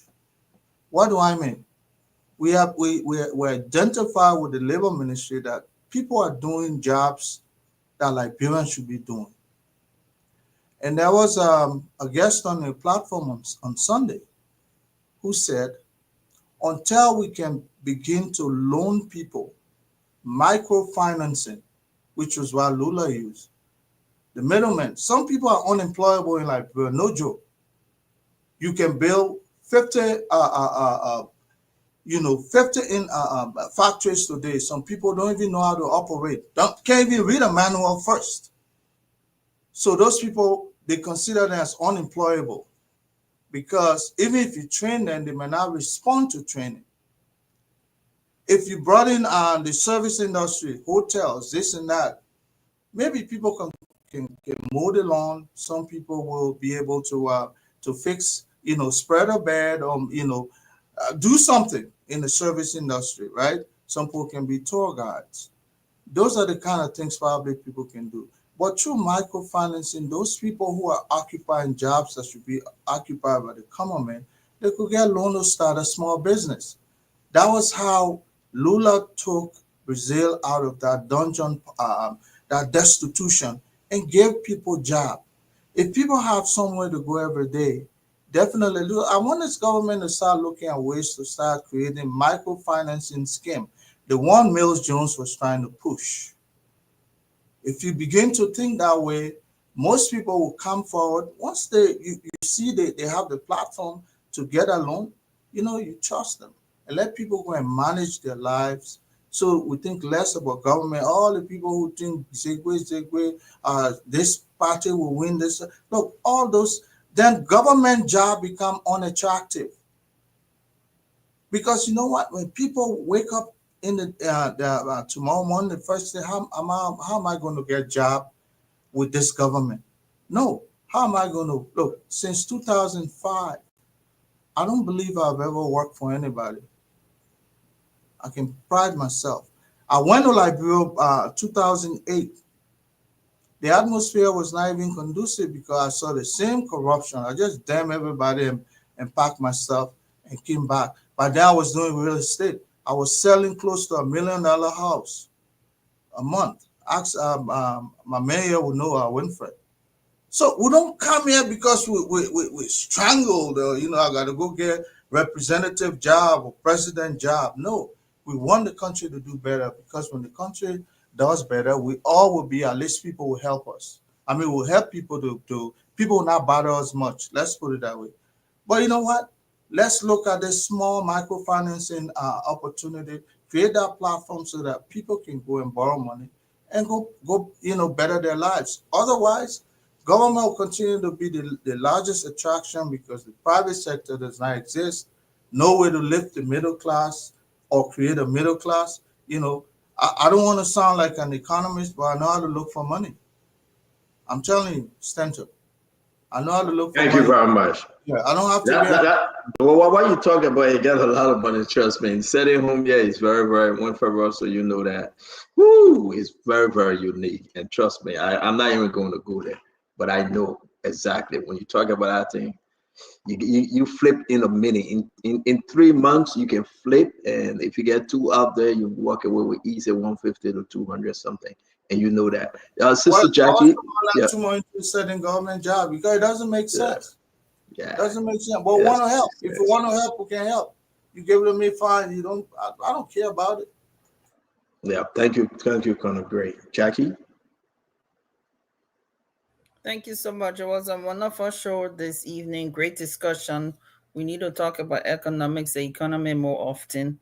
But when it comes to data, I like the way how Mr. Gray, Akaras Gray, plays with these numbers. He says we met this, but then in between, when we are plummeted the economy and those numbers, those key performance indicators were put out there, like the inflation almost went to 30%, the unemployment rate that skyrocketed, the highest in over 15-20 years since the war. But he doesn't mention that. And he said, oh, when we walk away, this was this. He forgets that the healthcare workers said and chanted election year, you harmonize my pay, we're going to harmonize your vote. So if the healthcare sector was doing so well, the healthcare workers would not have overwhelmingly rallied together to make sure that if we are government didn't come back. All the money they had, not one MRI machine or imaging in the Southeast. You look at the roads, George Weah and his people in Akaras Gray were going to Ivory Coast and Sierra Leone before they come into the Southeast. Now people can more easily travel to the Southeast because the roads are improving. These are facts. When we come on here, we are not producing information that's not real. So the key performance indicators are out there. They're moving in the right direction on all indicators. We must discuss. There's something called data analytics. We need to discuss, okay, what the issue should be, at what percentage rate, what percent changes. Are we moving fast enough? And I think some of us, all of us agree here, we may not be moving fast enough, but let us admit the fact that the numbers are improving, the lives of the Liberian people, more electricity, more water, better roads. You got the agriculture programs, we're processing rice, cassava, starch factory. Jobs are being created right now. You have the African Development Bank, $17 million grant to boost youth employment. You got training programs for the youth. These are all things that have been unfolding. The diaspora initiatives to help so that build better partnership between the diaspora and Liberia so that Liberia can focus on low middle income society. That's where the president's vision is, to take us. Before we are left office, we were under extreme poverty during his tenure. And now we are not under that extreme poverty, but we are still a country. He brought the country back to being the 8th poorest nation in the world. Under President Weah, all the indicators are there. Now we are no longer the 8th. We have elevated, but the question should be and the argument should be, at what rate are we moving at the pace that we need to be moving compared to our peers in the region, on the continent, on the global stage? That's where the question should be. Are we fighting corruption enough? That's where the question should be. But overall, is the country improving? Yes, it is. It's improving. Overall, is President Boyka doing a better job? Yes, he is. Is he sincere about change and transforming the lives of the Liberian people? Most definitely. He talks about it every day. Now, of course, year about to end. He needs to do his evaluation in January and say, okay, what did I do in 2020, in 2025, 2024? What do I need to do differently and how do I need to do it? And sit down with all his advisors, his cabinet people, and even hear from the diaspora, hear from the media, hear from everybody, so that we can see what else he needs to do. No matter how good a company is, a $1 trillion company, a $1 billion company, the richest, largest corporations in the world, they sit down every day when they're doing their planning and they say, okay, we improve from here to here, but then what do we need to do? So is there more room for improvement in Liberia? Definitely. I want to see a middle income society in Liberia, and that's where all of us should be thinking. The president is thinking in that direction, and we are going to get there. All hands on deck. This is everybody's business. We thank President Boyka for being president today. He could be doing something else. He was the right man for the job then. He is the right man for the job now, and I'm sure over the next couple of years through 2029, we will see a lot of improvement. The National Port Authority, there are a lot of improvements that are going on there. The Ministry of Finance, I don't care what Stanton say, the Minister of Finance is doing a very good job. The economy is improving. Yes, we still need to look at our monetary policies. We talk about the interest rate and the loan terms. This is something that's still on the table. Our Liberianization policy. We have to focus on that. We have to come up with goals to say we need to create so many millionaires, Liberian millionaires or thousandaires every day.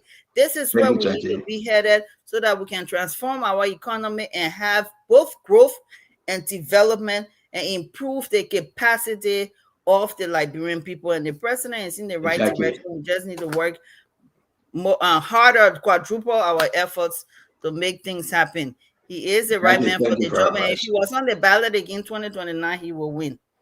Jackie, thank you very much. So why you call my name in the water? Everybody, I had to call your name, Senator. And Senator, the September salaries, all the people have been paid. The salaries have gone to the banks.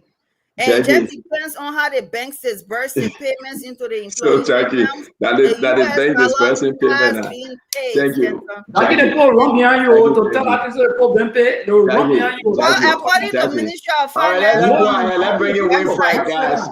I beg you, Conor Gray. Thank you very much. Thank you, Jackie. Jackie, my brother Winfred Russell. You see, somebody used to say on the show, Benjamin Senvi. He always said pregnancy always comes from the front. It never comes from the back. Winfred, the Liberian people themselves would tell the whole story. It's not you, it's not me, it's not Jackie. Winfred, I sit here, I can name ministries to you, and I will not put up my sources to give them the liberty component, and they had back the US component, and I thought I was a lie. Excuse me now. Hey, Jackie. By MFDP. That's what I said. Jackie win now. All right. So, Winfred, so Sister Jackie said they not send it there. So let's leave it one. So it wasn't there. September part, and now they send it there. This is the thing about Liberia, right? The people will speak. That pregnancy, it will come from the front. Talk to me, Winfred Russell. Thank you. Thank you, and thanks to all. I'm going to start my closing comments from the last clip that you played from Dr. Tenney. And you know, there's something critical. I mean, he said a lot of things, but there's something critical. And so I went out and looked at the difference between accountants and economists. The major difference is that accountants monitor a company's financial transaction, while economists pay special attention to economic trends and how that affects the distribution of goods and spending of money, frequently referred to as supply and demand. So, I mean, what we're having now, the challenges we're having now, is about the economy. And so if you have a bunch of accountants around, then we clearly need to reshuffle and do some stuff to bring some economists, some folks around. So that's what I said earlier. One way we could go about it is to bring in, if there's one sector where you have a lot of highly competent Liberians, is within the broad financial sector. There are a lot of competent Liberians who obviously are accountants, but who are also economists. I mean, we have, Uncle Sam here, but I mean, there are hundreds of them around. So what I would suggest is that we reach out to these folks. You reach out to them. This is where we're struggling. We have Mr. Cummings there. He said he will help. He will lend a hand if he's reached out to, if he's not been set up for failure, if he's genuinely reached out to. I mean, he can help out because we need to create jobs. The economy needs to get on track and start, churning out jobs. So, I mean, we don't need to be in this echo chamber. It seems like these Unity Party folks, I mean, getting so defensive and in this echo chamber. All of us would like to see the country move forward in a very positive, in a very productive way. So we're all in this together. So, but if we're going to be in denial, and I do see, I give a sense, I mean, from many of the comments that have been made here by some of the folks who are supporting the Unity Party position, and even the ministers on some of the ministers on social media. I mean, there is this sort of deep sense of denialism that's going on. And, people are calling. We all here get calls every day. We get text messages every day. We know how difficult things are. So there's no need, to be in denial about the situation. What we can do is come out and own this, accept it, is okay, yes. What can we do to make it better? So this grand echo chamber that Unity Party has, and they're just hearing themselves and all of this stuff, is not helping, and is not going to help us. So we need to get out of it. I mean, there's clearly, I receive, like all of us, I receive a lot of calls, So there are a lot of folks. It's not just Stanton, but I mean, he's not saying this, but there are a lot of people, in America, there's something we call, buyer's remorse. Okay. And so to end Jemima, let me tell you what that means. It means that, like, you go to Waterside, you go buy, you buy, something, or you see something on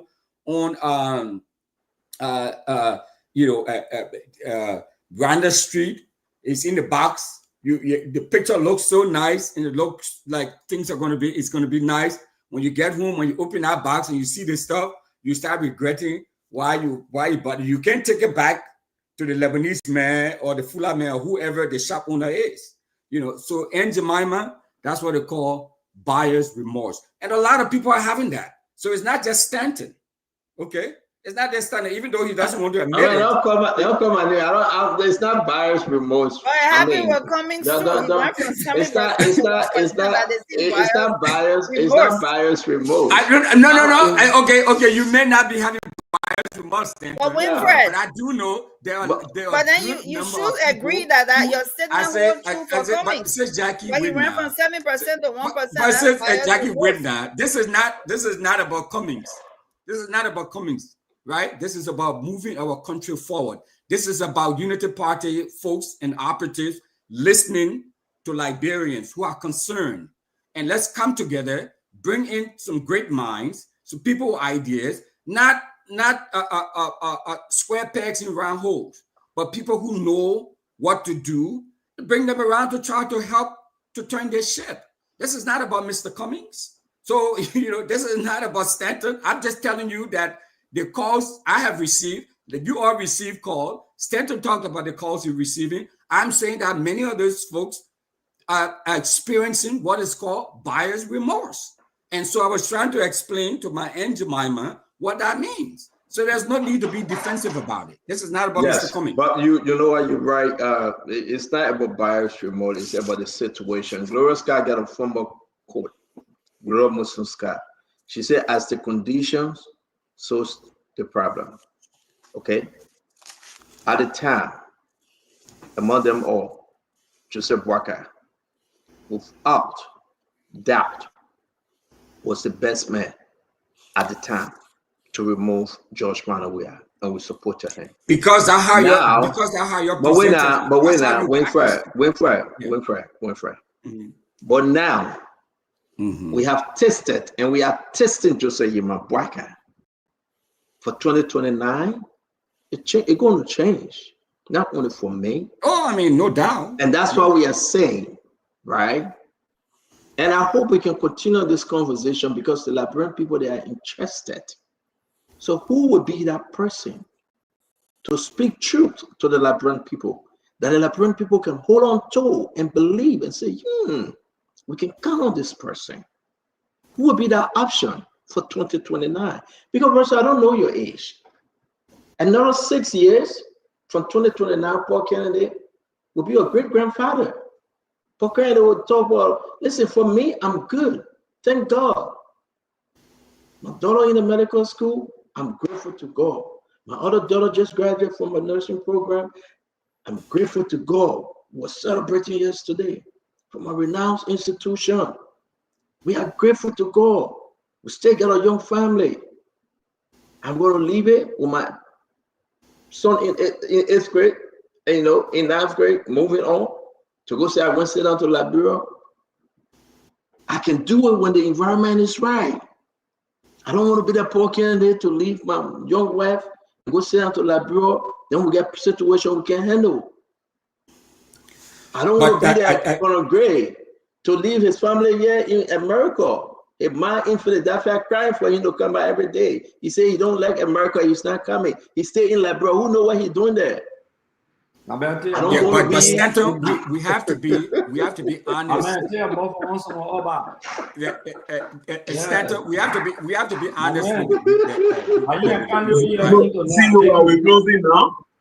Yeah, that's closing.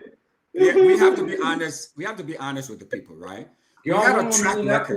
So so let me close. But let Winfrey finish that. Winfrey, do your closing now. Let's go. No, okay. I know time is fast spent, so I will stop here. I think we made a point. We've said it all. You have a track. You had a track record from Unity Party with 12 years, and now we have another 2 years. And when it's all said and done, we have 18 years of record to go on. Okay. You also have track record of CDC to go on. So to even put them in the mix, if we're looking for, say, okay, if we're looking for folks who we think can will be able to deliver us to the promised land, so to speak, why are we even considering? Why are we looking at these folks? There are tons of other folks out there. We already have the track record of some of these folks already. So why are we even thinking about them? So let's move forward. We have Moneybar, we have Gonglo, we have there are so many of them that we can look to. So I think that if we're going to be honest and objective, and if we really truly have the interests of the Liberian people at heart, then we shouldn't even be looking the other way, Stanton. Because we already. I agree with you. So I'll make this my closing from you. I agree with you guys. Thank you for coming, Jackie. Kuna Eremigrel, I appreciate you. Winfrey Russell, Councillor Kano Bala, thank you. Paul Kennedy, Akaris Gray, Emmanuel George, and the rest of the team that joined us today. I want to say thanks to my fellow Liberians that listen to us every evening. Because of you, we are here. We do appreciate you all. Come back again tomorrow. We have a wonderful show. We get 1 minute each to everyone to close. Winfrey, at the time, like I said, Joseph Boakai had an argument. I wasn't president. Give me the chance, I will fix this country on day one. We bought into that argument. And also, Joseph Boakai had the strength then with everything. The people was on his side. You got to look at two things here. You have the most experience, and you have the person that have the people. And that was the problem.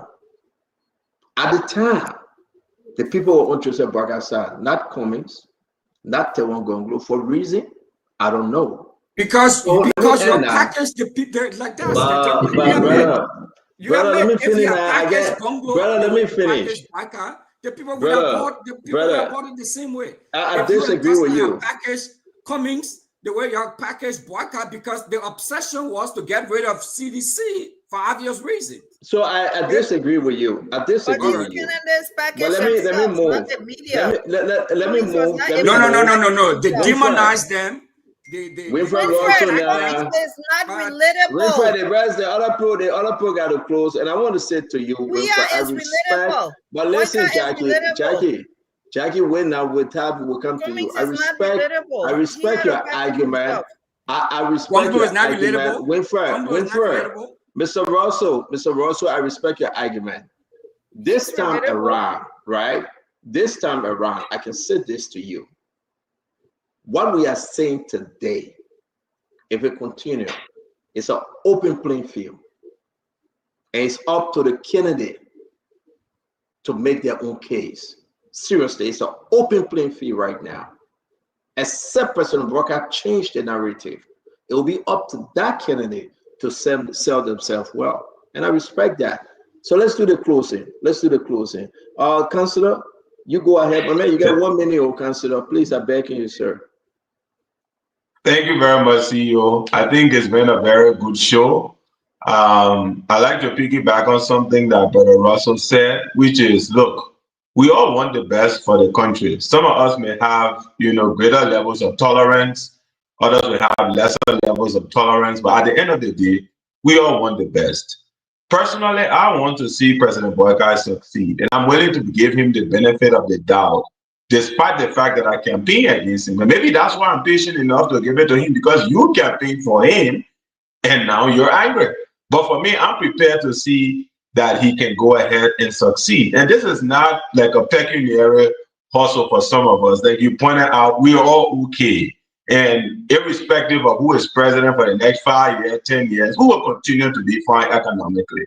But again, let us think that what we're doing is because we want the best. I don't think 2 years is sufficient to reach a conclusion that the government has failed, that the president has failed, that he's lost control of the government. I think it's very insufficient. And I think that there is still time out there to do the hard work. I mean, everything is not rosy, but some things are gradually changing. And coming from someone who campaigned against him, I would say that that is monumental. We should give him the benefit of the doubt so that he continues to improve and correct whatever wrongs there are. So I'll close on that note, CEO. Excellent show as usual. Thank you for the opportunity. Docano, man, you're always welcome. We appreciate you, my brother. Thank you from the centrism. We'll talk more about the centrism. Thank you very much. Paul Kennedy, let's hear you. Thank you, Stanton. Thank you to all of our colleagues who really made their point. I wanted to ask my counselor one question, but I'll keep that counselor. I'll keep the question for the next, show whenever we meet again. But listen, I think we all have one thing in common: the betterment of a country we call Liberia. I mean, with the age I have now and the opportunity I've had, I've traveled a lot. And what makes me proud is when I stand up and people want to know where I come from. People want to figure out where is he from.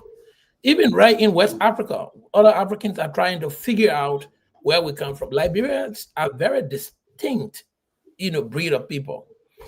We need to refocus on how our country can get better. We have personal differences. We have different political ideologies. That shouldn't make us, because above us all, we have this country that we are all obligated to improving.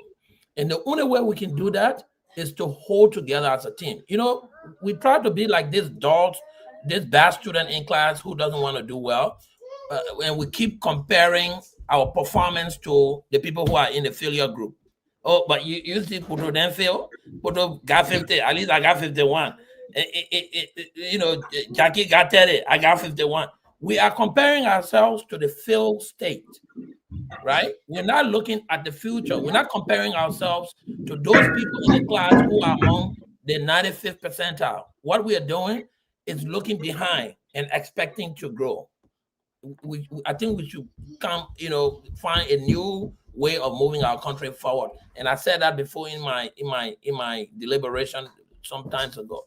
We can only do that if we are honest as a group of people. What Liberians need to do, especially for those who are in political position, in leadership position, for Liberia to truly get developed, our government officials must embody more than just the authority the president gave them or the people give them.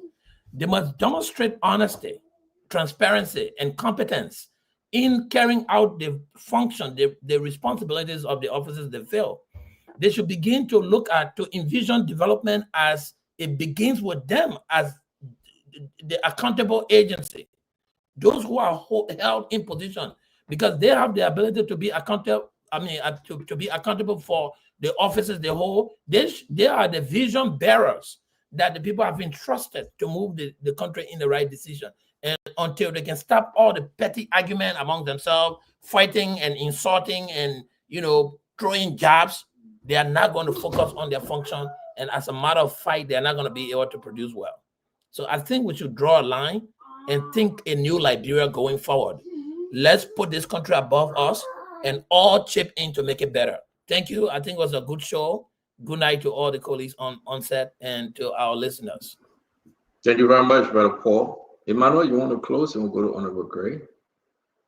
Yes, I will start from where Paul ended. Thank you for our listeners. It's 12:37 a.m. in Monrovia, and many of you are still listening to us. I appreciate it.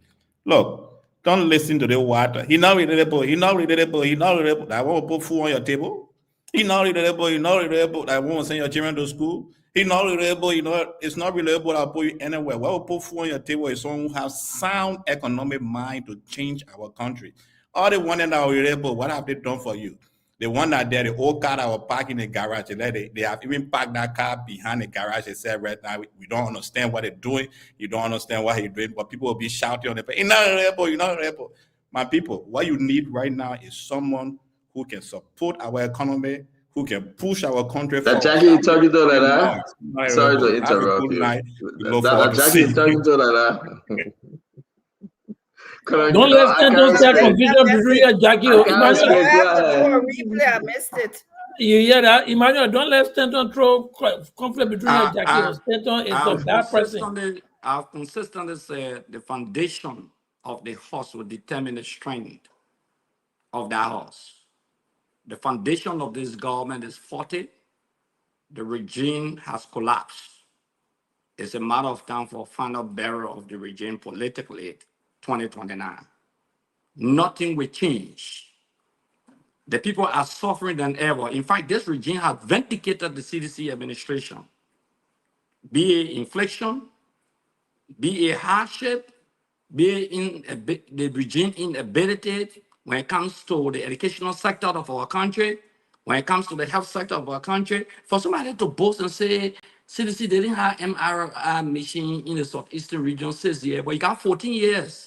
Did you have one there? What kind of faulty comparative analysis is that? 14 years, you didn't have one there. But you boasting, and you take solace and pride in pushing an administration that has done nothing absolutely in the health sector, even the medical doctor. But why you can't ask Jackie the question? Why are you talking? Let Jackie answer. Jackie, we have one DNA machine in the southeast. Jackie, we got one. No, Jackie got an answer. Jackie, we got one. The dialysis. Wait. Jackie, wait. I beg you, sister. Jackie, wait. We have one DNA machine in the southeastern part of the country, Jackie. Was there any DNA machine in the southeastern region? Honored Madam Sally, 12 years. DNA machine? Yes, ma'am. All I know is that before she left office, there was funding for it. There were there any DNA machine in the southeastern region under the 12 years of Madam Sally? But I know there was funding available. So you're not sure. So go up, proceed, Honorable Gray. There was funding available. Proceed, Honorable Gray. In 14 years, no MRI machine. Then you accuse him of 6-year administration. That helps to vindicate us as an institution. Not only that, go to the market. The people are hungry. For people to sit on this credible show, and I get receiving message from Lottery that they only pay them 50% of their money. The government still owe them. People are My great leader team, man, I can't the people document yet. Jackie want me to post somebody name up. They didn't pay the people that you guys company. Yeah. Leader team, great. Yeah. For standpoint, you just post something on that vindicated the CDC government between 2020 to 2023, the poverty decrease rate. You just put it up. I just want you to put it up so Jackie and other people can see it, that there has been a poverty decrease rate that they're not talking about. But you inherited that. But that's not the argument for me. Like somebody said, Fubi says something very important. Emmanuel says something very important. Russell says something. In fact, everyone says something important. Jackie, let me tell you today. This country, you will not solve the bread and butter issue. Let me tell you, why you talking people vex? This government will be booted up massively. They may not even can tell in election in the country yet. I'm telling you something very serious. There are people in Unity Party who are very disgruntled. They are hyped. They speak to maybe Russell Stanton and other people on the show. They are devastated because all of the guys you call professional, for the president to sit and say that I cannot reshuffle these people because I will still bringing the same crooks to power, is a defeat to the president's ability to lead the country. That's what we are talking about. All that you are doing, and the guy says something very important. That despite my disagreement with him, he said something very important. He said the people going to receive the people cheering for him, they regretting while they're talking, or what I'm trying to say. For him, it's right for people to think about that. Boyka was not electable. If you want to talk about somebody who was electable, it was Cummings, the CPP that brought him together, rally around, Stanton. They had to take money to resuscitate him. They had to send money to maintain Unity Party headquarters that you people couldn't pay money for, and all of those things. The masses of Unity Party gave up. These people resuscitated the CPP, and the Unity Party gained from that. The Unity Party is not a strong party. You know that. People say, okay, the CDC that rally around Boyka. But Boyka came to power as a result of a loose coalition.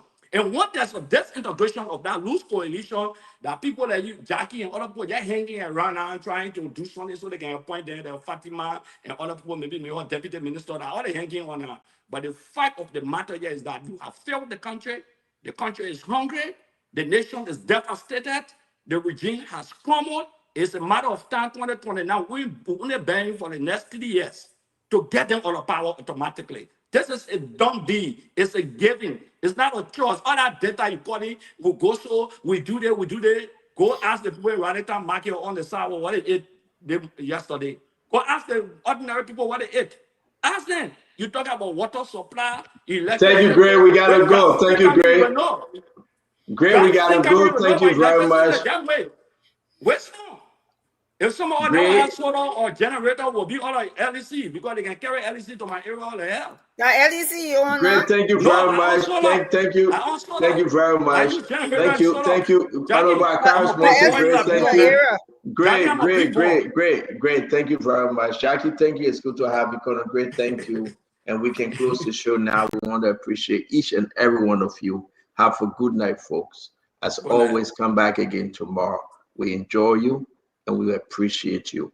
Thank you very much. When we leave today, I'm seeing that, guys, if you can leave them, that's fine. But I'm just there are here. economists at Finance Ministry and Central Bank. So a lot of economists are there. Lot of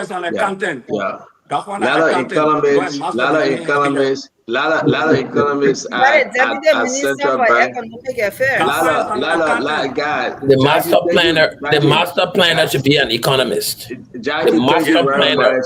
We appreciate you, Sister Jackie. We appreciate you, Paul Kennedy. And I want to say to everybody while I hang out with my brother Conan Gray, and say what you want to say, right?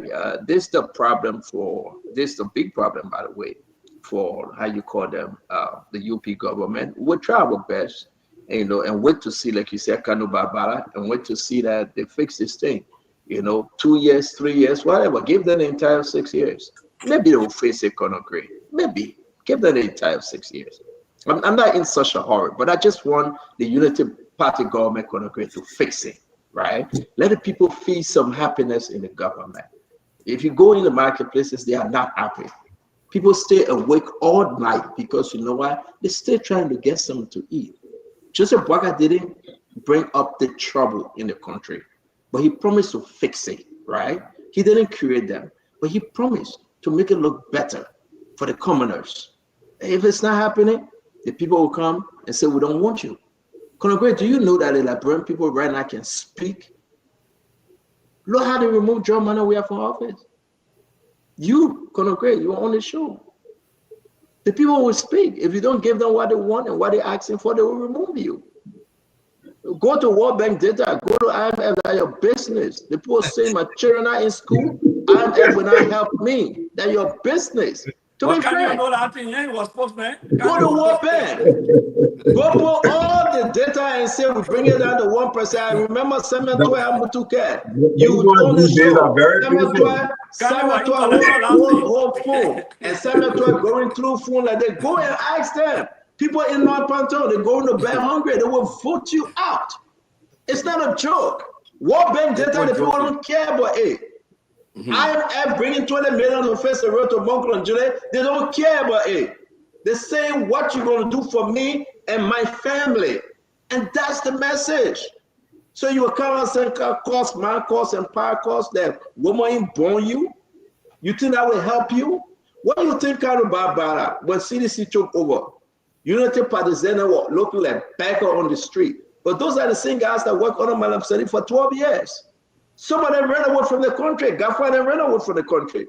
They hustle with different NGOs. You know that. They come now, they should fix the country.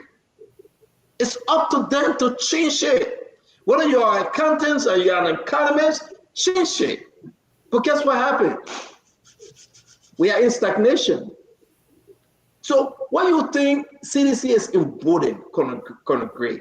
Say we coming back. You think any person are doing good job where we even say friend to come back? You think we're ever happy, Councillor Kanu Bagbara? That's something they are saying. UPS among Unity Party, they are complaining of job we are. Let's have that conversation more. I saw the list. I want to confirm the list. So Unity Partisans name on the list. What are they contributing? They are complaining. They said this is not what they expected. Because Unity Party people felt Joseph Boakai was going to do better. And you guess what? Sedition felt the same way, some of them also. They were afraid. Kano, they said the people will prosecute. Look at Thomas Fala we talk about. Thomas Fala is a golden child now. They don't hang out with Thomas Fala. He no more T5. All the corruption allegations against Thomas Fala are all erased now. What happened with asset recovery? Somebody got to go recover them. What happened with asset recovery? Somebody need to recover them. Your cameraman causing Remy there. And this is what we are talking about because that guy is the weakest guy. Weakest guy. But it's I will vote for my I mean, it got zero impact. Zero impact. But it's not Clamantin. It's not Clamantin. You know why? There is still time. I agree, Councillor. This one, I will tell you that I agree. I hope you live here. Even up to 2029. Even up to 2029, there's still time. I agree with you. But Clamantin couldn't agree. The man saying he got no money, no family. All the money they put on you, whip it. Now the government broke. The government broke. That guy was a CDC guy. No, but he's a sedition in disguise. He is a sedition in disguise. Imagine a sedition in disguise. You know that?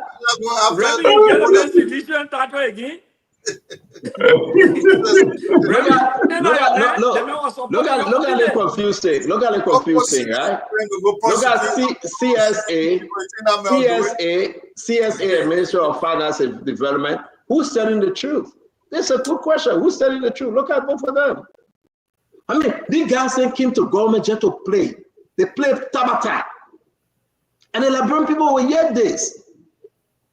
These guys that came into government, they fell within the self-counselor. They can give a media institution 1,000, 5,000, say, you go talk to me. We refuse it. You counselor. The day you come to America, come see something. We don't want, we just want the best of Liberians. I see why you're abroad. Father, there is no way we can sit here. There is no way we can sit here and allow the thing that we champion and we beg for, right, to slip away. There's no way. You was going to prosecute Samuel Toy. What happened? 2 years now, nothing. Asset recovery, what happened? Nothing. Look at MedTech. Look at MedTech. Look at MedTech. Move that sedition for. Do what you want to say. What you want to say. Say what you want to say about Samuel Toy, right? But I will say this to you, Colonel Gray. Samuel Toy said, "Let me hear. I'm ready for the case." They say, "We're ready for you yet." With this allegation on Samuel Toy, right? What happening? Thomas Fala. Bwaga went to FOIA and accused Thomas Fala. Thomas Fala traveling with the Bwaga today. Alignment and realignment. So the fight on corruption fitting. You can fight anybody again. Then you go take Club Martin, the best friend of Nathaniel McGill, the best friend to CDC. You put in there and say, asset recovery, go recover the poor home. My man, that man, are you serious? No, that one, I would not accept that. You know, he went inside the government, but who recommended the country and he supported Unity Party. Who recommended Clamati? Where Joseph Bwaga came from to make Clamati asset recovery man? You expect to recover any asset 2 years now? Nothing. Nothing. Zero. But even we can go down the line. Minister of Justice will gain contract in our government. And say no, also 12. Why you brought also 12? Also 12 look like somebody that ready to fight for the rescue government. The people then that try to come up when John Molu said, let's investigate this appointment. Let's take them through scrutiny. People get very with John Molu. And that's what we're seeing today. Wow. DeLong and Youngblade brought also 12. That Liberty Party man. Look at what also 12 doing. But guys, man, I want to leave you with this just. But Sunday, I get you a flyer from my church, man. You know, this weekend. Let's do it tomorrow. Let's say it tomorrow. Dr. Don will be there this weekend, but we have activity. Yeah, but let's say tomorrow. Sorry, I didn't see it. If you remember later, but there's a CDC news song that's circulating. I don't know if I can play it. Let me play it briefly.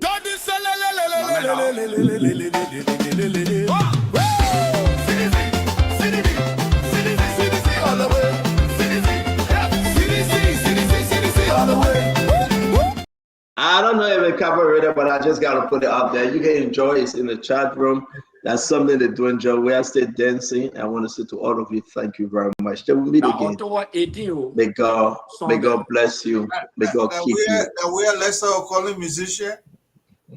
Yeah. Thank you. I see you. We'll see you tomorrow. Yeah, we accept it. Remember, you see, we can accept everything. But I can't hear most of you. But you can't stop Clamati. Music on the people time. Clamati. Listen, you got so many undercover. You got so many undercover agents. Right, Kano? You got so many undercover agents in this government. So many undercover agents. So many of them sitting over here and trying to deceive this government and make this government fail. And you know that, Kano. I can name them. And we need them tomorrow. But y'all have a good night. You got my grandson. He did not keep the open stock President Bwaga. So you see, it's my time. It's my time to babysit, guys. The man was special assistant to us in 2005. Guys, you have a good night. I beg you, y'all. I have to go. Say hi. Say hi. Good. Say good night. Love you. Man, love you. Someone stand on. All right. This is Levi. This is not Stanton. This is Levi. This is a grandson. Your grandchild. So what's your name? Levi. Levi. There you go. Yeah. My man, the man got us stuff. Yeah, he got this, right? Yeah. It's coming. Yeah. Yeah. But I want to say the other. that the little boy had all that difference. No. That man are champion. He's champion. You champion, right? Champion. Papa Chuck champion, right? But Gemma, I see you guys, man. All right, man. Have a good night. Have a good night, folks. Colonel Great, man, you hanging out too long after today, Colonel Great. I appreciate you, though. I slept a lot today, so. Yeah. Oh, okay. I mean, you know why I hanging? You know why I hanging on? I hanging on a protective hero. Oh yeah, I see the bag. It's kind of different today. Yeah. Okay. All right. You wanna? I'll open it. You wanna say good night? Good night. All right. Good night, Colonel Great. Have a good night, folks. Till we meet again tomorrow. Please be safe, be blessed. We love whenever you come up and share our program. We want to say thank you. You want to say ABC for them? Sing the ABC. Sing it. Go ahead.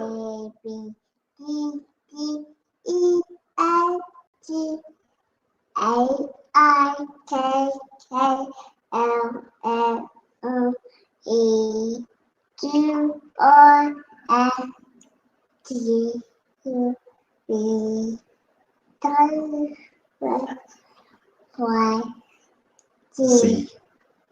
Now I know my ABC.